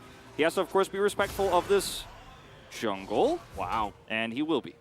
Yeah, even Ghosts, just to make 100% sure, because you don't know, what could happen here. As top Swain, the last person to play it was Griffin Sword against Genji Cuvée in 2018. Says a lot. That's part of why, we were expecting to see the Sylas here. It's been more commonly flexed to the top side of the map, but considering the matchups here, at least you're stronger top side against Ornn. Rascal has his teleport up now, can take a free back, get more mana by that item. He's looking to grab here first, see what it ends up being. It's a very slow early game, but I think the biggest key is that Damwon Kia relieved that pressure bottom side. Canyon was able to keep control of his jungle. Vikla is being chunked out a little bit by this Talia. I mean, Damwon have had an early game that suits their composition much better. And they have a really strong fight for first Rift Herald here with this Ornn, with the Talia. It's very difficult for aiming to get advantages here after being out of lane for so long. Well, here we go. No flash, no ghost, no hope for Rascal. First blood goes over to Canyon. A pretty straightforward gank right when Bertle hits level 6. Just as simple as that. Rascal's not going to have the same power at 6. Showmaker will be forced to flash here, because they want to take the faster rotation over there. Still a ways away from that Rift Herald, so a bit of an aggressive move there from Showmaker. Will cost him his summoner. Well, one of them, since he did unseal. Rascal's not going to lose too much from this, but it is a lot of extra gold going into the pocket of this Viego, who's now finding himself pretty significantly ahead in terms of that at the moment. And this Lucian pick that was first pick prio that cost KT so much sits even in CS against Aphelios Lulu. And this is not the first time we have seen this happen. It is probably like number 5. I mean, the one thing about Lucian, especially, game number 1 is not really a great example, because Duckdom got so unbelievably far ahead that he was super fed like 23 minutes into the game, right? But Lucian still, as a champion, brings probably the highest burst damage in the game, I'd say, at least out of meta champions. As Canyon is here, he's level 6. Looking for the stun onto aiming, just a little bit of harass from the jungle mostly, as no flash here for Showmaker as they're trying to go in on this one. He gets really low, second Cyclone will secure it. All right, Cuz makes a proactive play here. They get Showmaker's flash earlier. He has the follow-up here, and Cyclone twice, that's all it takes to connect the CC there from the Sylas. So now Showmaker is deleted from the map, and Vikla as a win condition suddenly becomes a real possibility here this time around. Lucian's still going to be strong, but it was the bottom side prio they drafted for, they lost control of, and at least with that gank bottom side, they see an opportunity in mid. As this is just Rascal getting hit by a Ornhorn, and then the flash stun from Canyon takes him out. Pretty self-explanatory there. This is the first Cyclone as Cuz hits 6 on the wave. Mid-dash, and then hits the second. That was perfectly timed for him. And Showmaker, I think, just didn't calculate that. Yeah. Really nice calculation from the side of Cuz and KT to make that happen. Now Viego, pretty good at taking these early Drakes, gonna get that right on time. Talking about timing, right under the nose of Cuz. And that first Hextech Drake is going to be pretty nice. Especially for, you consider, the ability haste. You've also got some nice attack speed here for your Aphelios. Not bad. As trying to bait this one in. Looks like potentially a dead Nami, but that's going to be a miss on the stun. She has ult. Culling does come out, but yeah, no follow-up ult from Life. Yeah, Life has Cuz here. I think maybe they do commit to that. Might try to go for the delayed back and look for it here if the next wave comes through. This is a dangerous Wukong. No Cyclone. You can't engage unless they go forward, and Dogdom and Kellum just read this really well. Knowing that Life has ultimate here is just enough to deter them. I mean, even with Dogdom's low health bars. Well, might have to force a flash here. Yep, there it is. And that's just a trade of Tidal Wave for Flash. Always going to take that one. Yeah. Perhaps giving Dogdom a little bit more credit than he was due in terms of the game since they're on the bottom side, but his greed will cost him a flash. As you say, definitely a good trade up for Life. And there is a possibility for follow-up on that once his comes back up. And, of course, makes the Rift Herald fight a little bit less appealing for Dom1 Kia, as the Aphelios will need to be there if they want to take it. And he's backing now. It might just be he goes back to lane and KT won't get this one for free. They have a fantastic team fighting comp Dom1 Kia do at this stage with their level 6s. Avikla can match the Talia ult. This is a very awkward decision that Dom1 Kia are left with, and looks like they will just have to give this one up straight up and be happy to, well, happy enough to take the solo Drake in trade in terms of early objectives. And hey, KT keeping the gold even, getting this objective will give them a slight lead there. And the composition, again, it's not doomed. It hasn't done what it was designed to do just yet, but it's found value elsewhere. Very slow-paced game here. KT keeping the chances alive. Yeah. Rascal, though, no ghost once again, but he did take Flash, notably, with his Unsealed Spellbook. Going to be extremely important for making sure you can get out of these Ornn plays. Certainly taking the ghost into Ornn in the first place. A little bit risky. You'd like to have that Flash, but the ghost is going to be fantastic for later team fights. Ghost on Swain so that you just can't get away from him makes him incredibly powerful. So yeah, saw it a lot in the early parts when Swain was first getting meta in mid lane. I'm just holding that one on Unsealed. Becomes very powerful. I imagine he will be building the same way, the Imperial Mandate build, into eventually Rylai's, especially in this composition where they have the Wukong, Sylas, Nami. But time will tell. Just sitting on the first part of that Mythic right now, and got to be very careful about dueling against this Wukong that's significantly ahead in experience here, as Canyon will not overstep his bounds. And see where that Rift Herald gets dropped here. I think ideally you would want to give it to the Lucian bottom side, but don't have enough control there just yet. We'll have to force a fight in order to get that, force a dive, and Canyon is just hovering around the bottom side of the map to prevent a drop mid or bottom, and it will be mid. yeah, just going to throw this one in. As, the stun comes down already. That's getting low enough for a smite. Oh, man. Canyon just takes that down, and he gets 25 gold as well. They didn't even have a wave prepped, and this could have been held for so much longer. 90 seconds until Drake spawns. Could have used it for some extra prio there, and Wukong absent in all of this. Oh, man. Ignite already here. He's going to force the ult out of Rascal, and now Bertle in a bit of trouble as well. Has to call his own Forge God. As you can see, Rascal is not done yet. Does have Flash, but doesn't get to keep his ult, so I think that he will inevitably eventually be done there, even though he definitely didn't want to be, as you say. And I was just like, I'm done when I say I'm done. Mm-hmm. Bertle's like, you're done. I flashed. Let's just leave it at that. Well, the Rift Herald not getting any value is not the end of the world for KT, but it does feel like a very poor exchange and a very poor utilization of a huge objective they had. They have tons of vision around Drake. Vikla will get pushed in here. They have tons of vision around Drake, but not a good setup to fight it just yet, with both the Lucian and Swain pausing on their way back up to lane. Not want to give Damwon Kia a double Drake lead, but they're just not set up to fight this without Unleashed Teleport just yet. If they could delay the Drake until 14 minutes, I think there's a world. Silas teleporting back mid, so they can try to fight for that neutral control. As it looks like Damwon Kia have other ideas. They want to dive the Swain with his control ward. Oh man, Rascal. He doesn't even have his ult! And everybody's just up here. He's going to get the pull on the Duck Dom, but this guy is so dead. And let's see who they give the kill over to. It will be Duck Dom. Not a big surprise there. Pretty free on that one, as Wukong is going to pick up the Drake. What is it with LCK teams and the weird top pick in the last game of a critical series where it just falls flat on its face? It's just starting to become a bit of a trend, Valdez. 0-2 now. He did not go for the Imperial Mandate. Wants to have the burn damage on the front line with the Leandries.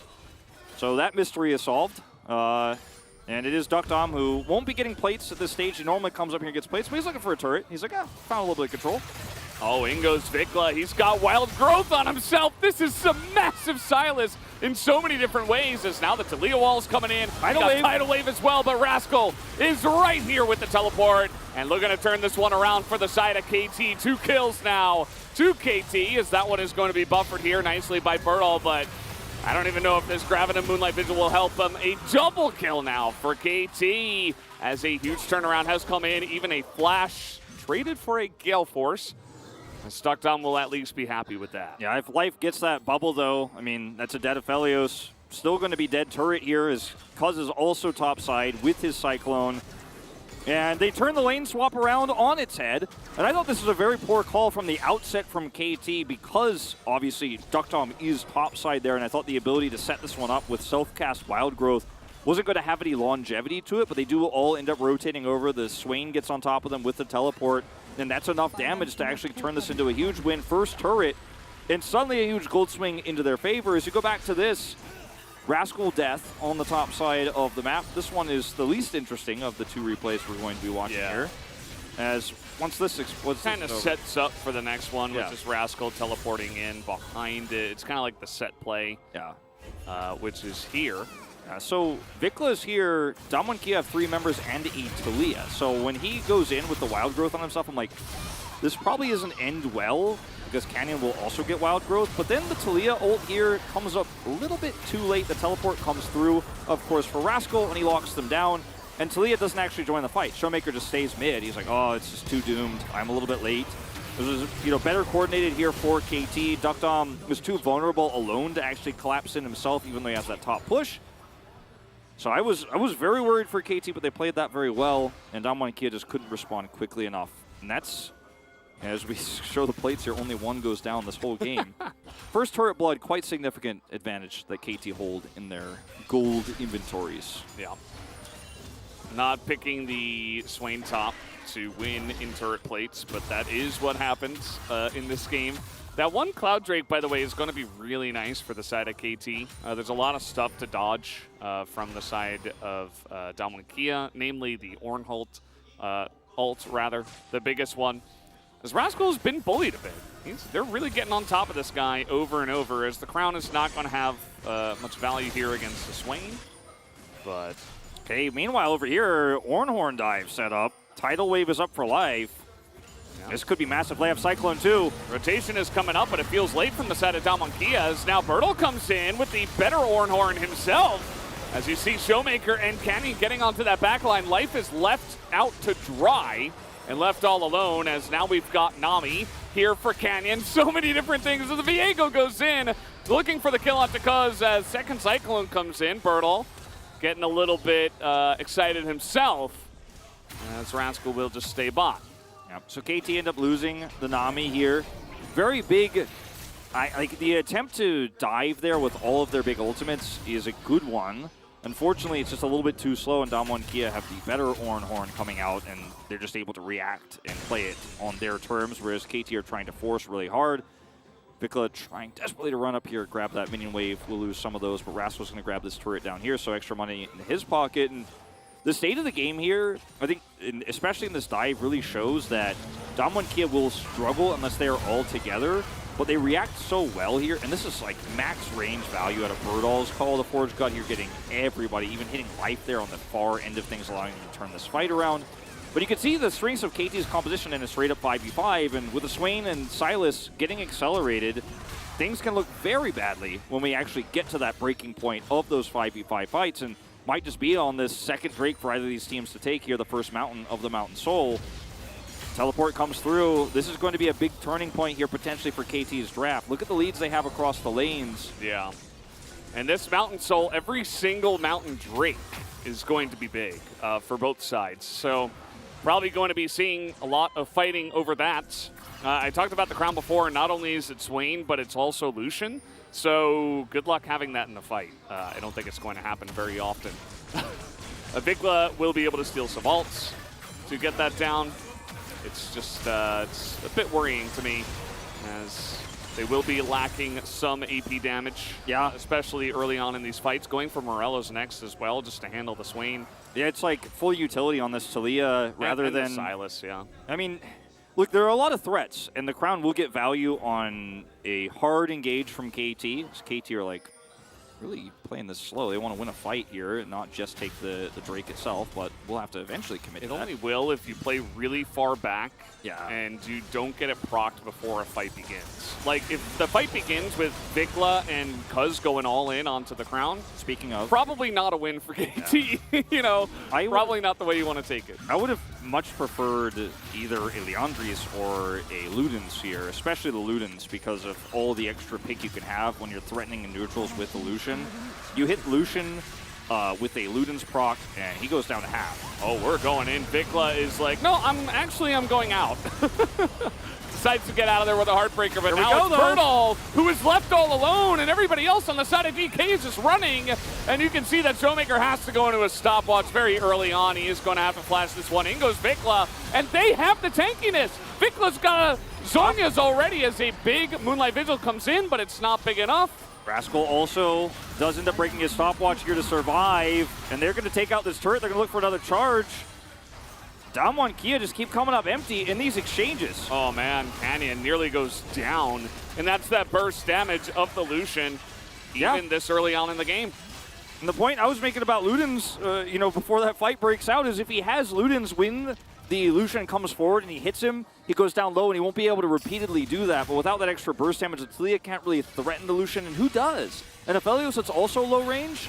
Those, the ability to engage here for KT from several different angles is massive. They have insane amounts of CC. They start this fight off without Rascal, and when Damwon Kia is stuck here in this fight, that's when he shows up, does tons of damage with the Swain ult. He has stopwatch. There's a Zonya's available for the Silas, who also had Heartbreaker at the beginning of the fight, so could go in, then get out. KT playing this draft so beautifully. I really didn't trust it from the outset. Looked bad once things were going poorly for the top lane Swain. But you know what? I mean, they get that extra gold. They're ahead on the items. They're forcing fights on their terms.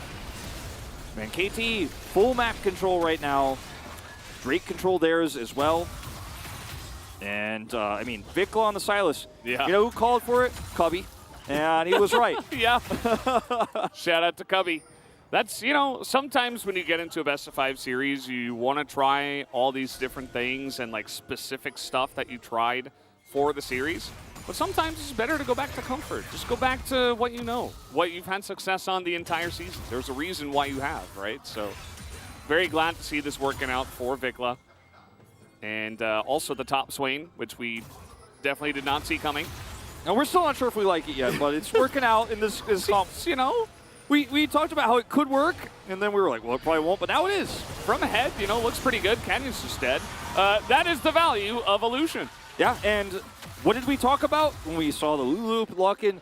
Uh-oh, can't control vision if you fall behind, if you lose control of the map. These are those types of moments. Canyon will be picked. Kellen will be picked. You cannot clear this vision without your Ornn. And now this is just Baron being taken. No control of this whatsoever. And you can see that they're trying to come on in here as 4, but they don't have a jungler. So they would just have to try to corral them, try to do a little bit of damage. That's going to be denial on the Ornhorn as Birdall tries to flash in with his own smite. Doesn't end up working. Nice effort, I suppose, but he is going to be taken out And now Birdo. Dom and Showmaker just have to kite this one back. Yeah, I don't know if they actually get to escape here. Yeah, no, they're just too fast on the other side as a bubble is going to catch him. It's the Swain zoning the other two. They're just looking for a full ace as Dom does do a bit of boom boom 200 years, but at the end of the day, he's going to be taken out here by the Lucian. Kellen looking for a back, but actually might have been better off looking for the execute. Will not get it anymore. Sad news. There it is, the basically, unofficial ace. Unofficial ace, cannon respawn, but he's picked. It leads to a Baron, and that is this game basically over now. KT just have too much control over the map. This composition is well and truly online, and all it takes is one extra control over the map, set up on vision for Baron with the speed at which this composition could do Baron. And look at Cannon, he's like, I don't know, I think being invisible might be a way to clear vision, right? Right? No. And then in the Ornhorn attempt here from Birdall is good hustle, you know, but unfortunately just completely denied here. Yeah. That flash was optimistic, and then he bellows breaths this, but he's left out to dry by his teammates. He's just instantly deleted. That set of rocks Showmaker puts up on the ground says, sorry, man. We're going to try to save the rest of the team. He is also then caught by a bubble here from Life, and everybody dies. Dom does get the one trade back kill here with his ultimate, but yeah, this is just a consolation prize at this point. What a crazy series we are watching. Like, I cannot stress. You just knew it wasn't over. Look at Life's build. No void snap this time despite guys. Hey, he's learning. I mean, you know, the amount of AP damage he's going to be doing is interesting. I mean, you know, it's not as much as an AP carry, but hey, it's better than the void snap. Hey, it could have gone Oblivion Orb, but I don't know if it would have been that great in this. With Bloodthirster, maybe.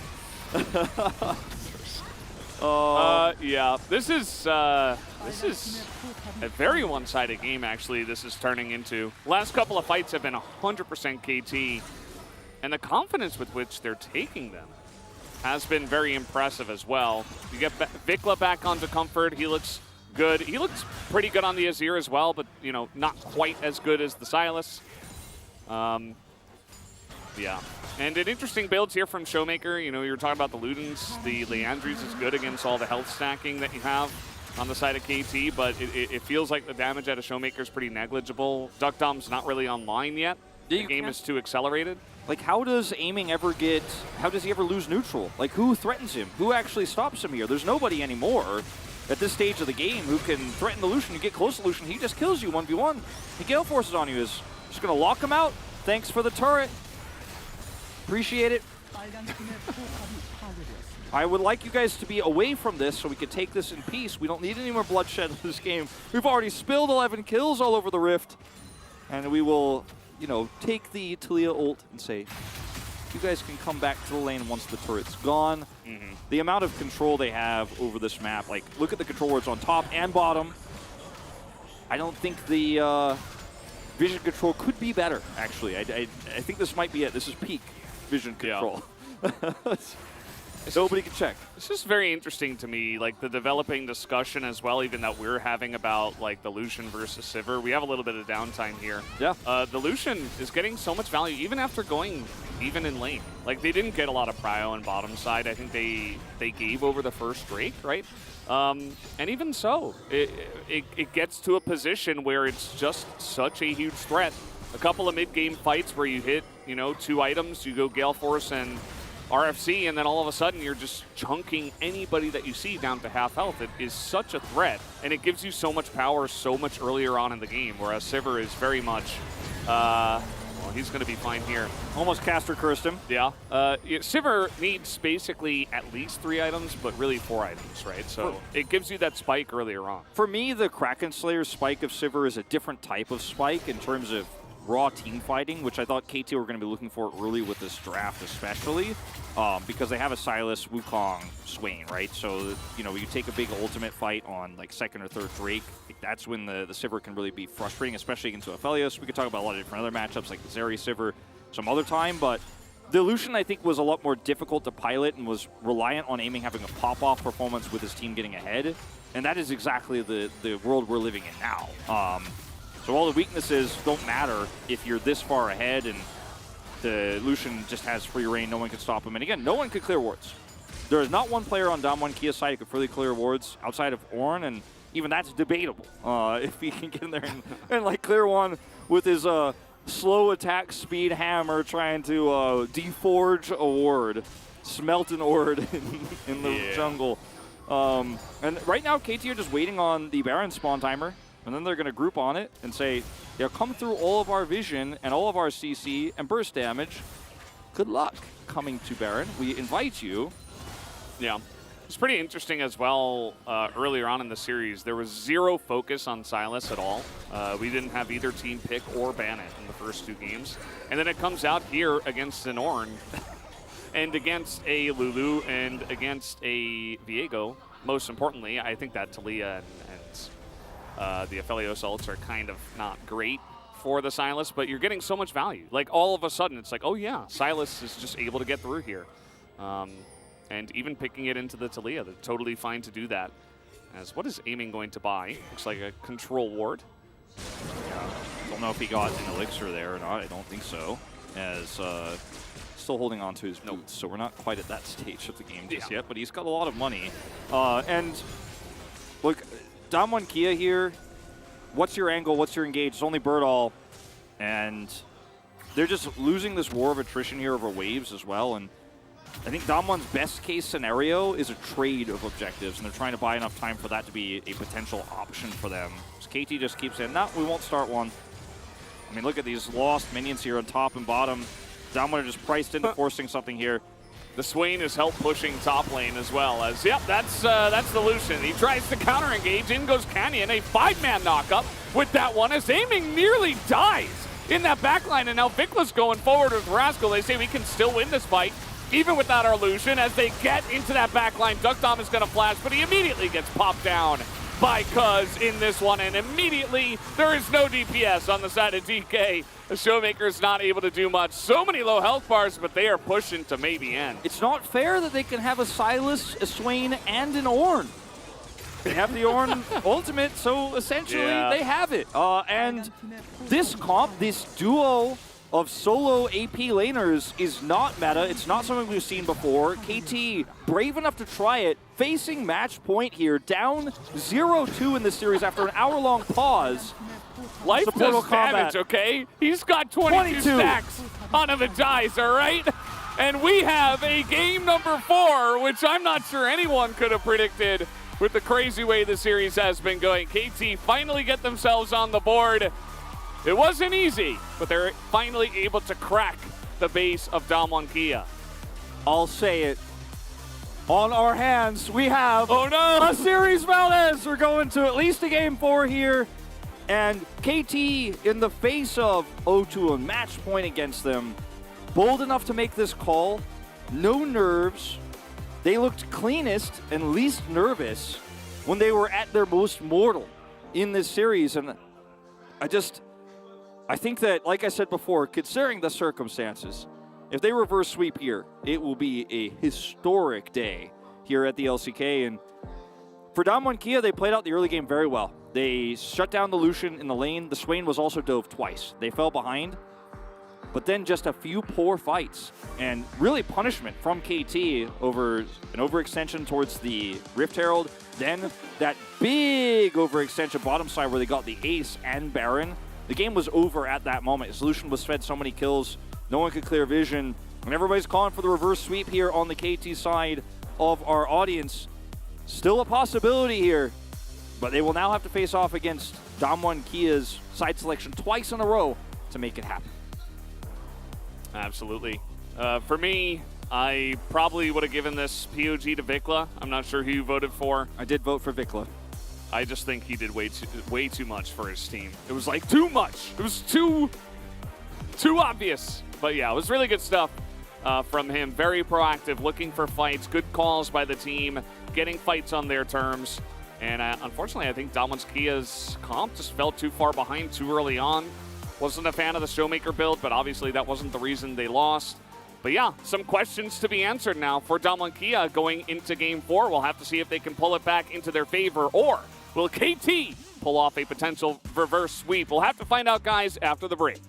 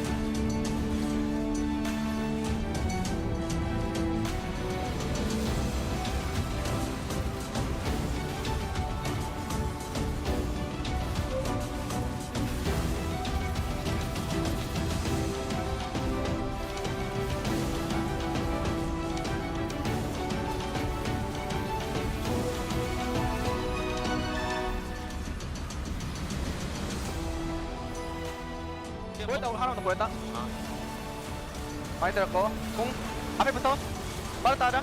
나 살려고. 풀 써야 돼. 나 2초. 천천히.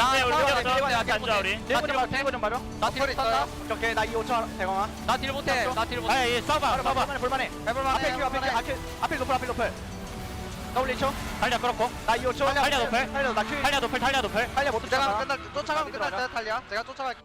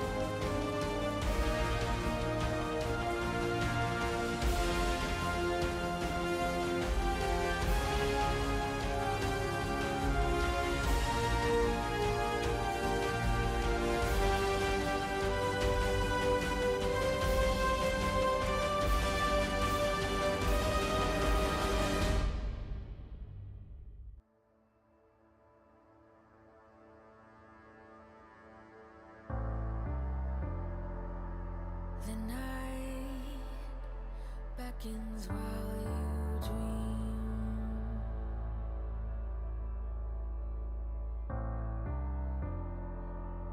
A life never lives in peace.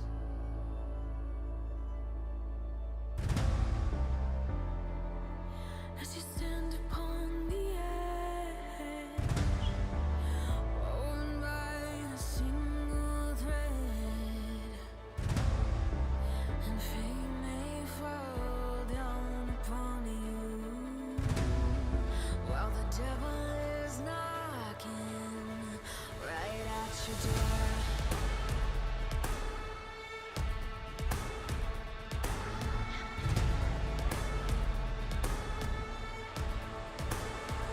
So are you restless?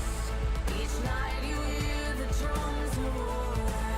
Awaken, awaken, the voice begins to call you while you hunger. A taste of destiny you're searching for. Awaken, awaken, the fight is at your door. Take up the cause.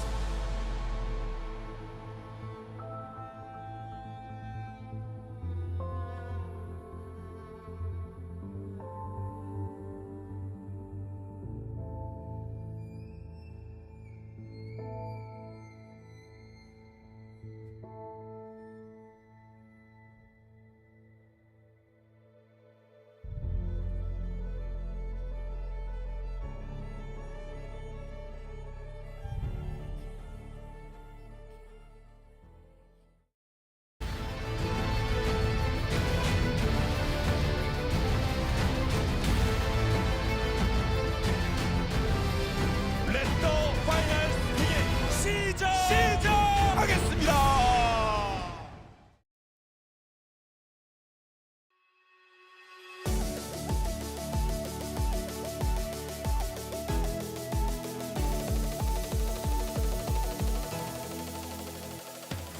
And And the road to the finals just got a little bit longer. No 3-0 blowouts here today. A series on our hands we do be having as KT are able to go ahead and pick up a win, extending this and keeping their heads above the water at least for a little bit longer. Now, one of the things as we get ready to go into the draft that we didn't notice, and fortunately production was able to point out, is that it's been a damn long time since we've seen a Swain in the top lane. Not since I was still casting this game 4 years ago in 2018 have we seen this pick, and this time around it did get a win. But Mal, your thoughts overall on this? Yeah, for me the key thing here is that Aiming is allowed to play the game again. Lucian Nami coming up huge, especially with how messy these games have been, because I think neither team really playing to their utmost potential. KT have definitely looked a lot cleaner in the second half of the split, and for DAM1, pretty much par for the course with some of the mid-game mistakes that they made here. But overall, looking at the draft, I think the DAM1 draft suffered from, you don't really have a pressure point, you basically have free scaling lanes where like Talia isn't really the pick anymore, where you can get early to mid-game setup and like 100-0 people, so you don't really do a lot before like 2-3 items. The Viego doesn't change anything about that, so if you then get caught multiple times, don't play your mid-game clean, you get boomed. And I think the other big part about this draft was we spent so much time talking about how Canyon and Showmaker have been setting up mid-ganks and getting priority for Showmaker. Well, this time around, Vikla had the Sylas, and KT were able to get things going mid, and they looked like a different team when Vikla was able to get out on the map first. I think that mid priority is going to be a huge part of this best of 5 moving forward, and if KT wants any chance of coming back, I think that both teams should be throwing a lot of resources at making sure that mid jungle is winning. Yeah, and it was a bit of a change up here, you know, for Vikla's playstyle. We saw him piloting the Azir, but he was never really able to be the initiator. He was never really able to be the one to push the go button, open things up with a Shrima Shuffle.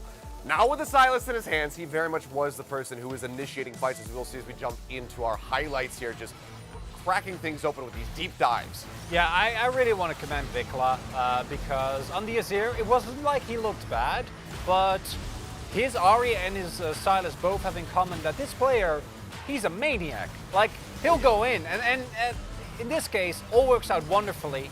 But it is actually what makes him such a valuable player, because with Vikla not playing in the front lines, Aiming has less space. And I think it's that one too that we've seen Live Sandbox, for example, utilize so well. Like, both of these players really augment each other. It's just making things crazy for the marksman to really play janitor. And Aiming in that role too, Vikla Aiming, each complementing each other really well in this game. So I think this is an approach that I want to see more of from KT moving forward in this best of 5. I mean, we'll have to see if they can maintain this. If they can, then it's looking like a reverse sweep is absolutely possible, because this was a night and day difference from them. DAM1 was never really able to find an opportunity, kind of like we saw from KT in game number 2, where they were able to fight back and have that really close fight. It was pretty one-sided the whole way throughout, as you just continue to see throughout the second highlight here. KT were always in the driver's seat and never really allowed for DAM1 to get in.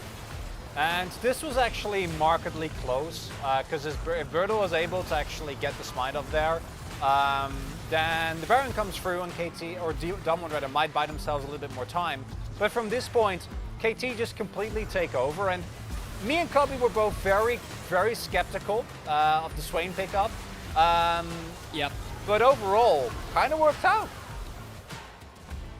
I think the fact that Swain was able to get out of that lane phase untouched is illegal. Died once. I would Yeah, that was it. Yeah, okay, died once, but you're in a long lane as Swain. You should be dying 3 times plus. So I think we won't see that again. We will see. But hey, Rascal able to take a pick that we haven't seen in a damn long time. Pulled it out and able to make it happen. That he did. Well, let's see if the Swain performance is enough for him to pick up the POG, or if it's going to go to someone else. Yes, of course, it's Vikla. I jest. Yeah. But who else could it have been? 100% kill participation at the end of this. Yeah, Vikla just having an incredible game here, looking like a extremely dominant. And this is the type of skirmishes. Yeah, at 14, you're fine. You get all the leeway in the world. We're happy you're here, Seth. As, especially into Sylas, these type of segmented skirmishes, him getting fed, you're gonna get boomed. Yep, Vikla Sylas moves to 7-2 this split as well. It's been a really big pick for KT. And honestly, all of a sudden, I think that DK needs to have a game plan. Maybe blue side is what they need. We'll see if they have something ready for draft to make sure that they can make this a 3-1. Yeah, well, 13 for 13 there for Vicla's win, and even though I might have talked on his kill participation, it was still massive, but it's not over yet. We go in once more to see if KT can keep running it back, go to a game 5. We're going to find out in just a few minutes as we get started. Thank you, Carpet Spaceman, for that wonderful breakdown. And to me, it's really great to see a young player like Vikla, the Rookie of the Year, have a decent, an okay game in Game 1, a much better game in Game 2, and then pick up 13 out of 13 in Game 3. And if I'm Dom1, I'd be a little bit scared of this guy. I mean, they have beginning to power up. They have been banning his Ahri every game, so I think they are already pretty scared of what he's able to do on that one. His Azir hasn't been his best champion this season. He's had some good games of it, of course, but hasn't looked great in the series. And then suddenly, he just pulls this one out with the Swain pick. They get a lead, and let's see what happens here in this 4th draft. Dom1 Kia having blue side again. They don't look very phased. Showmaker and Canyon in particular, clapping hands, ready to go.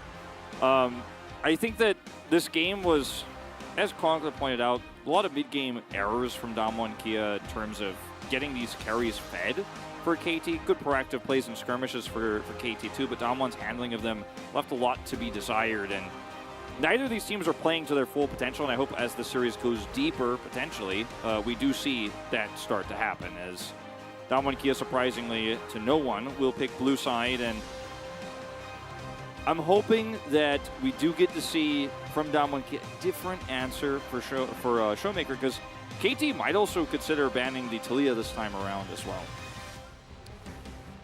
Yeah, it could definitely happen, as I think there are a lot of questions to be thought about here in this draft. Will we continue to see the very high prio on the Lucian over something like a Sivir? Is another question I have. Where does the mid lane end up? Dom1 Kia back on blue side now. Can certainly do some damage here.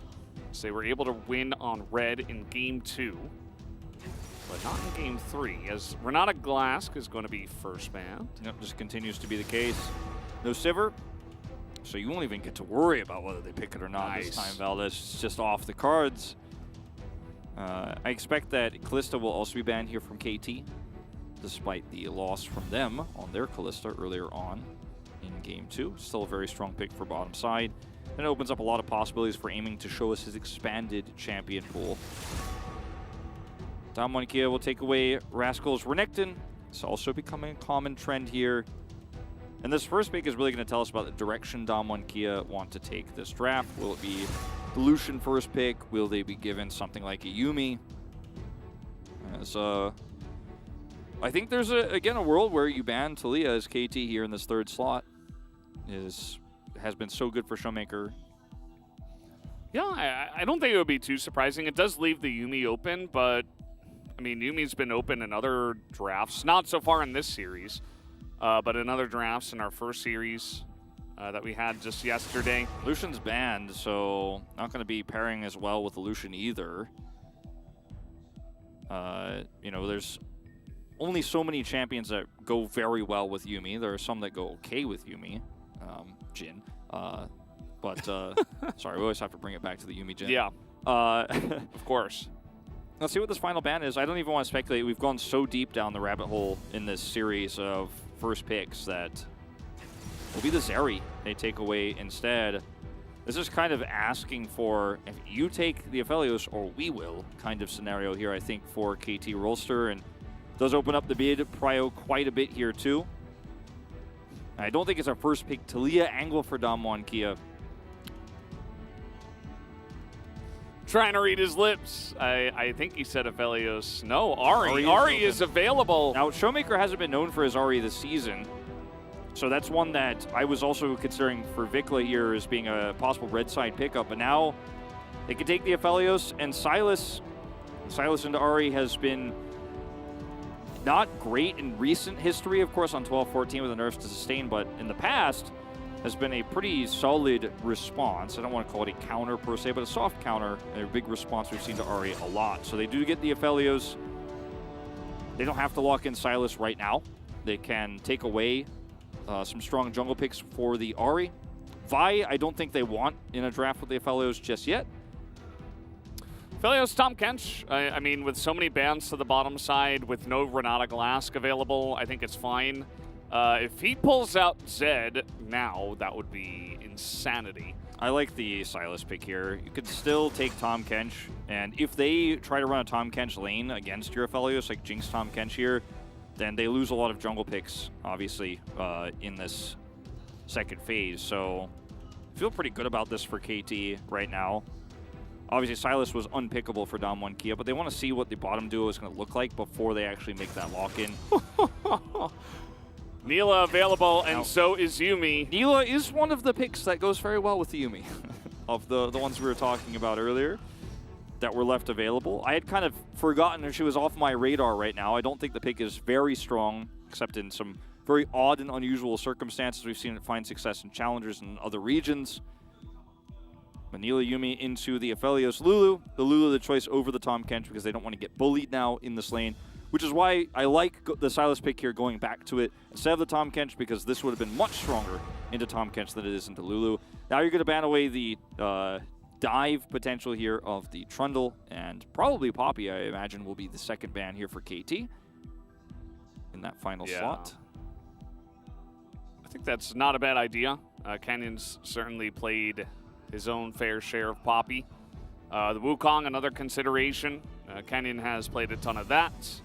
And it's just been very meta for a very long time. There's lots of focus here, of course, on the jungle, because it's only jungles and tops that are available. I think KT would love to play the Wukong themselves if they can get their hands on it. And they have pick prio here, so they take away the Poppy. Skarner's gone. See if Dom1 Kia also are willing to ban that Wukong here. I think that it's a very easy lock-in for KT and save that 5th pick for counter pick for Rascal. Sylas technically flexible, but seems very unlikely in this case. As Kali. Yeah, he wasn't saying Wukong. That's kind of signaling. Yeah. What is to come. You pick Wukong, we'll pick Gwen. Seems like a little bit of a handshake. I think it's potentially come through. I think it's okay for KT to give the Gwen over. It doesn't work that well with Dom1 Kia's comp. Yeah, it's going to be some extra side laning power here, but Neela, Ahri, Gwen doesn't sound like an amazing composition in terms of front to back here. Huh. I mean, I think that was I know what you guys are going to do. Yeah. Just a little bit of that. And yeah, it would be blind Gwen, but you took away one of our big counters. Wukong, the choice, the Gwen. Still, teams are saying, even through her ups and downs, she still brings power, especially later on in the game. It is a lot of AP damage, but Ahri Vi, still available. It has been huge, and Cubby even said on the desk, we need more focus on the mid jungle. Yeah. TK just got one of the best duos. And that's the other jungler that KT couldn't ban away here. Is it going to be as powerful in the bottom lane? But mid, that is definitely going to be a huge power point for this Vi pick. The Gwen, we all know it's coming. There it is, locked in. And for KT, there are so many different options they could pick here in terms of mid-game fighting. They could take the Ornn, they could take Sejuani, they could also just even take Gnar. Lee Sin, I don't know about that one. Let's go. Come on, Rascal, drop the gauntlet. And will be the Ornn, it looks like here. Just really strong team fighting, straight up.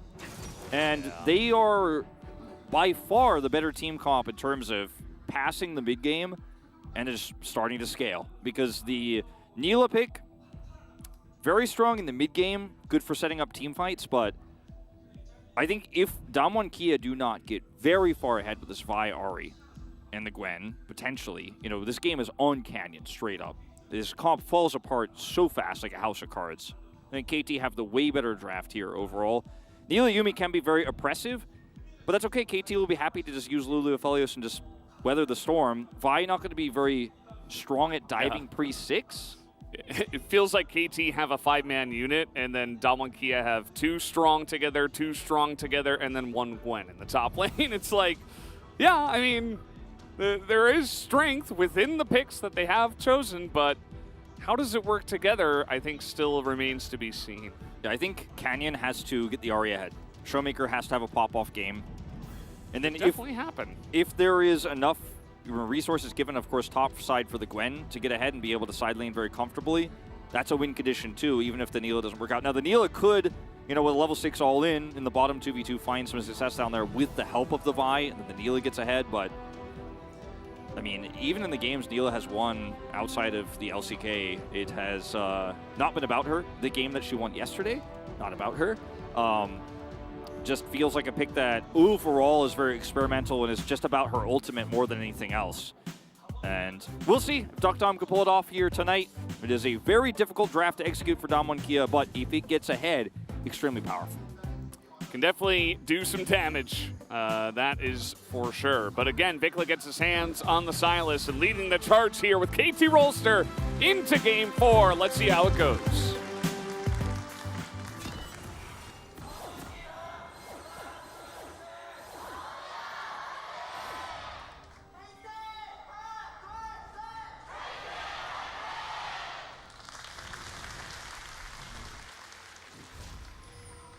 Here we go. We're still in round 1 of the playoffs. We already have one of our teams making it through. It was, spoiler if you didn't watch, Live Sandbox taking out DRX 3-1. You should have watched that. It was a very fun series. Yep, Deft's last LCK game. And he will, of course, still be playing in the Worlds qualifiers. So might be representing the LCK if he's able to make it through. Remains to be seen, as was very fun to see his Lucian yesterday. Pulled off a very impressive game of it, despite the loss. Yeah, no Lucian here in Game 4. No. I think after Eaming also pulled it out and also kind of dunked with it, Dom1 Kia were like, it's strong, but we don't want to first pick it. It's very kind of puts us in a hole of exactly what we need to do in a draft. KT were able to make it work on blue with their first pick, but so seemed like DK didn't want to do that. Calibrim range advantage versus Neela, who arguably is a range champion, who needs her Q to actually get her swipes off, means that she starts Doran Shield in this matchup because of the harass that she's going to be facing. This happened yesterday as well, where we did see that one started for Deft, and it's just a rough early part of this landing phase, but with the passive experience they're going to be picking up, they're looking to take a level lead, and then things can start turning around. Aiming took Ghost this game, I think is a good call. We'll be, of course, matching Neela. She's extremely mobile in terms of her laning. She can, if there's a jungle gank, follow up so quickly. It is crazy, but she will not be able to do it alone, even with a cat on her shoulders. Oh boy, we just had this happen to Vikla in the last game with the Poppy. I guess that was 2 games ago, but still, the level 2 ganks. This time it was with the Wukong that actually had red buff. Canyon didn't have red buff when he went for his gank. Yeah, this didn't end up being a great trade for Vikla, however, and Canyon is nearby off vision. Vikla trying to check this one out. No ping onto him. They have a ward down there to the bottom of the river as well. Canyon is just lurking, but Vikla knows. Showmaker missed all 4 of those, or at least all 3 of those last CS, including the cannon. Well, he's just so focused on setting up for the gank. I suppose that he will make some errors here. He went first strike as well, instead of the electrocute or unsealed spellbook we do see on Ahri most of the time. We'll see if this ends up being valuable in the mid game where he will be able to farm up big money.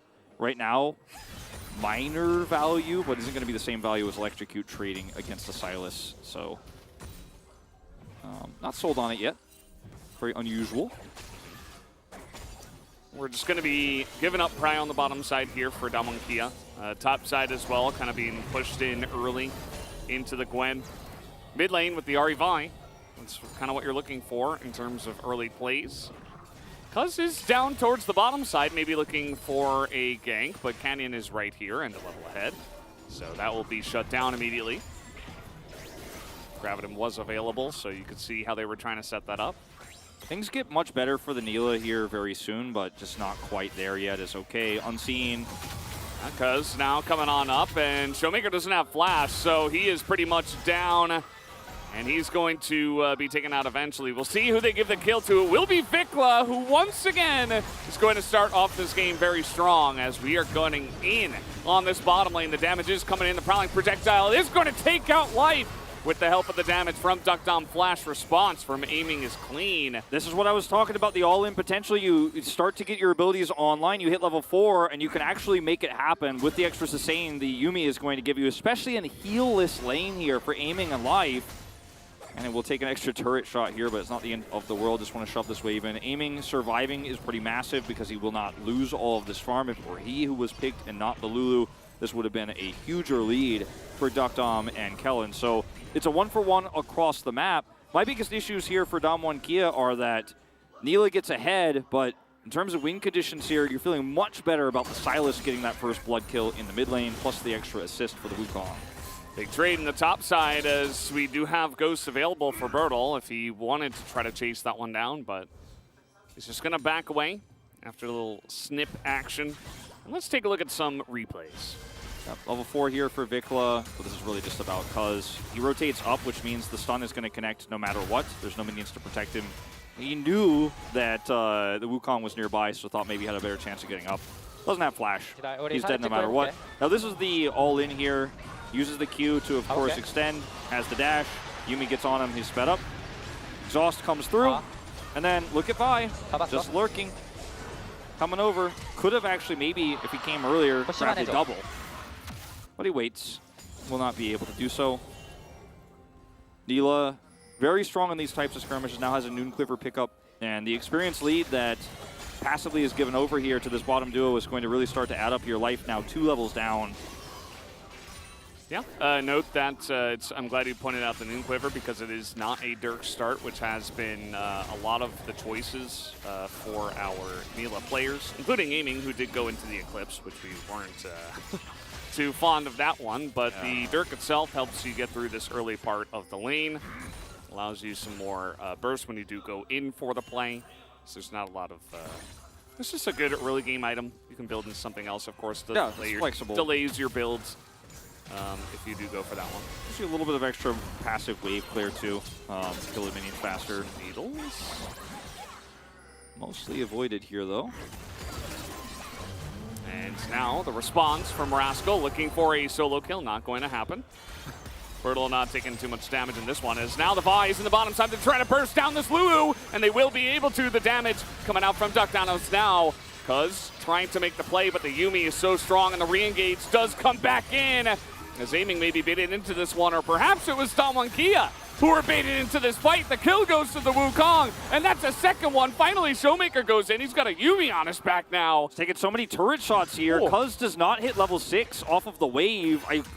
Seeing him come over here and looking to try to turn that one around, I thought he for sure was going to be hitting 6 because without Cyclone, that was so risky. He still ends up pulling it off, at least somewhat there. Showmaker comes over, tanks a bunch of turret shots, and we'll get back to lane.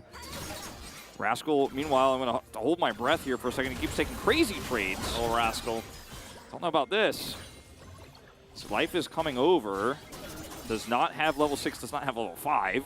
Don't know about this one. They're just going to lane swap here, and okay, that is the reason.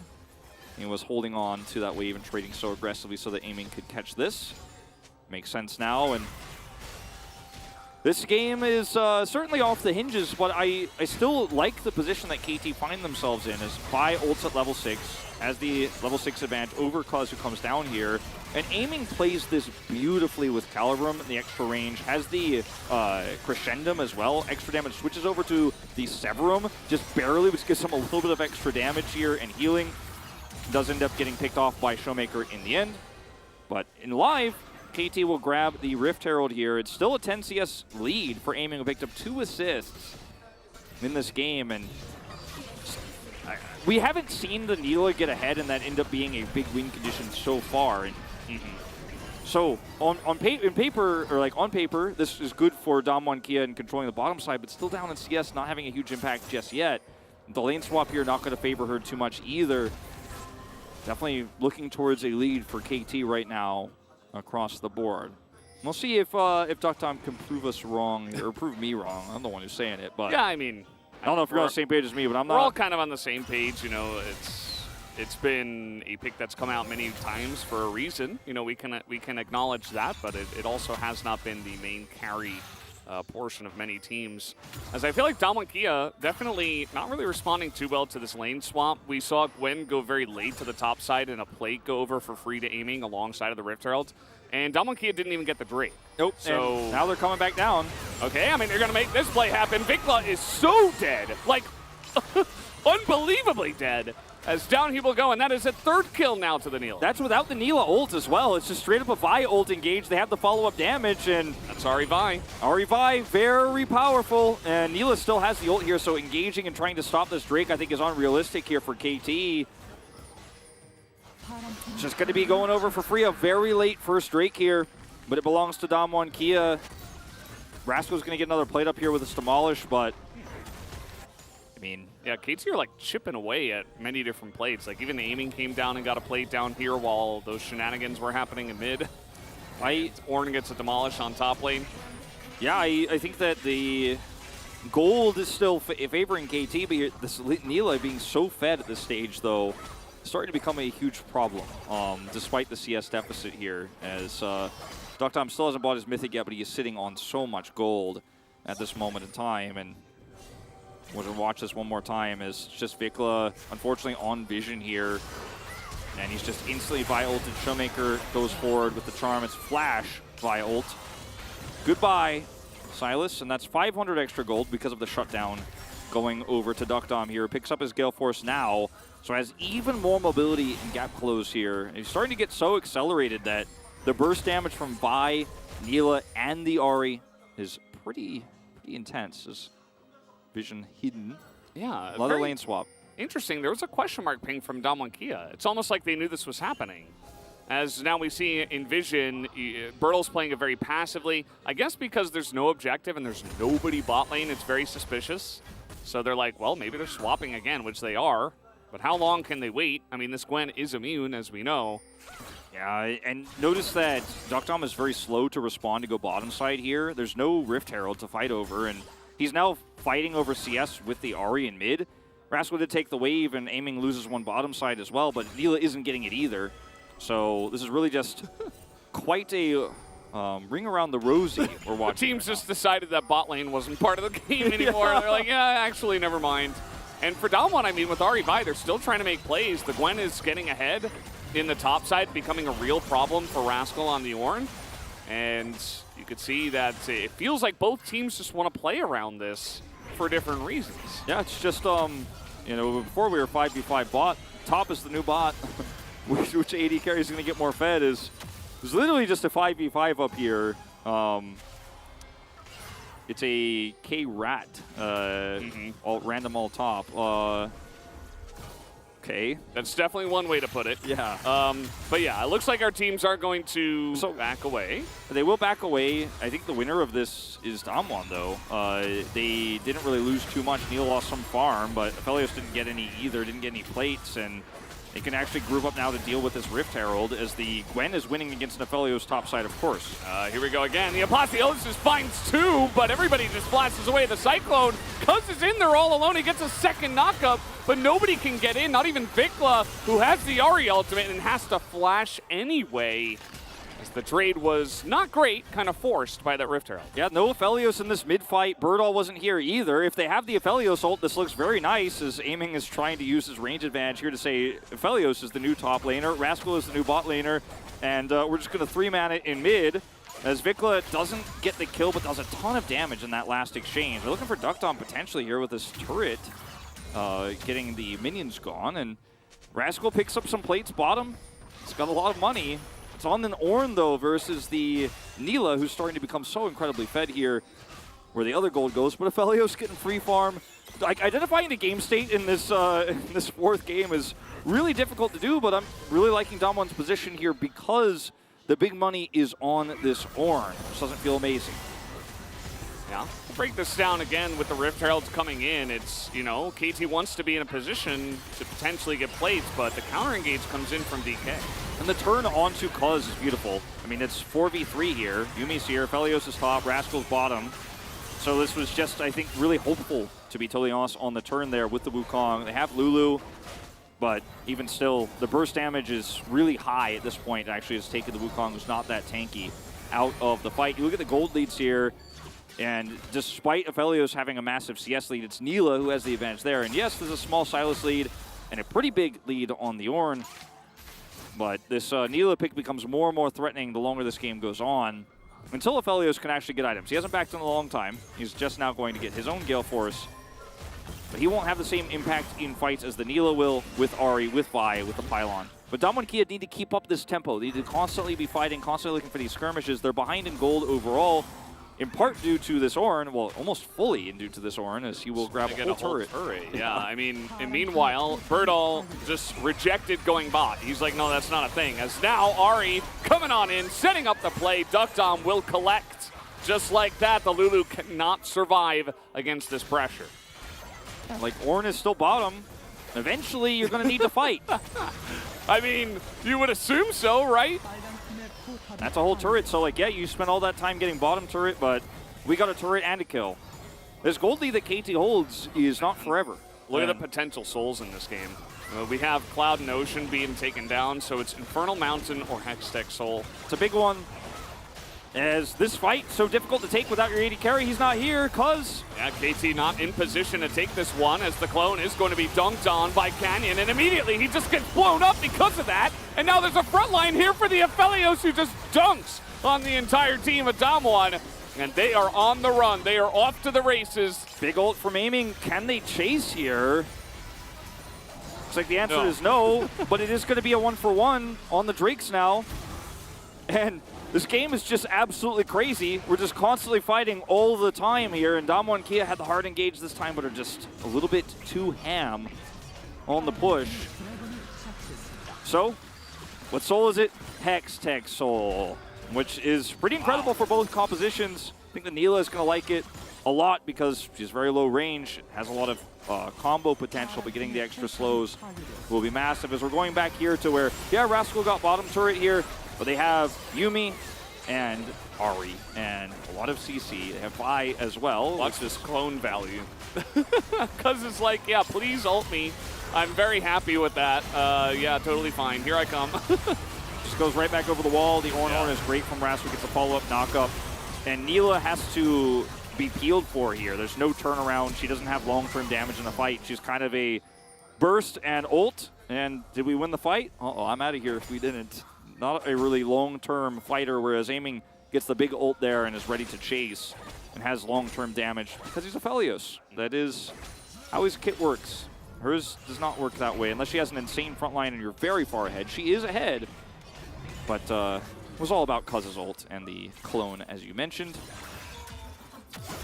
Yeah, and the fact that Rascal had that position and Damwon knew about it, but they still went really deep. It's like you're taking a big risk, and really you only do that when with Ahri, Vi and you know, the follow-up from Neela, you think you can burst someone down 100-0 and then just follow up off of that and the flank doesn't matter, but once it's denied, it matters a lot. And Damwon need to continue the tempo that they have, right, or had. They don't have it anymore, and so forcing fights like this, even when your opponent is ready to absorb the aggression and turn it on you, it's frustrating to watch if you're a Damwon fan, but at the same time, like, they need to fight. This Neela is very far ahead. They want to use the insane pick that this composition thrives with. But if you fall behind in some of these fights in the mid-game going too aggressively, as it feels like has been the stories of this series, then, yeah, suddenly the scaling that KT's comp has and its straight-up 5v5ing and longer fight power starts to show, as we saw in that last one. Well, second Rift Herald's just pushing bot kind of anticlimactically. It's just going to be thrown in here and taken down. Takes down the bot lane turret, which in this game has not mattered seemingly at all to either of these teams. I think it matters, but the teams are like, nah, not really. I like mid and top more. Well, I mean, there was no vision for KT really near a potential dive setup for Damwon Kia, so they didn't want to set up for a defense there and get piled on. And KT are just now saying, yeah, you can take some temporary gold here, but we have the scaling comp. We're just not going to fight anymore unless it's on our terms exactly defensively. And the second Drake that they have affords them all that extra time to do that.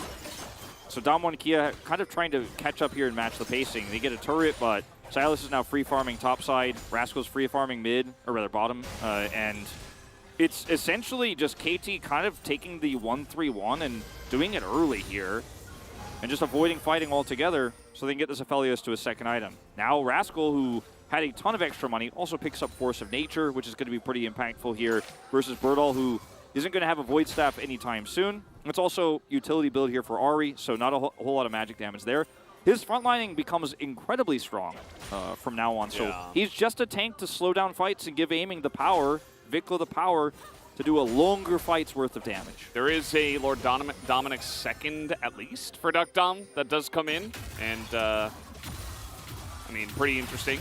But at the end of the day, you are exactly right. You know, a lot of this magic damage in the two of them will be denied. The Vi has been doing kind of middling. It's not really going to be a huge damage threat, so I think that Rascal as a frontline is going to be pretty thick. I don't think it's going to be easy to get through that one. Yeah, the LDR is such an interesting choice here because, I mean, we normally see, in the rare times we see Neela, we see lethality, but... Same for aiming, by the way. Yeah. Second. I like it a little bit more for him because he's going to be hitting a lot of auto attacks, whereas Neela is looking for a wombo combo and somebody dies, but won't actually be hitting that many auto attacks with her low range. Otherwise, she's going to be dead. You know, if she's hitting more, it means that the fight is still going, which means KT are turning it. At least he's going crit. That's good to see. Yeah, that's step one. Yeah, so we're definitely having a bit of a lull after the insanity that was the early game. Viklet's going to harass a little bit with the Spirit Rush that he did just steal. And he can hold on to that for a little bit. And, yeah, I mean, we have another Drake coming up here. It is in about 8 seconds, but with the huge committal to the top side here by KT, looks like they're just going to give it away. They don't want to fight. They're just saying, I won't fight you. I will not do it. Just going to get a turret instead. A little bit more control of top side of the map. And unfortunately... cross-map play here. Yeah, like, unfortunately for Damwon, they don't read this well enough, and there's no turret in mid. There's no turret in bottom, so they can't defend top side because they're a little bit slow on this, and by the time they realize there's no way to just break off and be like, well, we'll get a turret bottom too, haha, because you guys committed so much top.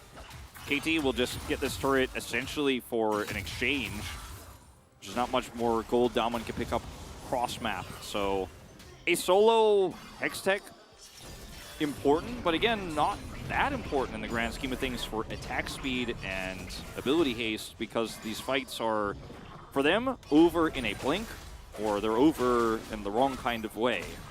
So I think KT made the right call to just say, nah, no fights, not happening. We're going to outlast this composition. Yeah. I'm glad I got to hear a little bit of Star Guardian with that Neela skin, because we had that for a week at LOL Park, and then it disappeared. We went back to the same songs we had since the beginning of the split. I'd like to have another Star Guardian week, at least for the music. That'll probably happen again. That's nice. Maybe next year. Right, Wolf? Yeah, maybe. Yeah. We're just hanging out. And this goes back to game one. Damwon Kia not able to figure out how to force fights here. If KT just say, not interested in objectives, Damwon look a little bit lost in terms of how to force those fights and advantages. In fact, it's KT who's being proactive. Your bottom side. Yeah, should be able to get that. That's a flash into double knockup. Aiming is very slow to enter this one. Has to be kind of careful, but now he goes in with the Gravitum, and now he has the burst damage to get through that one. Damwon will be the kill over to aiming. Can they even try to start up Baron here? There's no cross map available. And this just keeps happening. Damwon are just sitting around, and KT are like, we're not. Where's Aphelios? You guys don't know. Gwen thinks she just gets a free Silane? Absolutely not. With Gravitum, they have a proactive play. Rascal flashes for it.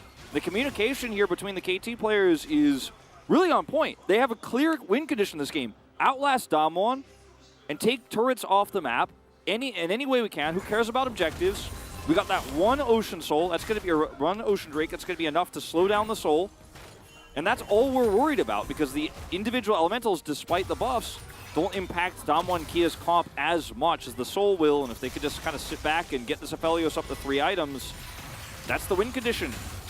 And that's going to be more gold in his pocket after that pick onto the Gwen, who has been relatively invisible this game because of how little fighting we've had and how weird the top lane swaps have been. So Rascal flashes for this. Aiming has Gravitum.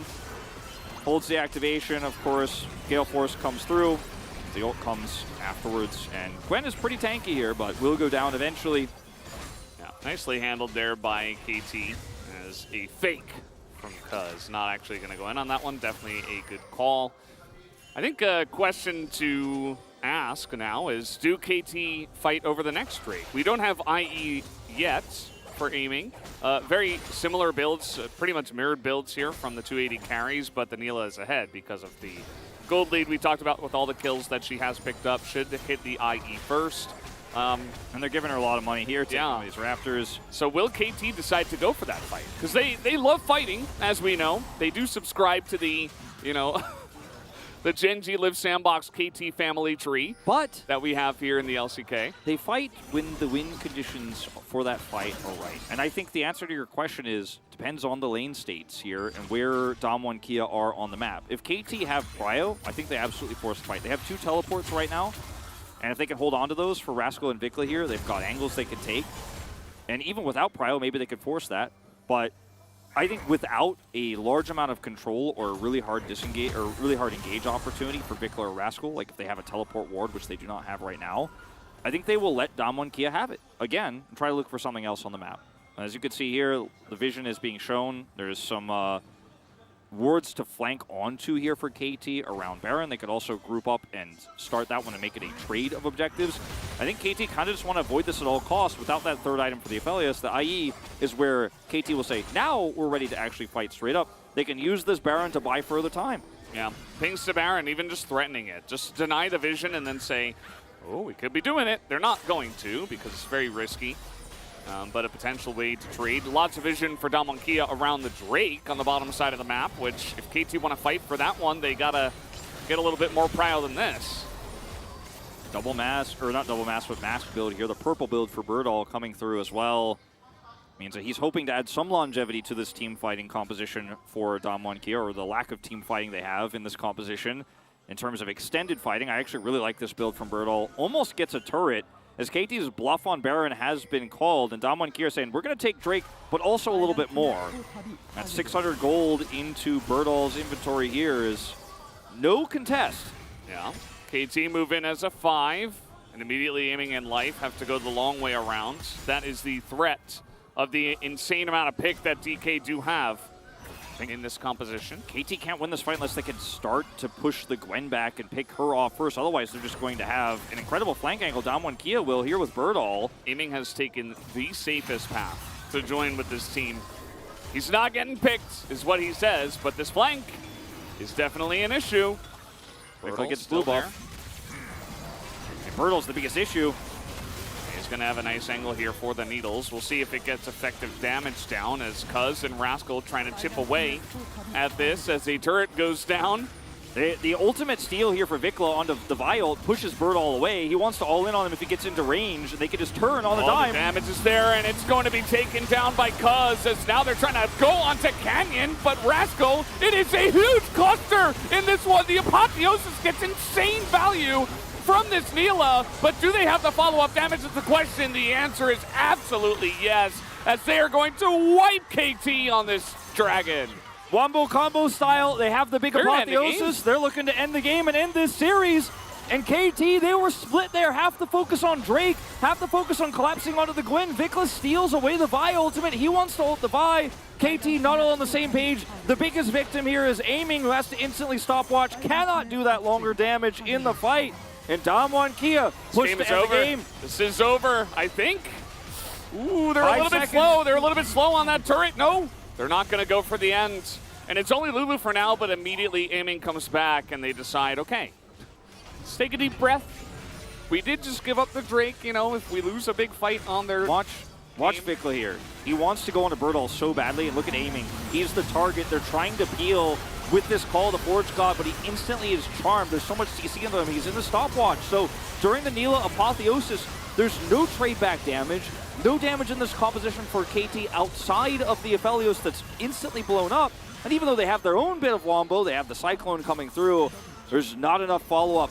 As like we said, and like I've said so many times, this game is fights end in the blink of an eye for Damwon Kia, or they lose them. This was one of those fights where you have the 80 carry instantly deleted, the Apotheosis follow-up is great, and there's just no sustained damage. Even with the Silas here, into Damwon Kia just running over you. Like KT Rolster are asphalt to be steamrolled down, steamboated. Steamboated, yeah. And yeah, I mean, there's just not too much peel if they get on top of the Aphelios. You have wild growth, you have some stuns, that's about it. As now Rascal's getting caught in the side lane. The needles are coming in. The wild growth here onto Rascal, but eventually he's going to be taken down. That's a 6th kill now for Duckdom and should be Baron. That should be Baron. Vikla having to deal with this mid-wave. Super minions here. It's only one turret on the Nexus, so many resources have to be committed. They're nowhere near this Baron. There's no good steal angle here. Showmaker's also on the flank to punish Cuz, who is going to have to walk over this control ward in order to look for the steal. They know they're there, and we should have an Ahri in position in just a moment. As over the wall they go, that's immediately going to be life just being burst down 100-0. Cuz will get out. They stop the Baron take at least, but I think they're paying in dividends. Yeah, I think Damwon and Kia probably don't even need to take Baron now. Take it again. Take it again. I mean, they could have just walked mid. KT survived. They kept one Nexus turret alive and their Nexus, so they're still in this game, but Damwon and Kia have ultimate control. Vikla on a flank angle here, but there's just no way to commit. You lose anybody else, the game ends. You lose the Baron, the game ends. And they have to buy time somehow for the inhibitor. We're going back all the way to Rascal getting picked here on the top side of the map. Cuz just leaves him out to dry. There's a Yumi ult here. See in the player cam when this happened, Cuz and Rascal having a conversation, really frustrated about the scenario. And KT started off the communication and their win conditions were so good, but eventually one team fight goes the way of Damwon Kia, and they're just rolling over this game now. Like, they're just flattening KT in fights, and KT can't ignore these fights anymore. Yeah. Remember, you asked the question, will KT fight for the Drake? I said, if they have the right conditions to do so. I was wrong. They fought for it anyways. They didn't have the right setup, and that cost them the game. Yeah, they subscribe, you know, to the family tree. You were right. Gen G lives Sandbox and KT. I mean, at least Gen G are the best at it, and they don't make mistakes, but KT, you know, kind of second or third on that tree, and, you know, sometimes the fights are just taken. Murdoll's got an angle. Best position. Yeah, he's just going to push in with mid. I mean, he could probably take down the turret by himself. He's going to force KT to split, which means they won't be able to defend this bottom turret anymore. Yeah. Still have that Baron buffed cannon, just getting to work onto that turret bit by bit. Not the greatest siege here for Damwon's comp, playing it patiently. Yeah.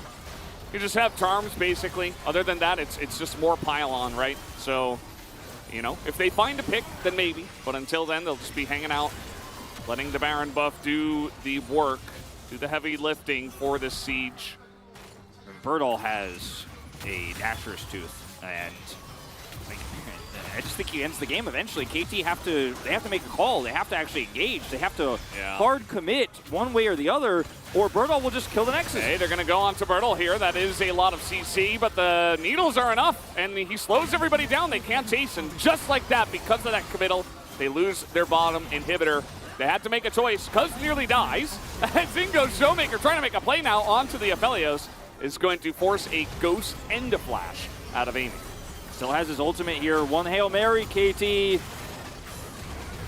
Damwon Kia still taking it slow as, okay, the Stolen Vial ultimate does come out, but Vikla's left all alone on that backside. He's trying to do something, but look at Birdall, and Duckdom goes in with another massive ult, but it doesn't quite do the damage. Where is the damage here from the side of Damwon? No way! It's not there as Duckdom is trying to stand up, but a defense has been put on by KT. Well, Vikla did so much in that fight. He lives, he heals, he takes out Showmaker on the edge, and he had the Vial to get on top of him. And unfortunately, in longer fights, I mean, still, even in this crazy scenario where Damwon and Kia are in the base of KT, longer fight goes the way of KT. The stopwatch was great against Aiming's ultimate there, but it ultimately isn't enough. And they left open the Drake, so KT can come over here. Baron is gone now. This is going to be outer turret gone. Soul point go to KT.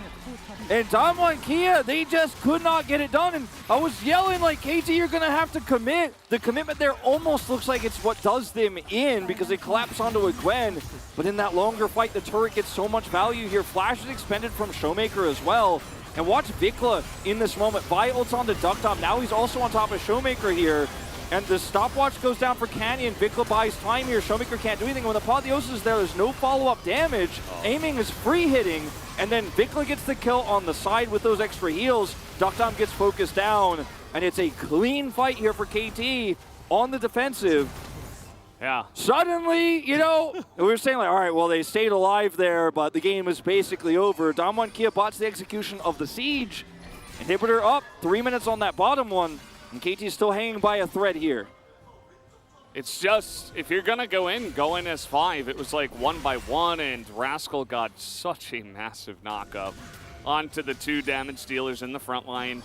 The Gwen was not immune, and Duckdown was certainly not immune. And just like that, everybody had to run. So the game is not over. Doesn't mean that KT comes back and turns this game on its head, but they did get another Hextech Drake, and they did defend their base. There's no more Baron here. They don't have a lot of map control. Cuz has That's GA. one thing. Yeah, Cuz has GA, which is a huge spike for him that he will be able to use in these upcoming fights, can force a very deep dive. And he's much more difficult to kill, so, you know, this Neela all-in engage, if it hits the Wukong and KT just spread around it, then obviously he'll just pop out of the GA, and that fight is not winnable for Damwon Kia. They need to 100-0 Aphelios somehow. That's the target they want. Yeah.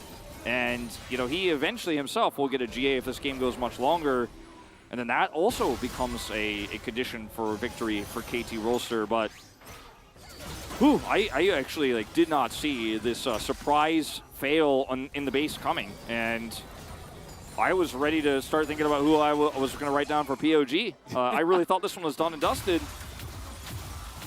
Yeah, it certainly felt that way, but a masterful defense here from KT. They won't go down without a fight. There were more than one fan signs out there that said the exact same thing. You know, it's KT Summer. They won't go down without making it hard for you guys, and certainly they have been a big thorn in Damwon Kia's side. This has not been an easy victory that Damwon Kia have had so far. Certainly not. Ducktime has been so integral to all of the team fight wins they've had so far. The follow-ups from Showmaker and Canyon, or the engages from Showmaker and Canyon that he follows up on, have been great. Risky place to back there, aiming. But now, can he actually stand the test of time with this build? I mean, he's on 4 items. Got an extra crit cloak. He does a lot of damage with each and every auto he hits, and will be able to take this Baron down insanely fast. But will he be able to win a longer fight against KT when they're all here? Grouped up as 5. Aiming gets GA. He's coming over as fast as his legs will carry him. Yeah, but he's here a little bit late. I mean, they could maybe go for a post-Baron fight as saw the glitter lance and also Cuz over the wall, as now he's going to get a big Cyclone, but he's all alone. And just trying to wait until he gets his clone back. He will hop over the wall, and that should be good enough. So even Damwon Kia don't want to commit now into the jungle. Damwon have Baron. They have that bottom push, which is going to be cleared up very quickly here. And they're going to just get Soul. I think Damwon should try to siege the base instead. Like KT are saying, all right, well, thankfully you guys are going to spend a lot of time doing whatever else you're doing. I don't have vision of where you are, but you're not in our base, so we'll take some extra time to defend here. And Cuz will get his Cyclone back. Without Cyclone, I think there's a very hard angle for Damwon Kia to siege this one up. But there's so many nerves in this series. So I think truly for both of these teams, Inhibitor respawns here. And Damwon are playing not to lose rather than to win, which means that KT will get a few more opportunities for straight-up team fights. It's the fear of the reverse sweep. It gets put into your heart once you lose on a on a Nexus push like that. I can't blame him. Even these guys, especially Showmaker and Canyon, who have been through the ringer and have been to the highest level, even they don't want to make a big mistake here, and they will take every single precaution and take basically no risk from here on out. Although, little angle here, potentially. Canyon also with his GA here can dive very deep. Well, you have to kill somebody instantly, and that's the problem. I mean, that's the issue here for Damwon Kia's comp. If you don't kill somebody, if you just charm Rascal and he just survives and knocks people up, then the fight is over. You lose it. Level 16 on the Moonlight Vigil here for aiming as well. It's got big Infernum damage. Still waiting. Still very tense in this mid lane. Just trying to push in with the Baron, trying to get that supreme kind of priority that you do get with this buff. And it's looking good so far, but not moving back towards the Baron here as KT push up. Try to gain position themselves. Gwen side laning with teleport.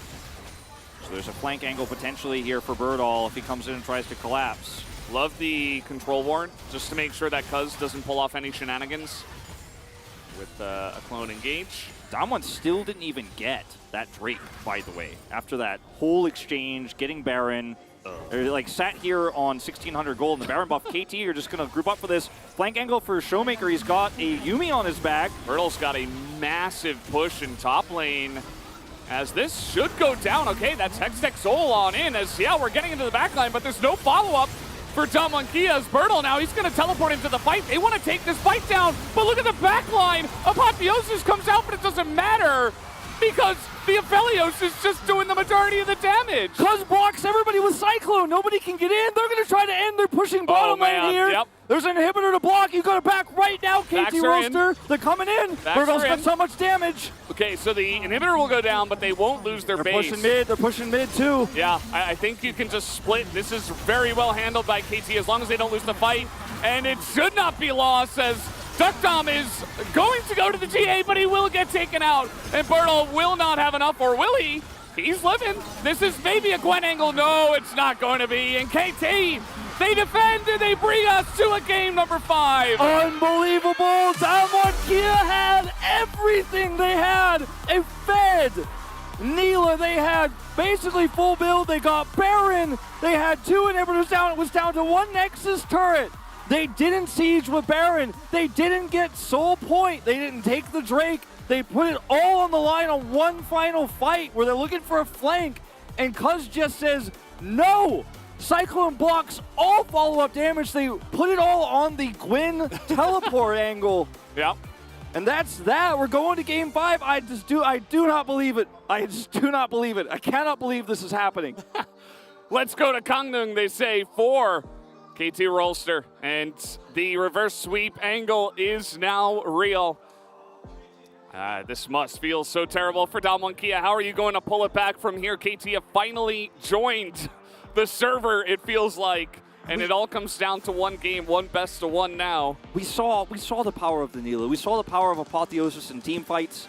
And the Vi Ari Neela gave Damwon such a huge lead. And even with the gold graph here past 32 really spiking up for KT, Damwon were still in control.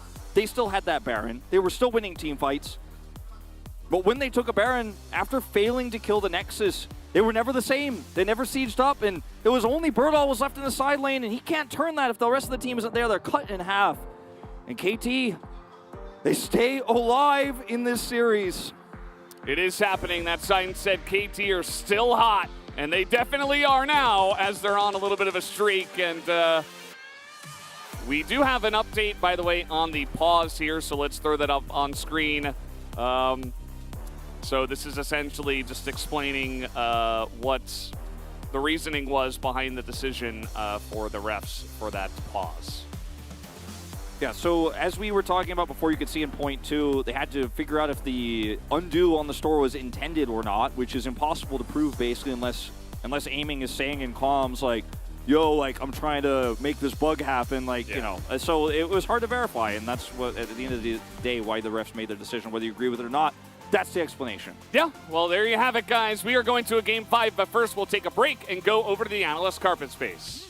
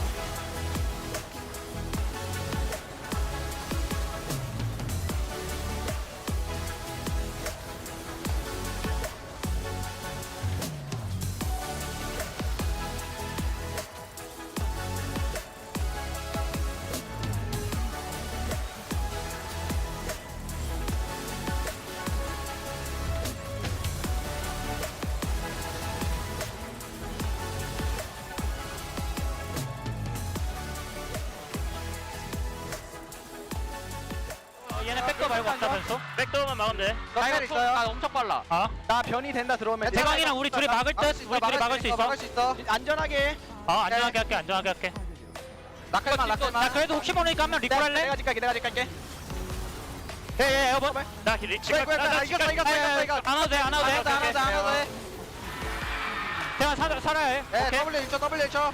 이겼어. 내려. 끝내. 나이스. 막판을 정해보자. 나이스. 가보자. 가는 거야. 오케이.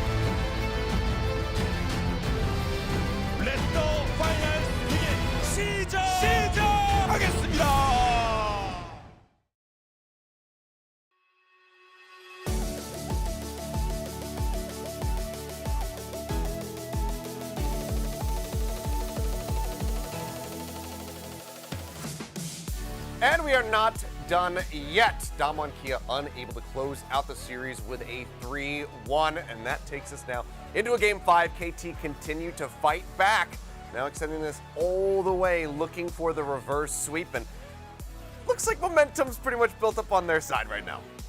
I don't even know if that's, I don't know what's happening. I don't know if either team has any momentum. I don't know what's going on, because I had been assured that Nila was bad. I had seen this, we could verify this.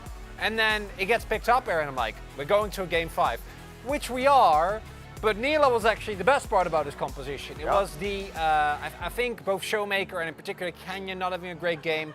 And then this Gwen, also a different look for Birdle. And then KT. with, again, that Silas. I keep coming back to it. I feel like Vikla, together with Cuz, really was the backbone for KT in this one. This is a difficult game to talk about because it really feels like we should be celebrating DK's win.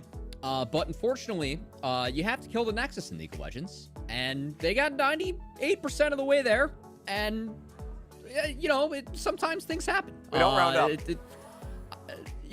We don't round up. I really don't understand why DK took a fight where Ahri was down ult under Nexus turrets, and they got blown up.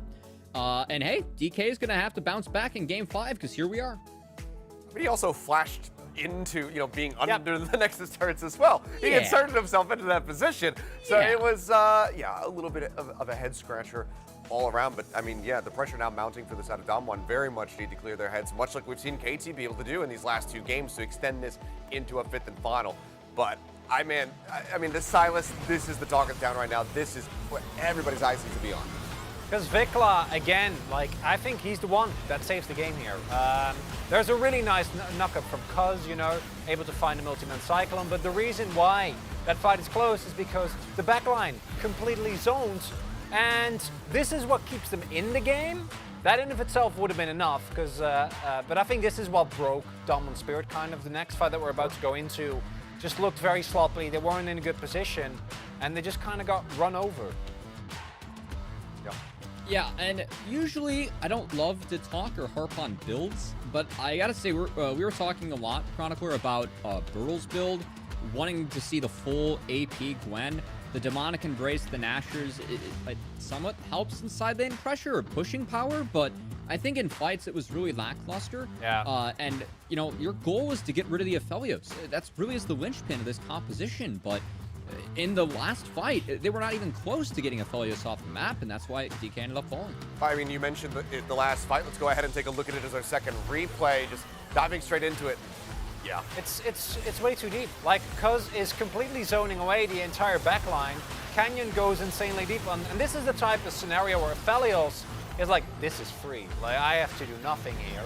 There's just a Vi on me who I can ignore, especially with a Lulu still besides, and if you go for that play as Canyon, you need to be ready. And even if Berto and Docdom win this, I don't think they're on time, right? You're playing into an Aphelios. No. And it gets closer than I think many of us would have expected. It's not going to be enough. I certainly didn't anticipate them to be able to get it this close, but you were just whispering in my ear. You're saying, it's Gwen. It's Gwen. She can win this. It's Gwen. And he really almost did, pushing it to the limits. And maybe if that build was a little bit different, we would have seen the victory. But let's go ahead and now dive in and see who our player of the game is. Take a look at the POG, and unsurprisingly, it's going to be Vikla. The Silas wins it again. Very short note, rookie of the split. I personally was on the Kyle train, but seeing this series, being this fearless in a high-pressure situation, I think is incredibly impressive. And really, and it tells the story of why KT has been as successful as it has been. And swapping off that Azir, I think, has been one of the really pivotal moments of this best of 5, as it's just been a game changer for KT, playing with a Silas the priority, able to play through mid early, and then Vikla able to just really play with this champion fantastically in team fights. And keep in mind, Vikla's champion pool, not only impacting KT's side, but also that first pick Ahri from we're not used to seeing that from DK. So Vikla's having a huge impact in draft and in the game, and I'm really curious to see how that impacts Game 5, as you got to worry about both the Ahri and the Silas. It's worth denying both at this point if you're Dom1. All right, well, we'll see if they're going to do just that, as we are ready to go into game number 5 and see who is going to be moving forward here in the playoffs, KT or Dom1. Let's see what happens as we hand it over to Valdez and Wolf. Thank you, guys, and it all comes down to this. It is Silver Scrapes here in Round 1 playoffs. Dom1 Kia up against KT Rolster. There can only be one to go up against one of Gen G and T1. And at this point, if I'm Gen G, I'm scratching my head. I don't know. Who do you pick? Maybe it is Live Sandbox after all. So much pressure on Rookie of the Year. Picks up back-to-back POGs. As Krubby said, the shift to Silas is the really big turning point in this series. And, it's a tough call for Gen G, but we'll have to find out who's winning this series before they make the choices. I really think that a lot of that last game came down to Damwon Kia's indecision. And that's one thing KT have had, I think, in basically all 4 games. Sometimes the pressure comes, got a nosebleed, he'll be all right. Confirmed nosebleed. Thank you, G-Sun. Yeah, it's not the Valorant tissue meta that I've seen Achilleos talking about on Twitter, but I think that the way that this KT Rolster team has come together throughout this season is just exemplified in that win there, where they don't give up. They fight Talon to the very end. Vikla has the heroic play to stop the Nexus from going down. And Damwon Kia choke in that moment. They punish them. They punish them a second time. Positioning of aiming on this Aphelios was amazing. He was never really under any threats outside of the one time he was picked there on that Drake fight they forced, which was how Damwon got control of the game in the first place. But later on, they kept it together, and that tenacity is so scary. I think I say this all the time when we go to Game 5s or Game 7s and other esports, but preventing the reverse sweep is way harder than reverse sweeping. When you get to the Game 5, the moment where the team is about to be reverse swept, the pressure is absolutely on Damwon here. Preventing the reverse sweep is something very few teams can do when the momentum is swung so heavily in favor of KT, especially with how that game ended. The failure to kill the Nexus. And the players just need a little bit of extra time here because we've seen everything tonight. We had an hour-long pause. We're going to Game 5. It doesn't get more testing than this for these players. Vikla, first playoffs in the LCK. Looks like Life needed a little bit more time. Not much that the tissue meta can help him with.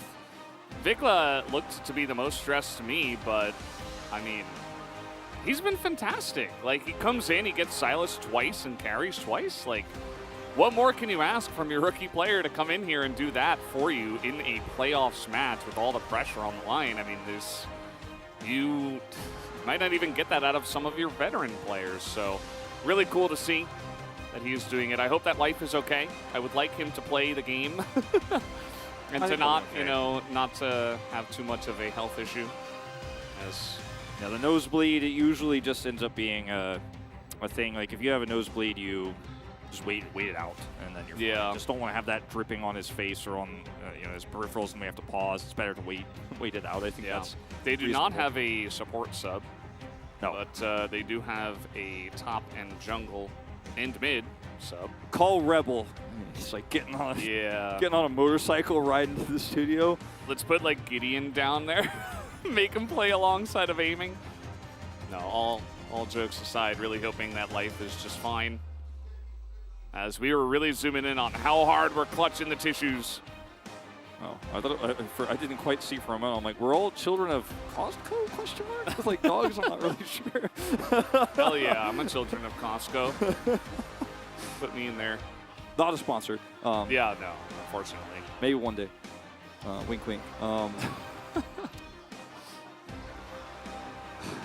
It's all down to this, and I think that we've seen the Ahri bans for Vikla.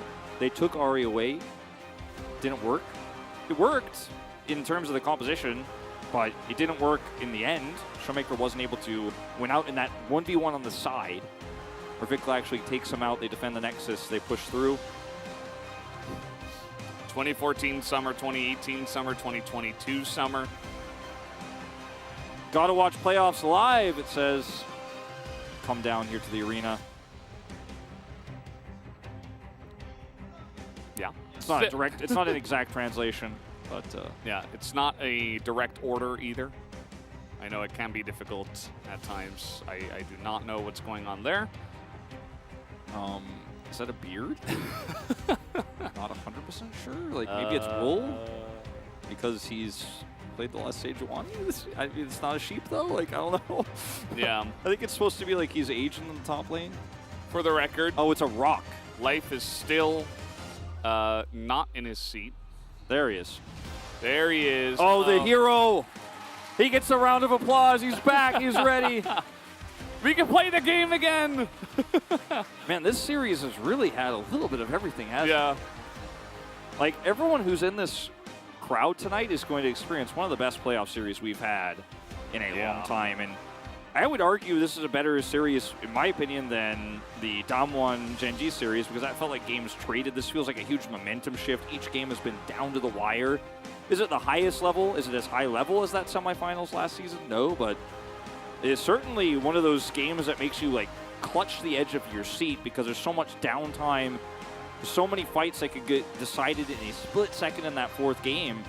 We're all just kind of holding on to the desk real tight because we don't know where the end of this series is going to go. But that's what we're here to find out as we go into Game 5 with Dom and Kia on the final blue side pick. Birdall stayed in the whole series.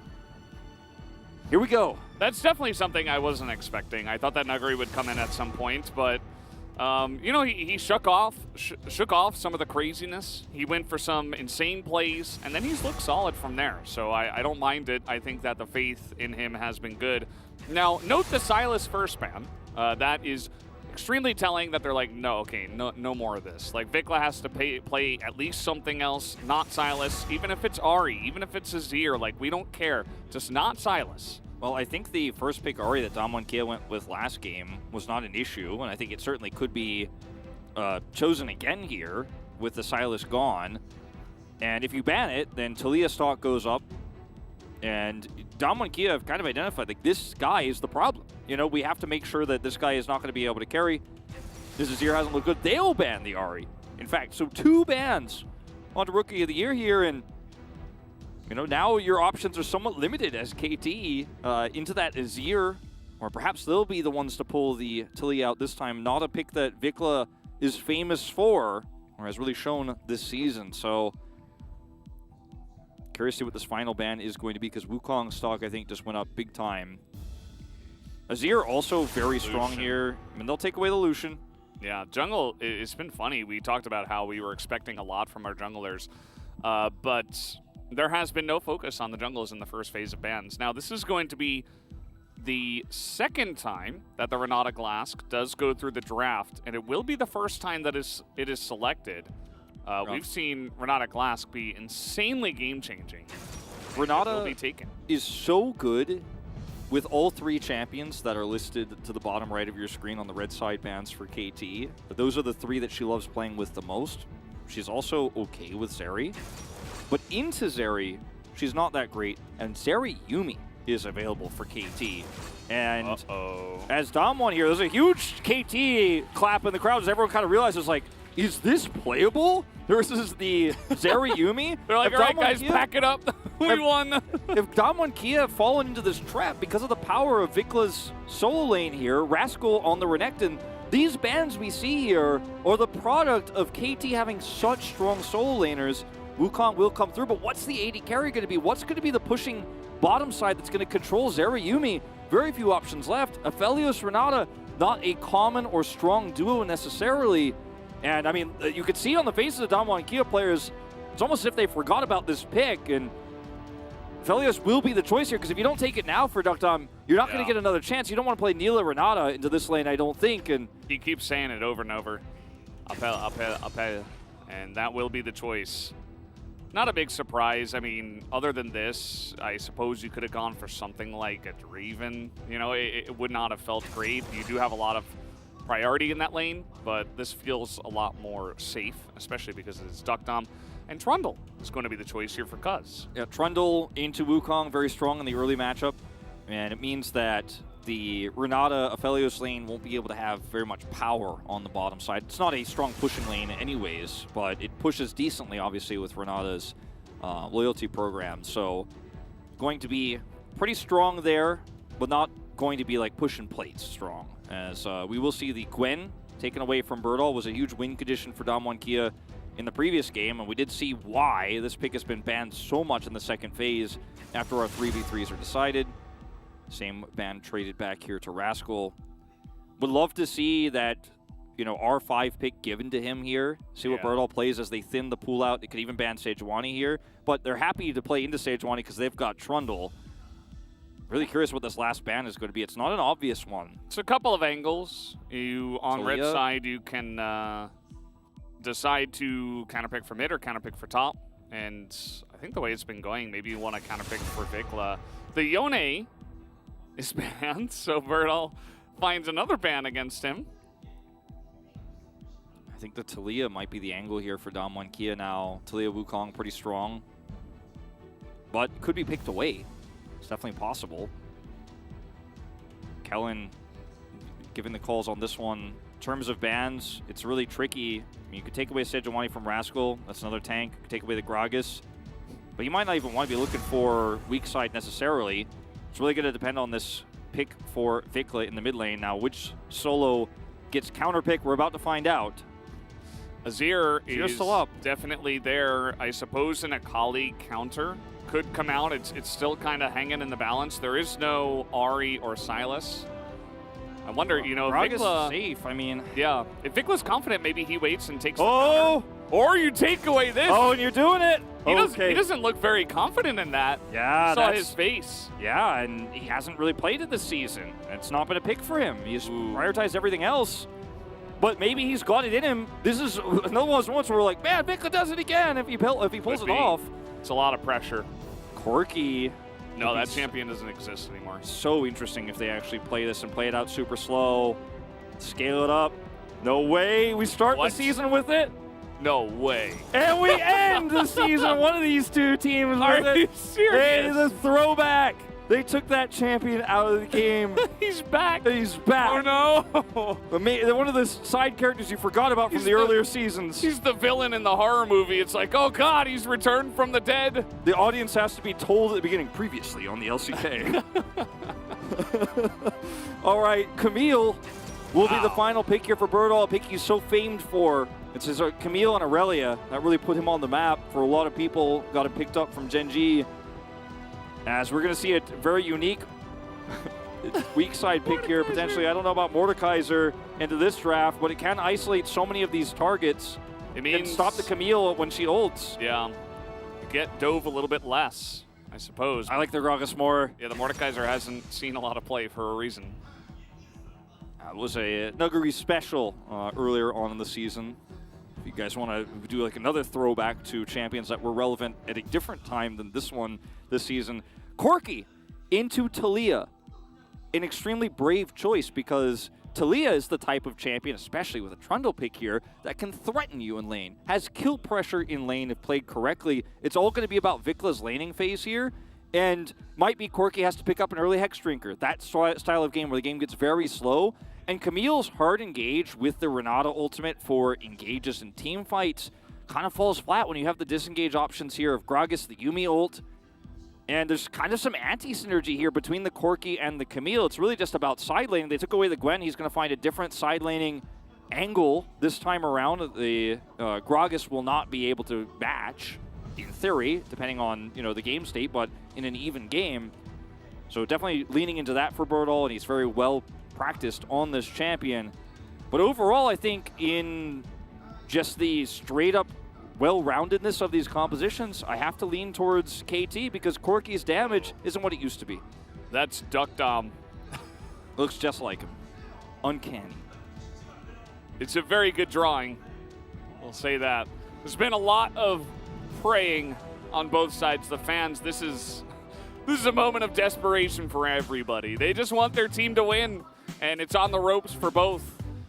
It's not an easy position for anybody. The pressure is now on. In Game 5, Silver scrapes here between Damwon Kia and KT Rolster. Looks like we're ready, guys. Let's go on to the Rift one last time.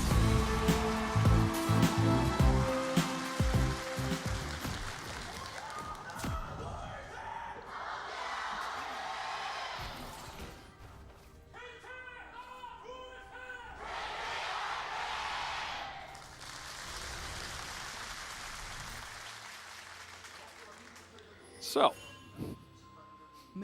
here we go. We got call starts in the bottom lane. That's the kind of game we're watching tonight, Yep. Valdez. That's the kind of Game 5 we're into here. We're sitting back. It's a Corki game. And let's see how this laning phase goes for Vikla, because I think the opportunity for him is ripe for getting a big lead. Went for Corrupting Pot start here. And it's not quite the Syndra levels of I will harass the Corki, but Qmax with the range he has obviously with that, and the ability to seismic shove the Corki with Trundle ganks with Pillar means that Showmaker's opportunities here in this early game are very limited in terms of being able to trade anything back. We'll obviously in the first 3 levels be able to maybe get some first strike value, and that will be something that extends later on into the game. But it is going to be a tough one. Doesn't have to take Cleanse in this matchup, as a lot of other quirky matchups we've seen in the past. You do want to take that, especially into Ahri. But as you can see here already, Vikla is ready to cue his way to some aggressive trades. Scorch as well. Shocker. Yeah, going to be looking to chip away at that one. Has the perfect timing. We only see one player with that. So Vikla certainly winning my heart tonight out of all the players, and not just because of that. This should turn into a very interesting one. I think that Damwon have certainly taken some risks. Obviously, Vikla took a risk. I think the rest of the comp, though, on the side of KT is very comfortable, right? Like, Zeri Yuumi has been bread and butter for pretty much every AD and support duo, but especially Aiming has played a ton of games of Zeri. Zeri Yuumi, super comfortable. Rascal on the Gragas is excellent. Game. Yeah. Vikla, you know, Cuz on the Trundle as well, but Vikla's really the one guy who's like, okay, we're putting it all on you, buddy. I think that's perform on this. That's probably the rationale as to why Damwon Kia are like, okay, if they're not ready to pull the trigger, if they're not confident, okay, here's the early power of Trundle into this matchup. Let's see if it works out. Hello. That's the red buff gone. That's a clone gone as well. And this means that Cuz can probably do more. Probably take some of these Raptors away, and look at Vikla's position in the lane here. He's constantly harassing this Corki down as best as he can. It's an early tier, and then this lane becomes so free for him. As, yeah, bit of a 7-game winning streak here for the Renata, which is why it's so highly prioritized. It was crazy. Game 3 was just kind of nuts when it comes to drafts because they ignored Sivir and Renata Glass. That's insane in this meta. Only because of the Kalista. Yeah, the Kalista and the Draven. The Kalista Draven is like, well, this is not what we want anymore. It changed everything. So, yep, that's how that one went down. Well, actually, that was game 2, but game 3, Lucian versus Aphelios. Oh, that's right. You're right. You're right. Definitely could have. Well, I suppose with Kalista gone, it wasn't the angle. They didn't want to play the Aphelios Renata Glask until this time. Until this moment. It does feel like, in terms of lockdown here for the Zeri, you've got 2 angles, right? It's Cyclone and the Hextech Ultimatum. As Rascal, solo kill machine. Oh, he's looking for it, but the body slam, you see, he's not able to quite push the envelope after that one. An Igniteless lane.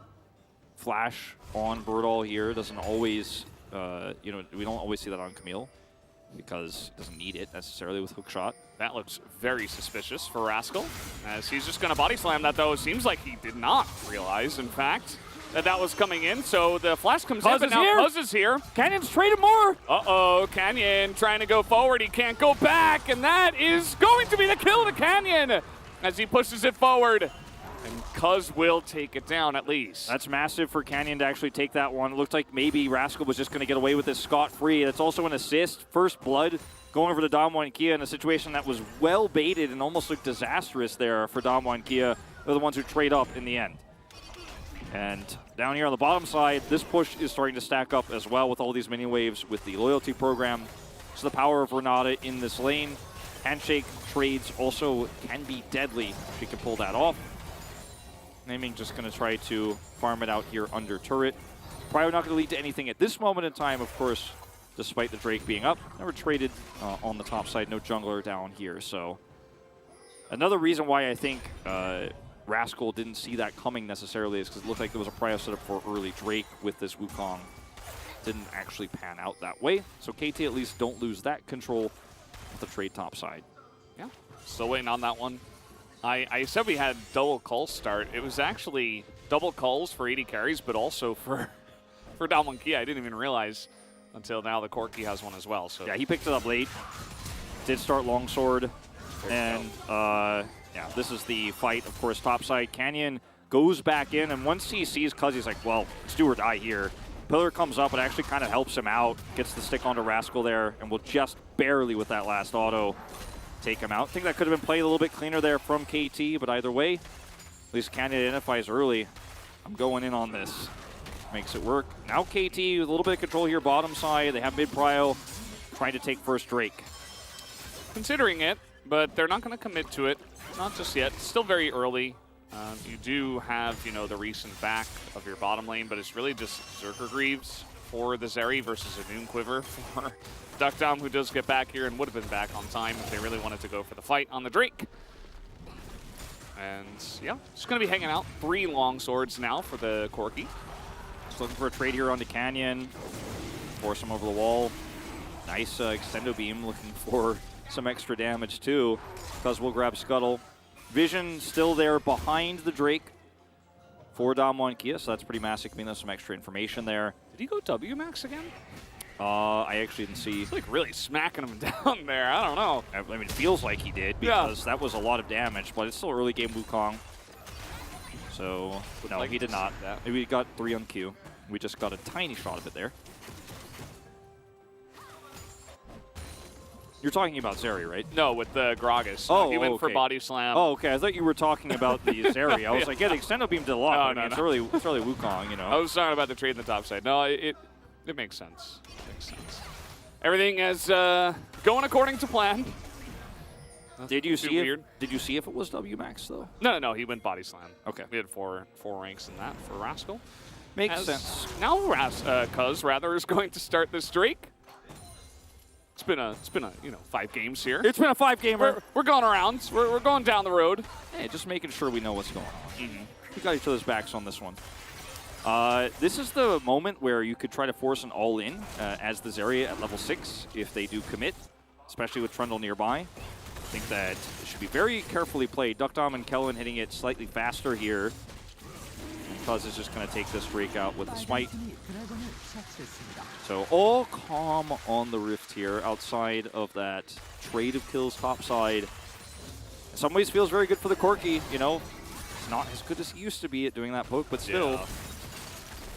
I'm very curious to see what it's going to look like for Showmaker, because we have not seen this since the nerf, not in the LCK. So it's crazy how Gangplank and Corki were removed at different times of the season, but in very similar ways. I thought we'd see Gangplank before we saw Corki, though.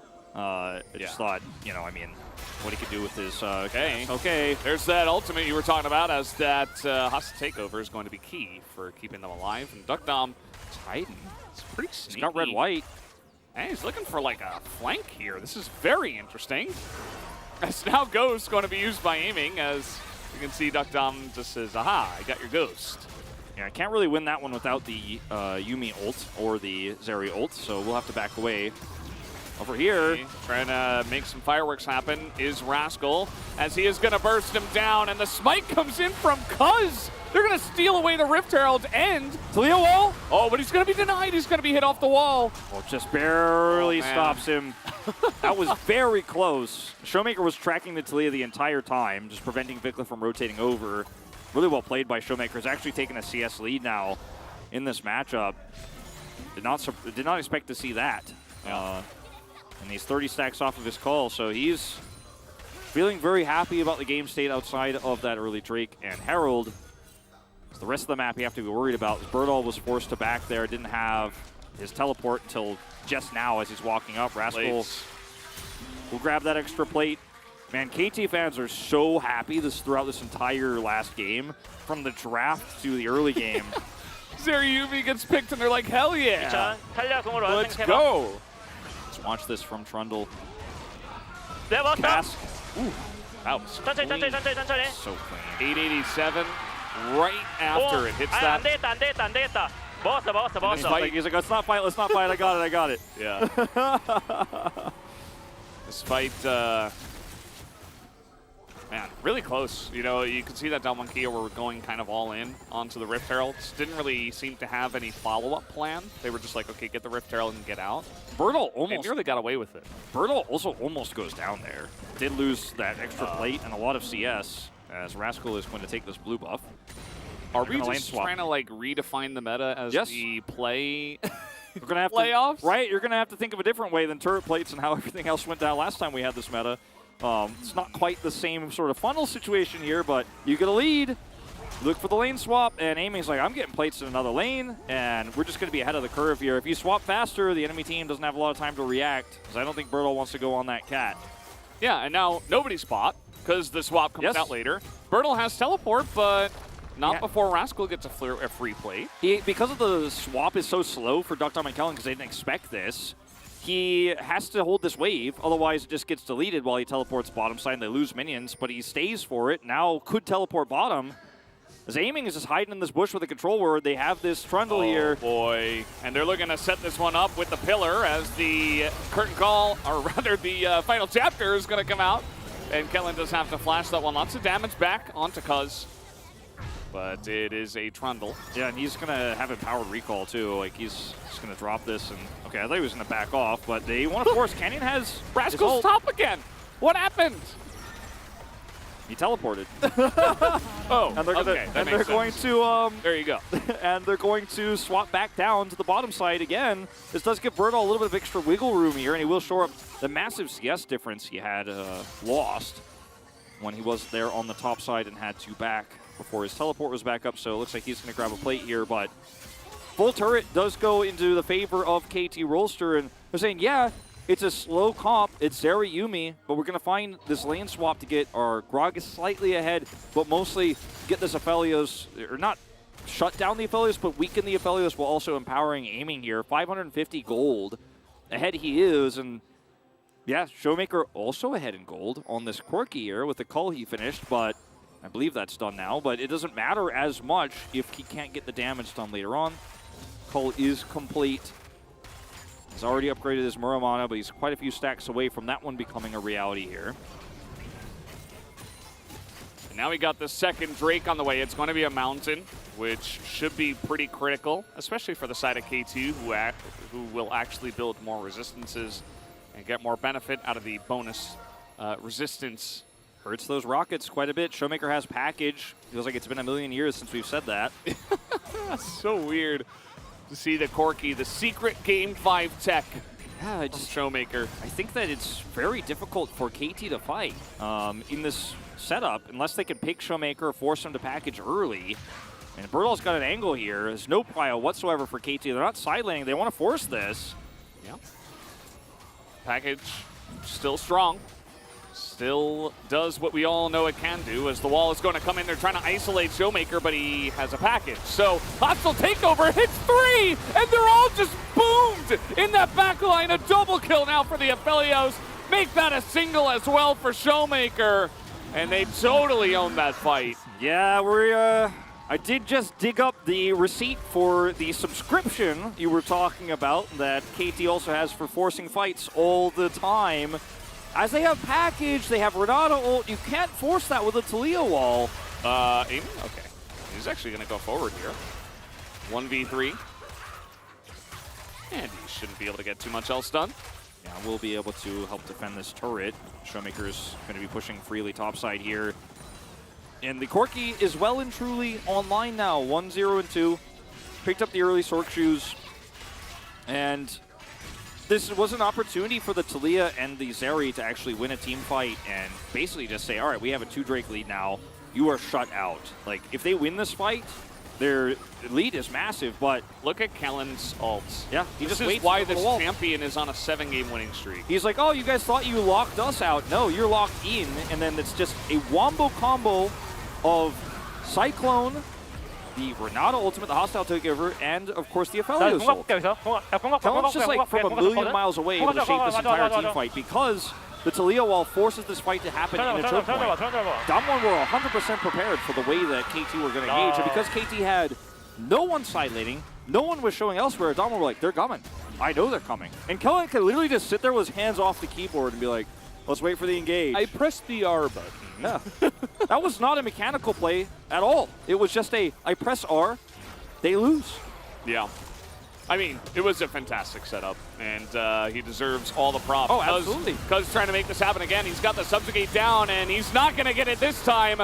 The only thing that's getting is a kill here for Showmaker. As Vikla now in the pit, he's being burst down. This one is going to hell in a handbag as now the hostile takeover comes in. KT are falling apart. Damwon Kia are rolling over them. A quadra kill for Showmaker on the Corki in Game 5. I mean, this game might just very well be ending quickly here if KT keep just piling into these choke points with no win conditions in their comp just yet in any way or shape or form. There's no clean engage here. They're just funneling into a choke point, and Damwon and Kia are like, cool, yeah.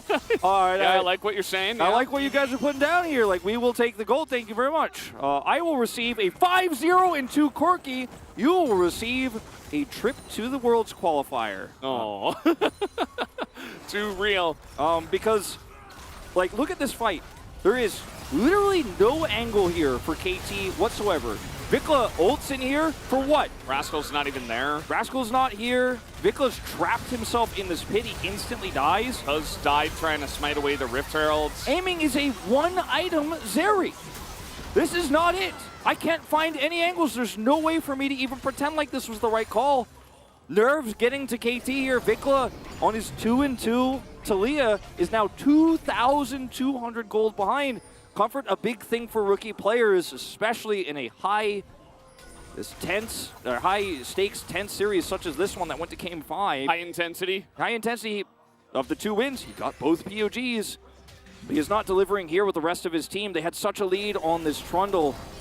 Feels like a big throw here. And look at the plate gold advantage they had with the lane swap too. It's not over till it's over, but Damwon and Kia have free reign as Showmaker picks up the Ravenous Hydra extremely early. So much extra wave clear for his side laning. It does feel like a very pertinent moment to ask who got excited on the side of KT. Very much wondering, maybe it was the players themselves. As you mentioned, you know, maybe the pressure just getting to them. It's a Game 5. There's so much on the line. Cloud Templar is writing all of his I told you so drafts. He is sending them in. Yep. He's about to send it to the only one. He's making a group chat with everyone in the LCK. He's about to send a message that says, told ya. And then he's going to leave the chat right away. Just leave us all alone in there, all us KT voters. And, yeah, I mean, as you said, it's not over. But this might, I think this is the most one-sided we've had so far. I mean, we already have Ravenous Hydra completed for the 5-0 Corki, who just bought a stopwatch. Guess what's next, guys? It's the build of old times that really got me frustrated in the past. Yeah, it's GA. It's GA, so and he can't die, and he has package. You package the team, and it doesn't matter if you die. You just go down with the ship, and your team follows up. It's the best build from ahead. The Corki 3. You can't punish it. The Corki 3 item, you know, felt like a minor character for the season, you know? It was one of the first big bads. It's a really crazy twist right here at the end of the season. Yeah, Very weird. First villain killed off early in the first season. You're like, wow, okay, that was just the beginning. You know, in weeks 2 and 3, it was like really strong back then. And just comes back from the grave, resurrected to really just shape the way the playoffs go. We might see more of it after this.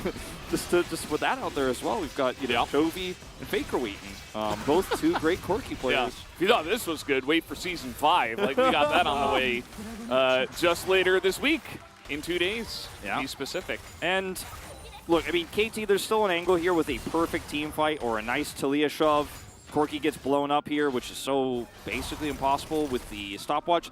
Like, I just want to point everyone's attention to the fact that his Muramana is not fully stacked while he has these items. Like, that is how ahead he is. He has just been fed kills. It's not like he's doing so much poke damage, he's stacking it up really quick. No, he was fed kills. He is 5-0 and 2. There's nothing else to say. Yeah. Corki of the game might be incoming. He, you know, the old build used to be with the Ludens, but not really the way it goes nowadays with some of the nerfs. And the Ravenous Hydra means that waves just melt. There are not waves for KT, which honestly shouldn't matter too much because for them, the brakes are immediately on, like full stop. They're just, okay, we're sitting back, we are no longer fighting. You're waiting. That's what they should have done earlier before, you know, kind of a couple of fights that they needlessly took. But I'm glad that they're going for it now and saying, okay, we need to scale, we need to wait, we cannot fight them. Yeah, I mean, now they have to win basically the same way they won Game 4, with just a miracle defense and getting Zeri to 3 items. She now has Phantom Dancer. in a straight-up fight, that is amazing, obviously. You know, she's going to be moving way faster. The Talia went Luden. She actually built damage this time around with cooldown boots, so we'll be constantly harassing. But these fights aren't going to go very long. And in terms of poke, Zeri offers, at this stage, with 2 items, a very weak amount of it. I mean, you can see here it's good for wave clear, but even if she hits Corki, Showmaker's not that concerned. If she gets Infinity Edge, maybe she could compete in the neutral, but Showmaker's rockets, which he is always loaded up on, by the way, because he's not needing to poke to actually control these neutral objectives, are pretty big. Like, in neutral fights, you're not winning that war of attrition as KT unless Talia really threads some needles. And by needles, I mean big rocks onto the proper targets. The threaded volleys. Yeah, there you go. There you go. Yeah, it all comes back. I missed the opportunity for the best pun ever. Yeah. Damn. Would have worked. It's okay. That's what we're here for, to support each other. Here in Game 5, KT, I would have loved if they would have supported each other on that last fight. Damwon Kia, they're all together, playing this one out. And feels like we are going back into that lull state. This is the way that Damwon has been playing. Very quick reaction. Very nice. Doesn't have... you know, any vision there really, so. I mean, the Aphelios pushes mid here, but can't really threaten a turret. It's going to delete some of the CS for aiming, but Rascal once again just free farming bottom side, and KT are slowing the game down. Well, Damwon are slowing the game down, and KT are happy for it, let's say. Damwon have once again just kind of sat back on this lead, and KT are like, we'll make proactive plays on one side of the map, while in the empty side lane elsewhere, Rascal can make the plays. And Showmaker is so ahead that the fact that he's not pushing side lanes and is 30 CS down probably doesn't really matter right now. But if KT can survive until Zeri gets a 3rd item before the Soul goes over to Damwon, and it's Cloud Soul, so, you know, arguably one of the weaker ones here, maybe there's the chance. Maybe there's a way for Vikla to pop off and carry, and aiming on the Zeri has his moment. It hasn't happened yet. There's still an angle, but I think Damwon and Kia absolutely should be pushing the issue a little bit more, considering where their comp is at right now, the fact that they have a Camille. She's not fed, but, you know, she's in a nice spot here. She's got good wave clear with the Tiamat. And they could try to collapse into the jungle and should be forcing the Gragas and Talia away. They should not be able to farm freely. Yeah, I think that you certainly could look for angles like that. For now, they're just kind of spread out, farming it out. Cuz looking for his own angle here. That's another play on the clone, which has been quite the star so far in this one. That's now trying to get on top of Showmaker. He has exhaust, so Zhonya's comes in. Vikla gonna respond with his own, and kind of left as a sitting duck, but here comes Aiming. He's got that front to back. Aiming tries to get in, and yes, he's hand shook, but this could be a kill for the Zeri. That's going to be the first one. Shuts down the Corki finally. And this fight isn't over. They're trying to feed the Aiming again. Feed the Zeri. That's a 2nd kill now to Aiming. I think we can certify that. That's over 1,000 gold that she picks up here. Ship it. We're going to ship it. And yeah, Showmaker gets his GA now. Too bad he didn't have it there to survive as Kellen comes over with hostile takeover. They want to turn so badly. They have Cyclone as well. Canyon is there and looking for a potential fight, but it's unfortunately too little, too late. And it's 9 kills to 3. KT are 3,000 gold behind, but the carry starting to come online, and they're going to even up Drake, so that buys 5 more minutes of time here for the Zeri to start to compete versus this Aphelios. In the later fights, the Aphelios will offer nothing in neutral. It's only just the Corki TP package. Here we go. And they're going to have enough damage here as well. This TP from the side of KT is pretty late. I don't think they're going to get there on time. Can they trap them is the question. Nope, not gonna happen. So Damwon Kia, they lose a fight and they get a Baron. Now we have noticed a trend where when Damwon gets the Baron, they do very little and lose the game in these last 3. So let's hope this is going to be the big power play where they get a lot of value and hopefully an inhibitor. They're going to continue this lead. As notice the wraparound here. Aphelios, Renata trying to come up. Yeah. Kellen wants to turn this one around. Canyon Cyclone, but Aiming is untouched. Aphelios just got here now. Too late. But in live, push is real. Taking a lot of control over the map with this Baron buff. No side lane this time.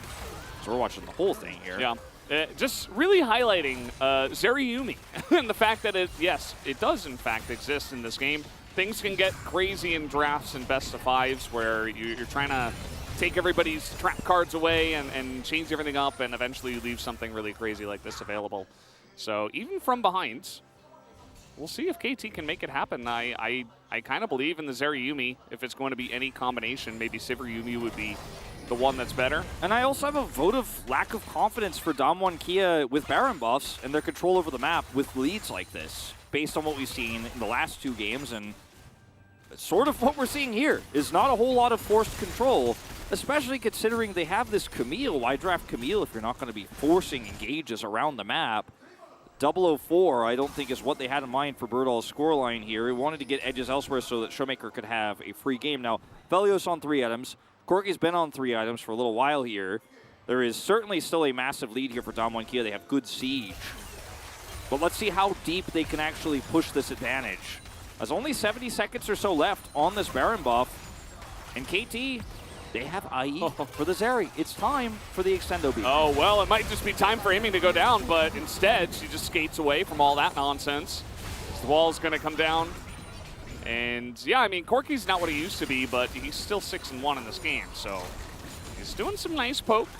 It's not the broken poke that we used to see, but especially against a Zeri who has no resistances, it is going to be kind of annoying. The IE is broken. Okay, going in onto a Gragas. Not sure about that one, but Canyon immediately trying to get out here. The pillar doesn't do anything. It's now Cuz going to be handshook back into hostile takeover. They're going to try to take him down, and they should be able to. Yeah. Duckdom fed the kill. Now 3 kills into this Aphelios.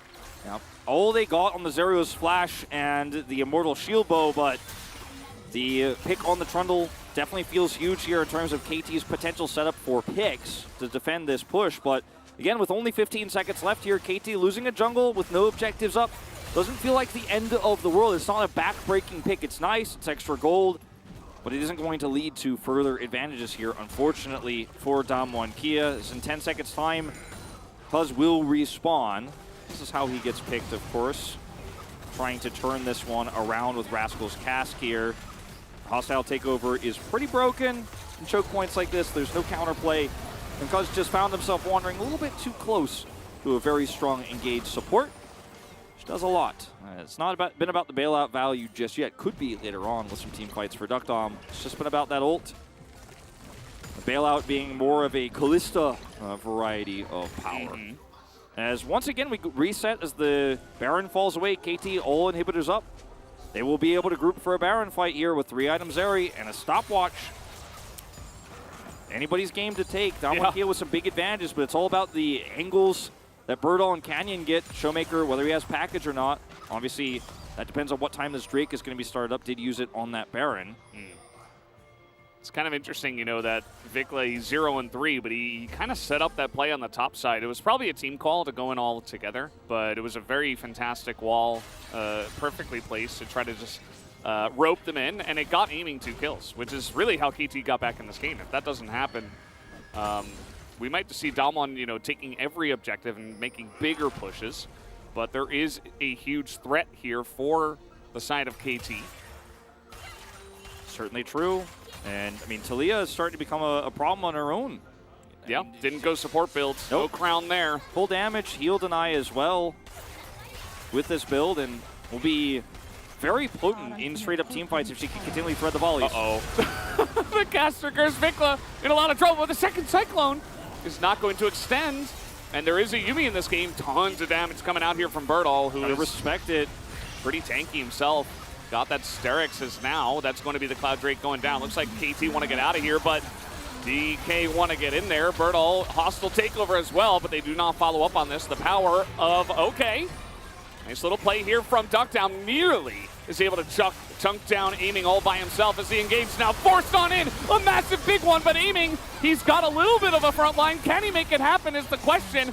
Maybe he can as the zap comes out. Uh-oh, here we go. That wall is very interesting as down will go Cuz again. And yeah, just trying to force it, but aiming kind of running out of time on that one and not able to get quite in there. The Talia wall not great either, unfortunately. Nice attempt there from Vikla to try to lock them in to the Zeri hype train, but is going to be shut down. Aiming, though, gets an extra kill, survives here. Yeah. One step closer to his GA. Uh-oh. And once again, you kill Cuz. not too impactful here, as this fight is really just about the turn from KT. The Renata ultimate hits a lot of people, but the pillar is so high value. There's just no follow-up. Aiming goes low. Dom1 Kia want to force the issue. Look at Kellen here, trying to set up for something with a flash over the wall. But he's caught here by the Yuumi ultimate. And Showmaker, you know, he's on rocket cooldown trying to do damage, but otherwise the Aphelios is so low range against the Talia poke, against the Zeri poke as well. It's really about Showmaker hitting all those rockets before the fight starts. If he's hitting it while the fight's going on, the Zeri definitely has the opportunity to skate around them. Poor Cuz kind of just being the punching bag in this one, but really it's all about the Zeri. Doesn't matter. Cuz can die 18 times. It won't matter if aiming is fed. As in we go, the Baron started once again. Showmaker has a package, so again, that's not going to work as the front line here. The hostile takeover is enough, and Rascal will go down. The smite will secure him. Canyon picks that one up. They stop the Baron, though. Can they force a fight here? It looks so unlikely without their Gragas. And Vikla here is flashless as well. They can stop the Baron at least. They still have an amazing amount of poke. They will need to win a team fight eventually and not just lose somebody and be like, well, we're buying time. Because the Zeri is still looking for a GA, but she needs to actually get kills. She needs to actually carry these fights. Again. Here we go again, as you say. Yeah, Baron started up, aiming not in position to get extendo beams, but as he moves over, Dom1 Kia moved back. And, like, Vikla just did so much damage with his threaded volleys there over the wall. Forcing Canyon back. Canyon's like, I can't stay here anymore. There's just no way. They can actually 50-50 me, kill me. We won't be able to hold on to the fight. Package being down is pretty massive here for this next Drake fight. And as a result, we might go 7, cuz he's got that Yuumi on his back. Yeah. But it's, you know, he's going to be able to hookshot his way out of here. Watch this this one more time as Rascal is trying his damnedest to force something, but Package is pretty good. Pillar is locking him in. His hostile takeover on him. It's just about the chain CC here. This series has just been about Wombo, basically. it's kind of silly. But KT with that play stopped the Baron, which is quite huge despite his sacrifice. Yep, Look how tanky he is. Buys a lot of time. Everybody's getting tankier. And the Ludens, by the way, finally completed here for Showmaker. Does get that as the 4th item. Wanted to rush out the wave clear and, of course, the GA, which I thought was going to be enough to really push the issue on some of these fights, but just one fight was all Zeri needed. It was only 2 kills, and we were able to certify the Zeri moment. But also, I think Dom1 Kia once again showing they're not great at pushing their advantages or trying to get deeper vision control around Baron Pit. They're just trying to start Baron instead against a composition that also has its own set of poke and hard engage. And I do agree. Yeah, insane amount of poke in this comp. I mean, I think we're both saying the same thing in different ways, right? Like, the GA should have been the breaking point here, but they're not actually forcing fights as much as they should be, or on their terms. They're just kind of trying to win by default with these items and the scaling. And Canyon has been kind of a... I mean, he's been quite essential for them through the mid-game, but in the later parts, he's just always under threat of being CC'd and blown up. So he hasn't been able to do too much himself until he gets his own GA. He's getting closer. All right, waiting on this Cloud Drake. Doesn't seem like KT care about it. No, they're like, we'll wait for the Elder fight. Yeah. Might be a good idea. I mean, we did see, by the way, a BT complete here for aiming, so he did not go into the GA just yet. He's going to hold on to that stopwatch to buy it next, if that's what he wants to go for. As long as he's got the stopwatch, it's high value. Look at that damage. Yeah. Clone, the 6th player of whatever team has Wukong. Certainly eating a lot of damage in the series. Rascal just trying to push out the bot lane. They could have a flank angle with him if he could do so. Yeah, KT actually committing to this as that's going to be the Trundlegon. The Wombo comes in again as you see the huge amount of damage. This time Vikla has to go into the stopwatch early as aiming is trying his damnedest to carry this one. As he goes in with the ult, he's looking for the damage here on the Showmaker. It's really all about aiming versus the world. You cannot go into the Zeri right now. A double kill comes over. And even Duckdom is like, man, I got to get the hell out of here. I don't want to be in here. Yeah. He's like, please save me someone. Where's my Yuumi? Well, you didn't pick it. As here we go, the Prowling Projectile not going to hit. And they've got Rascal as a frontline Birdall. Trying his best, trying to see if he can get on top of that. That's a nice stun, but in goes the Zeri once again. And huge damage out of Duck Dom as well. Bertle's trying to get into that back line, and everybody's trying to block, but it will be Aiming who does get the support and is able to front to back and is able to get that damage down. The slow comes in on a Bertle, and a handshake is enough. And this should be the Drake. This should be the Drake going over to KT, plus the whole map. I mean, they have Baron up. They can do whatever they want. Oh, man. They have so much map control. These delayed respawn timers. No Aphelios for this fight that they're going to have over Baron, or at least Damwon would love to have to contest. I don't think we get one. As Showmaker, we'll see if he's got the package available. It is being pinged on the map right now by KT, right where it would spawn. As Kellen picks up the Mikhails here, but it's not about CC this time around. It's about the Zeri damage. I hope we don't watch this whole replay because there's a lot going on in live. And, I mean, look at the ult coming through onto Aiming. He doesn't take any real damage. He's healed up by Yuumi. Yeah. And Vikla sacrifices himself, and Aiming's like, I don't care. I will go in, basically 1v4 with Yuumi on my back, take Showmaker out, and Damwon Kia are lost. There's no focus of Rascal. There's no focus of Aiming. And, like, this is really cool and all. It's Zeri, and she's skating, and Aiming's having a great performance here. But Damwon Kia didn't have tools. They didn't have any lockdown after Renato ult was gone. They had to kite away. And there's a coordination not good enough here. Let's look at KT grouping up on Baron in live. If it wasn't clear before, your only win con is killing Aiming. They 100-0'd cuts. It didn't matter. Trundle doesn't exist in this game. He's just there as a pillar bot for Aiming. This teleport from Birdall, look for a flank, is okay. Hopeful at best. Maybe this is a way to get on Aiming. As this is what the ultimatum is for, right? That's what the Camille is for, right? As Moonlight Vigil doesn't do anything, and Utahs will take over again, but guess who's untouched? Just like you said, it's Aiming again, but the front line of KT this time is just going to disappear, as it does for the side of Damwon. The Baron was taken, remember, by KT, so they went out in this fight. Yeah, Aiming is like, I'm still alive. I don't care. It was a really nice idea from Showmaker. The package angle was beautiful. If he catches Aiming there and is able to chip him down while also splitting this team in half, then I think this fight is still winnable for Damwon. They're going to just try to siege up this inhibitor here against the Zeri. Turret set, but I mean, she's got good wave clear. I mean, they might be able to get this inhibitor. Rascal's coming down, no cask. Yeah. This is a good call from Damwon, very aggressive. Little front line here. Big boy Rascal trying to get in front. And they are not going to get this inhibitor, not yet. Cask coming up, Cask coming up. Oh, they're going for it. Kellen's basically gone. Prowling projectile, remember, the Yuumi is here. As Aiming looks for it again. Not going to hit Kellen this time. Oh, so close to the Cask actually grabbing two members there. This is insane. This is a roller coaster. So broken, and Aiming has 7 kills on it. He has full build. Don't know, Valdez. Like, they left this one up. The crowd cheered when Zeri Yuumi was locked in. And I think it was warranted, as no matter how much the Corki gets ahead, it just hasn't mattered here. As this is the Showmaker teleport angle. I'm going to watch it one more time. Aiming, untouched, untouched, untouched. They don't have vision to set up for this for Showmaker to catch Aiming. He looks for the package, but doesn't actually get on top of this Zeri. Even though Hextech Ultimatum comes down, Aiming's like, yeah, okay, whatever. Duck Dom gets half health. 1,200 damage. So, yeah. 1,200 damage. And that's the end of that. It's basically Damwon Kia can't win 5v5s. He just sold his boots. What did he buy? Hiding it from us. It's a stopwatch. Thank you. Oh, no, he sold it for a Mercurial Scimitar. Impossible to lock him down now. Builds. And I mean, man, look at the Damwon Kia's player cams as well. They look defeated.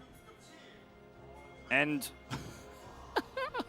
yeah, you know, it's a little bit of AD. Just a bit. Does 858 damage. Yeah, but it crits every time. Yeah. So it goes through the wall. So that is why it is doing 1,200 damage. Yeah, there you go. And we did the math. I mean, Damwon here, they can't win 5v5s. They can't win 5v4s. I don't know if they're winning 5v3s if Aiming is alive.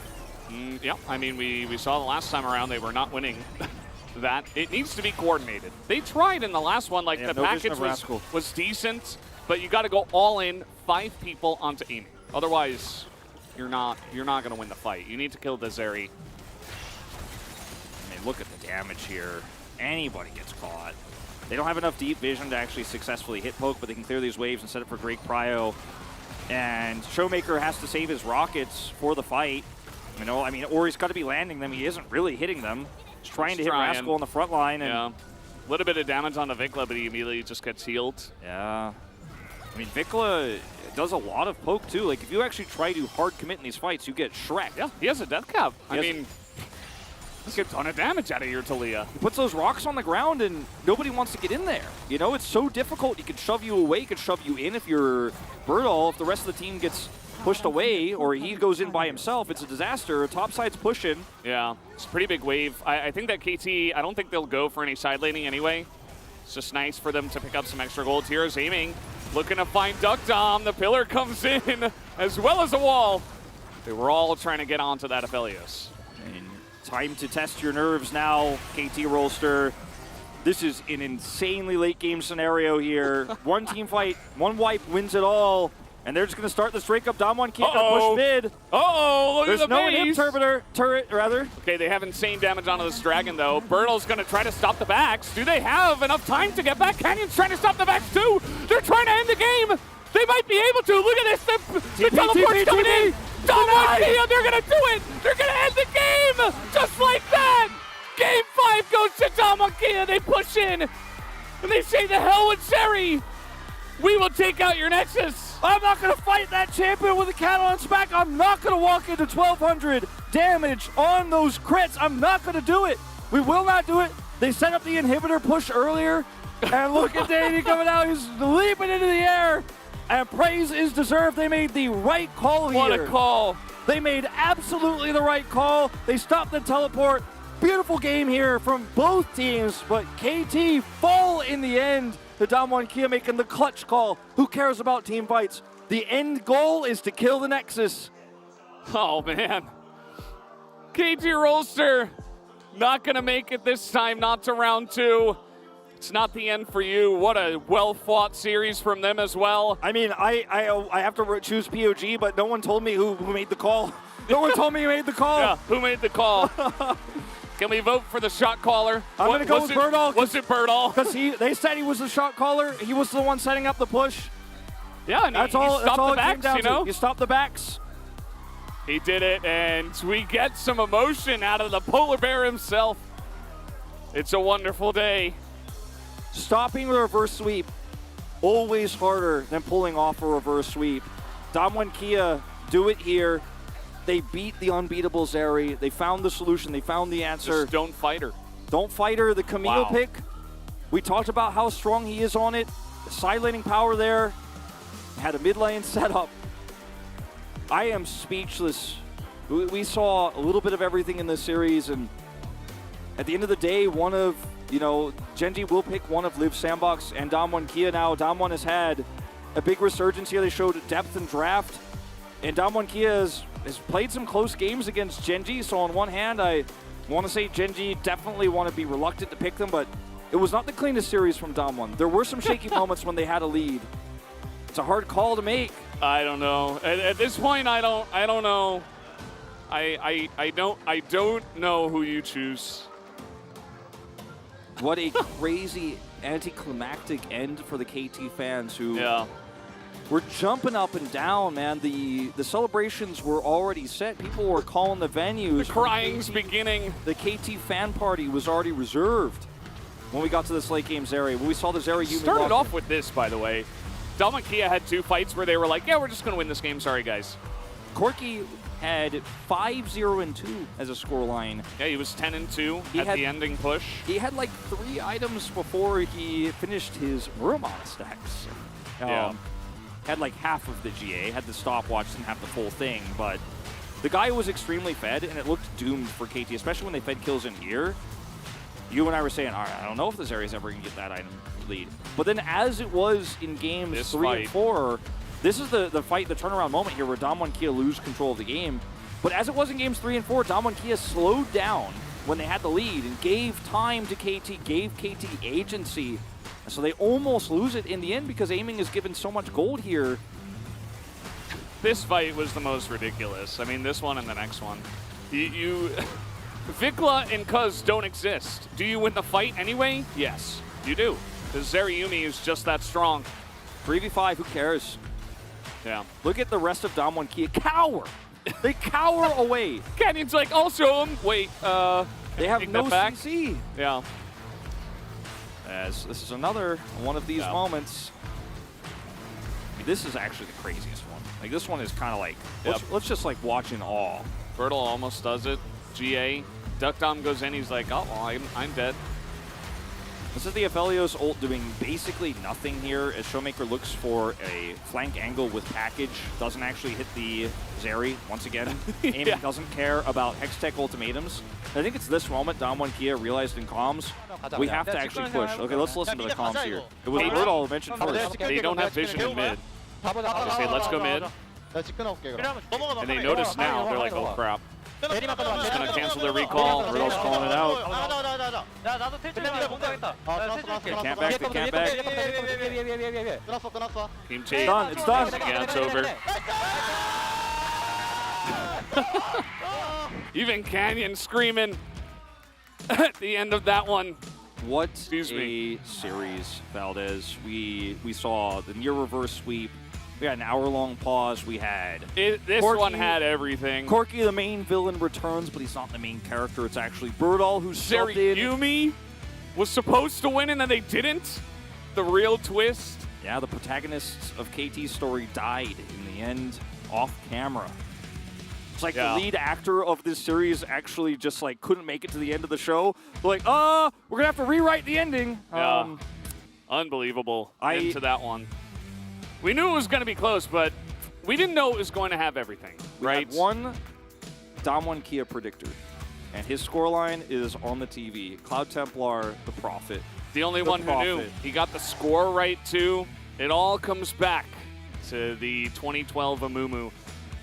Cloud Templar. Man, what a pleasure to cast that series. I hope you guys did enjoy it. It was amazing all the way through. So many great games, but now we do have the carpet space to break it down even further, so let's join them over there right now. And thank you very much, Valdez. Celebrations after an absolutely wild 5-game series, but I would like to point out there was one other person predicting for the Dom1 victory, and it was this guy right here. I just didn't make the cut to make it on the graphic, but me and Cloud Templar aligned. But man, I mean, I couldn't have predicted the manner in which this would have happened. This was an absolutely wild series. Let's take it step by step and start with the draft where everything begins, and then we'll get into the insanity. Cubby, you take it. I need a moment. It's no problem, right? All on you. I feel like this is like the start of like, you know, an SNL bit where it's like this best of 5 had everything. We had a 40-minute pause. We had Ari bans, we had bid prio being thrown around, we had 2 backdoors, we had a base defense. What else can you ask for? We had a KT choke. Cloud Templar was the only one that got the prediction right. He's the GOAT. I guess it's just LCK, guys. It's it is what it is. Yeah, I mean, just crazy the whole way throughout. I mean, it seemed like the 3-0 was going to happen after those first 2 maps. Dom1 definitely had the momentum behind them. KT needed to dig deep, and they did. They looked absolutely phenomenal in basically all 3 of the last maps, you could say, especially aiming there in the final one, but just couldn't quite get it done. It's just, you look at this draft, and late game, the only reliable way that you have to get on the Zeri is the Camille, but with a Gragas existing, like, it's so easy to either block the initial engage or use that explosive cast to get that Zeri out of the Hextech and be safe. And we saw in the late game, like, engaging on it was a nightmare between Trono, Talia, and Gragas.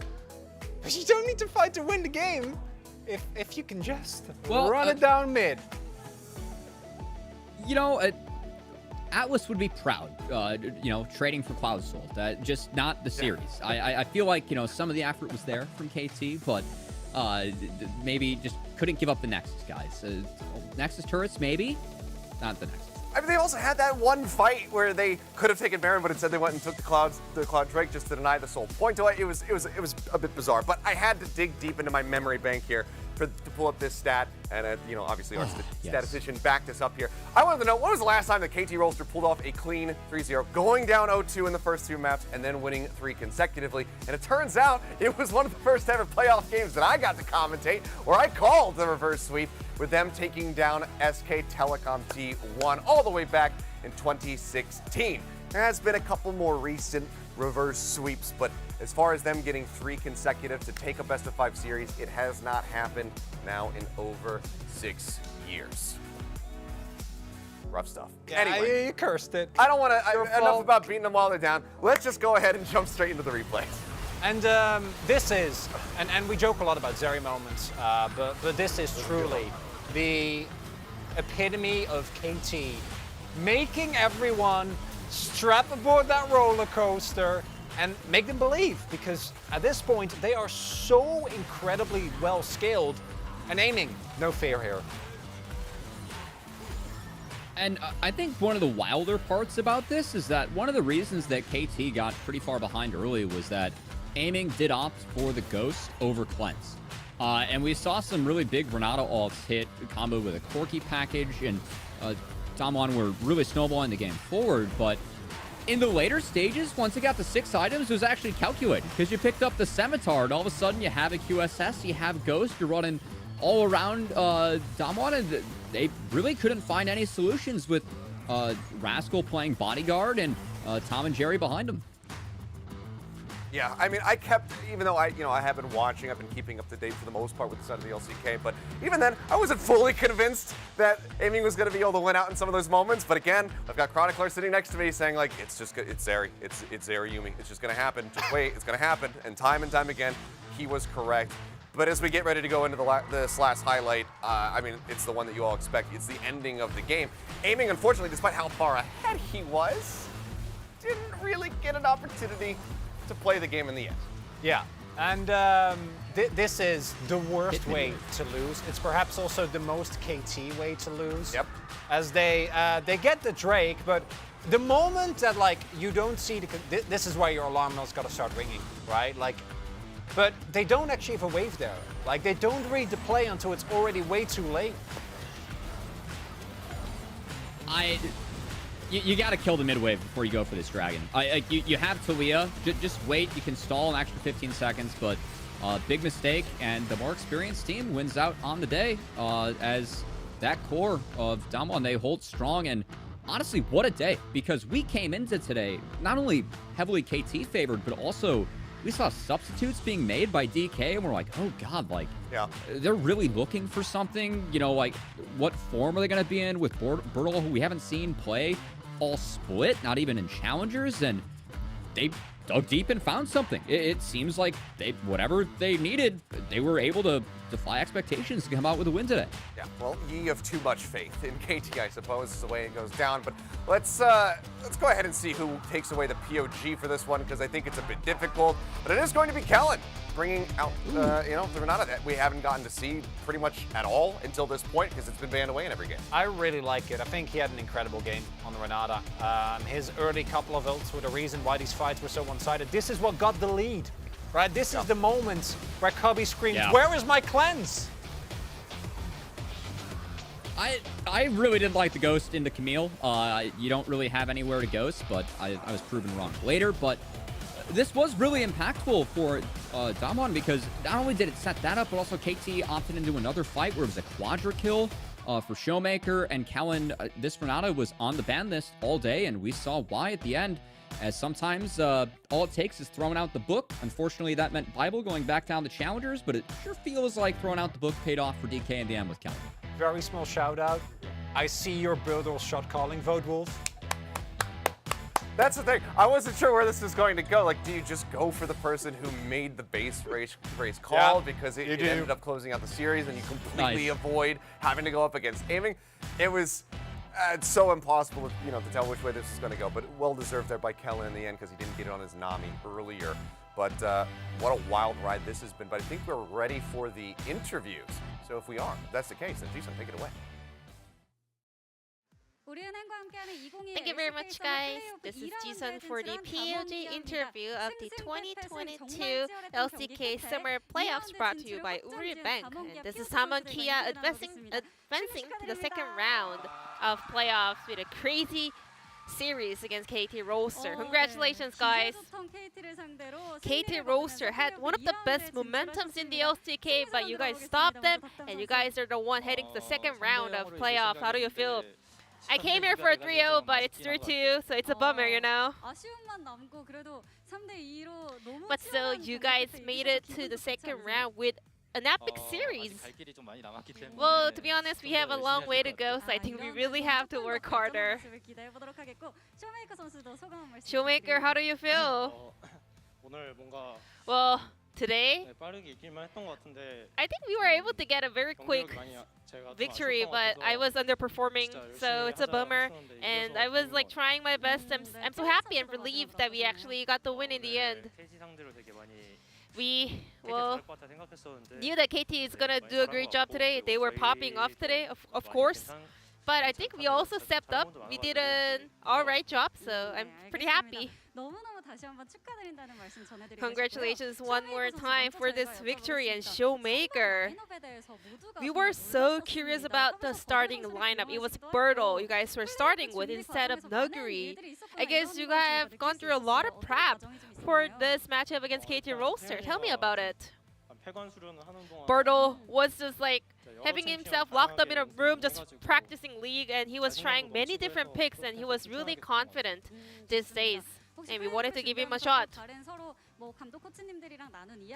Was there anything also you guys kind of prepared against specifically KT Roaster with your coaching staff? 솔직히 상대팀이 정보가 많이 Because, you know, KT doesn't really have any information about Birtle, so we, prepared a lot of strategies with him. And Tokdam, let's get back to game number 1. Let's turn back time. You are popping off on Lucian, getting so many kills by yourself. So, what was the plan into one of the best bot laners in the LCK, KT's bottom duo? 제가 루시안이 좀 자신 있어서 I'm pretty confident in Lucian. That's it. 의지가 더 남다르셨을 것 같거든요. Then what was on your mind on your way to the stadium today? I was not feeling that well, so I was like, this might be a rough day, but after playing the first game, I was like, no, I'm feeling great. So I was actually expecting a very kind of easy win, to be honest. What about you, Kellen? 오늘 편하게 하자. I just wanted to, you know, feel relaxed and play out the game. And well, prior to that first game, Lucian Nami duo was on an 8-game losing streak, and you guys were playing that into Zeri. So how are you able to kind of lock in Lucian Nami regardless of the recent kind of failure of that duo? I mean, if the opponents actually counter that strategy perfectly, yeah, it's a bad duo, but still they're really strong because they have a really high damage output. Then Kellen. Well, I think both teams were really proactive around the bottom side of the map. So what was the communication like with you and Kenyon? Well, we played so many games today, so I don't really remember exactly, but yeah, we did have a lot of comms. Then Showmaker. You played Talia into Azir. Remember that? Yeah, I do. And the head-to-head score is actually 1, 2, 4, and 4. And 3 of that 4 wins belongs to you, Showmaker. I think you kind of completely understand the mid lane matchup. Tell us about it. To start off, Talia is really weak in lane, so you need a lot of help from the polar bear, Canyon. And as long as she can scale and get through lane, she does a great amount of job in this team fight stage. So we really wanted to focus on team fights. And Vikla, the rookie of the split, you know, he's always full with energy, always going in for aggressive plays. So how was playing against him? So even though sometimes he doesn't really go through lane that well, he always managed to come back. So yeah, he did a great job today. Shout out over to Vikla. And Tokdam. What was on your mind heading into the very last game after winning 2 first and losing 2 games? We lost so many games that we had to win, you know. We should have won those, but so we were not on the best kind of mood, but still we really wanted to close out the series with our victory. I think Birtle obviously was so nervous in the last game. Who was the one that cheered him up, you know? That's really important. I mean, he kind of relaxed as the game started. He did it by himself really well. He figured out. And Showmaker still coughing a little bit, right? I mean, I need to get some rest, but what can you do, you know? I have a question about your Corki. So you, in a very high pressure situation, you actually decided to play Corki, a champion that disappeared after the nerf. Yeah, I mean, no one played it after the nerf, so I thought it's a bad pick. And then I watched LPL, and Doinbi was actually using Corki a lot. So yesterday, I kind of brought that up, and we, you know, went through it yesterday, last night. Because Talia is weak in lane, so Corki was a really good pick. Well, however, Damwon Kia started off really well in Game 5, but Zeri started to become so fed. Were you guys worried about that? Kind of. But so, I was like, this could be our last game, so let's just give it our all. I'm so curious about the backdoor action. In the player comms, it was turned out it was your call. So, Game 5 as well, I was not doing my best job there. So, I was not feeling, well, to be honest, you know, I was feeling so bad in my heart, but I saw the angle for the backdoor. So, I really wanted to.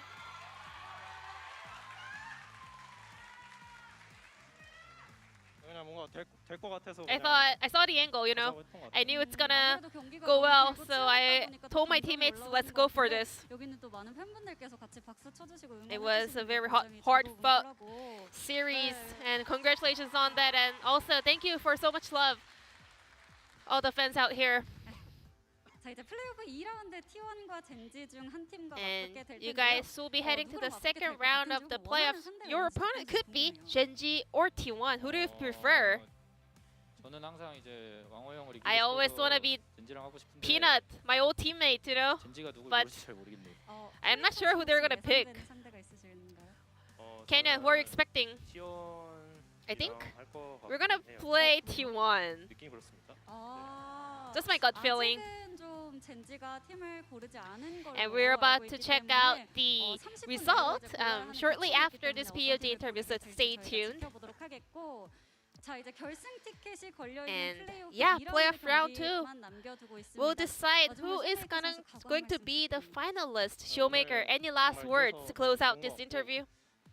I'm so happy that we won today, you know, and I hope we can prepare the second round as hard as we can and come back with even better performance. And this will be the end of the interview of the Damwon Kia POGs, and back to the carpet space. Thank you. Thank you so much, Jisun, for the wonderful translation. And yeah, some work to be done here for the side of Damwon as they get ready to figure out who their opponent's going to be and then try to prep for them. But a hard-fought battle for the side of KT, unfortunately, just coming up short, but taking it the distance. Yeah, this, as Kabe pointed out, we often say this series had it all, but has a series ever had as much as this one? I don't know. I can't remember one. We even had a nosebleed. True. That's Achilles. Yeah. For me, I think the most that I've ever gotten out of a series was certainly Jin Air versus SK Telecom back in the day. Longest game ever, by the way. Record still stands. But here we go.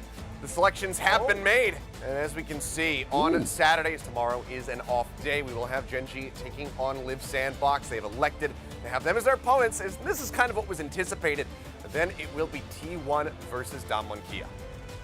Yeah, that's amazing. That's really cool. Not a surprise if you see Damwon here. Damwon Genji always goes the distance, so especially a Damwon that looks like a completely different team from what they were in regular split, I think makes a lot of sense. And you gotta love the Zeus versus Bertel storyline. I know, obviously, Chronicler being the Challenger's enjoyer, but both talents that have come up through the system. Bertel getting his chance today. Really curious to see which roster Damwon ends up going with against T1. Could be something to look out for throughout the LCK playoffs, as they did prove there's some flexibility and some depth in the depth chart there today. Yeah. Well, here you go. The next matchup on Saturday. Just a reminder, everybody, no matches tomorrow. Make sure you tune in for this one. Gen G taking on Live Sandbox to see who's going to advance forward after yet another best of 5 into that grand finals. Pressure mounting for all of the teams. And, you know, I think if you're Gen G and you're sitting back, you're watching this, you're probably not breathing that easily. But we're going to be, because now it's time for us to take a rest and relax on our days off. But that's going to do it for us here this evening. That's it for me as well for this run in the playoffs. But it's been an absolute pleasure to be here alongside everybody. Chronicler for working with you for the first time. Cubby as well, holding it down, looking like Zordon from the Power Rangers up on your big omnipotent screen. It's been an absolute wonderful ride. Guys, make sure you tune in on Saturday for the next round of the playoffs. Good night.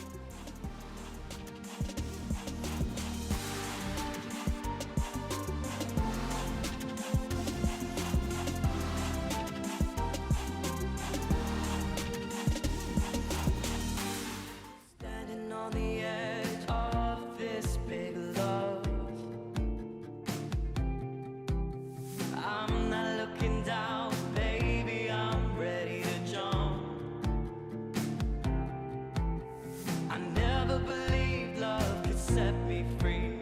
You break down the walls I build around me. It's a strange magic every time we touch. Yeah, I'm falling for you.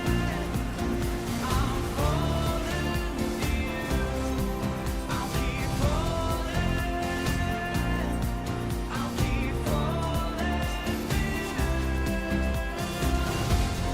You are my greatest weakness. You are my greatest. You are my greatest weakness. You are my greatest weakness. Standing on the edge of this big love. I'm not looking down.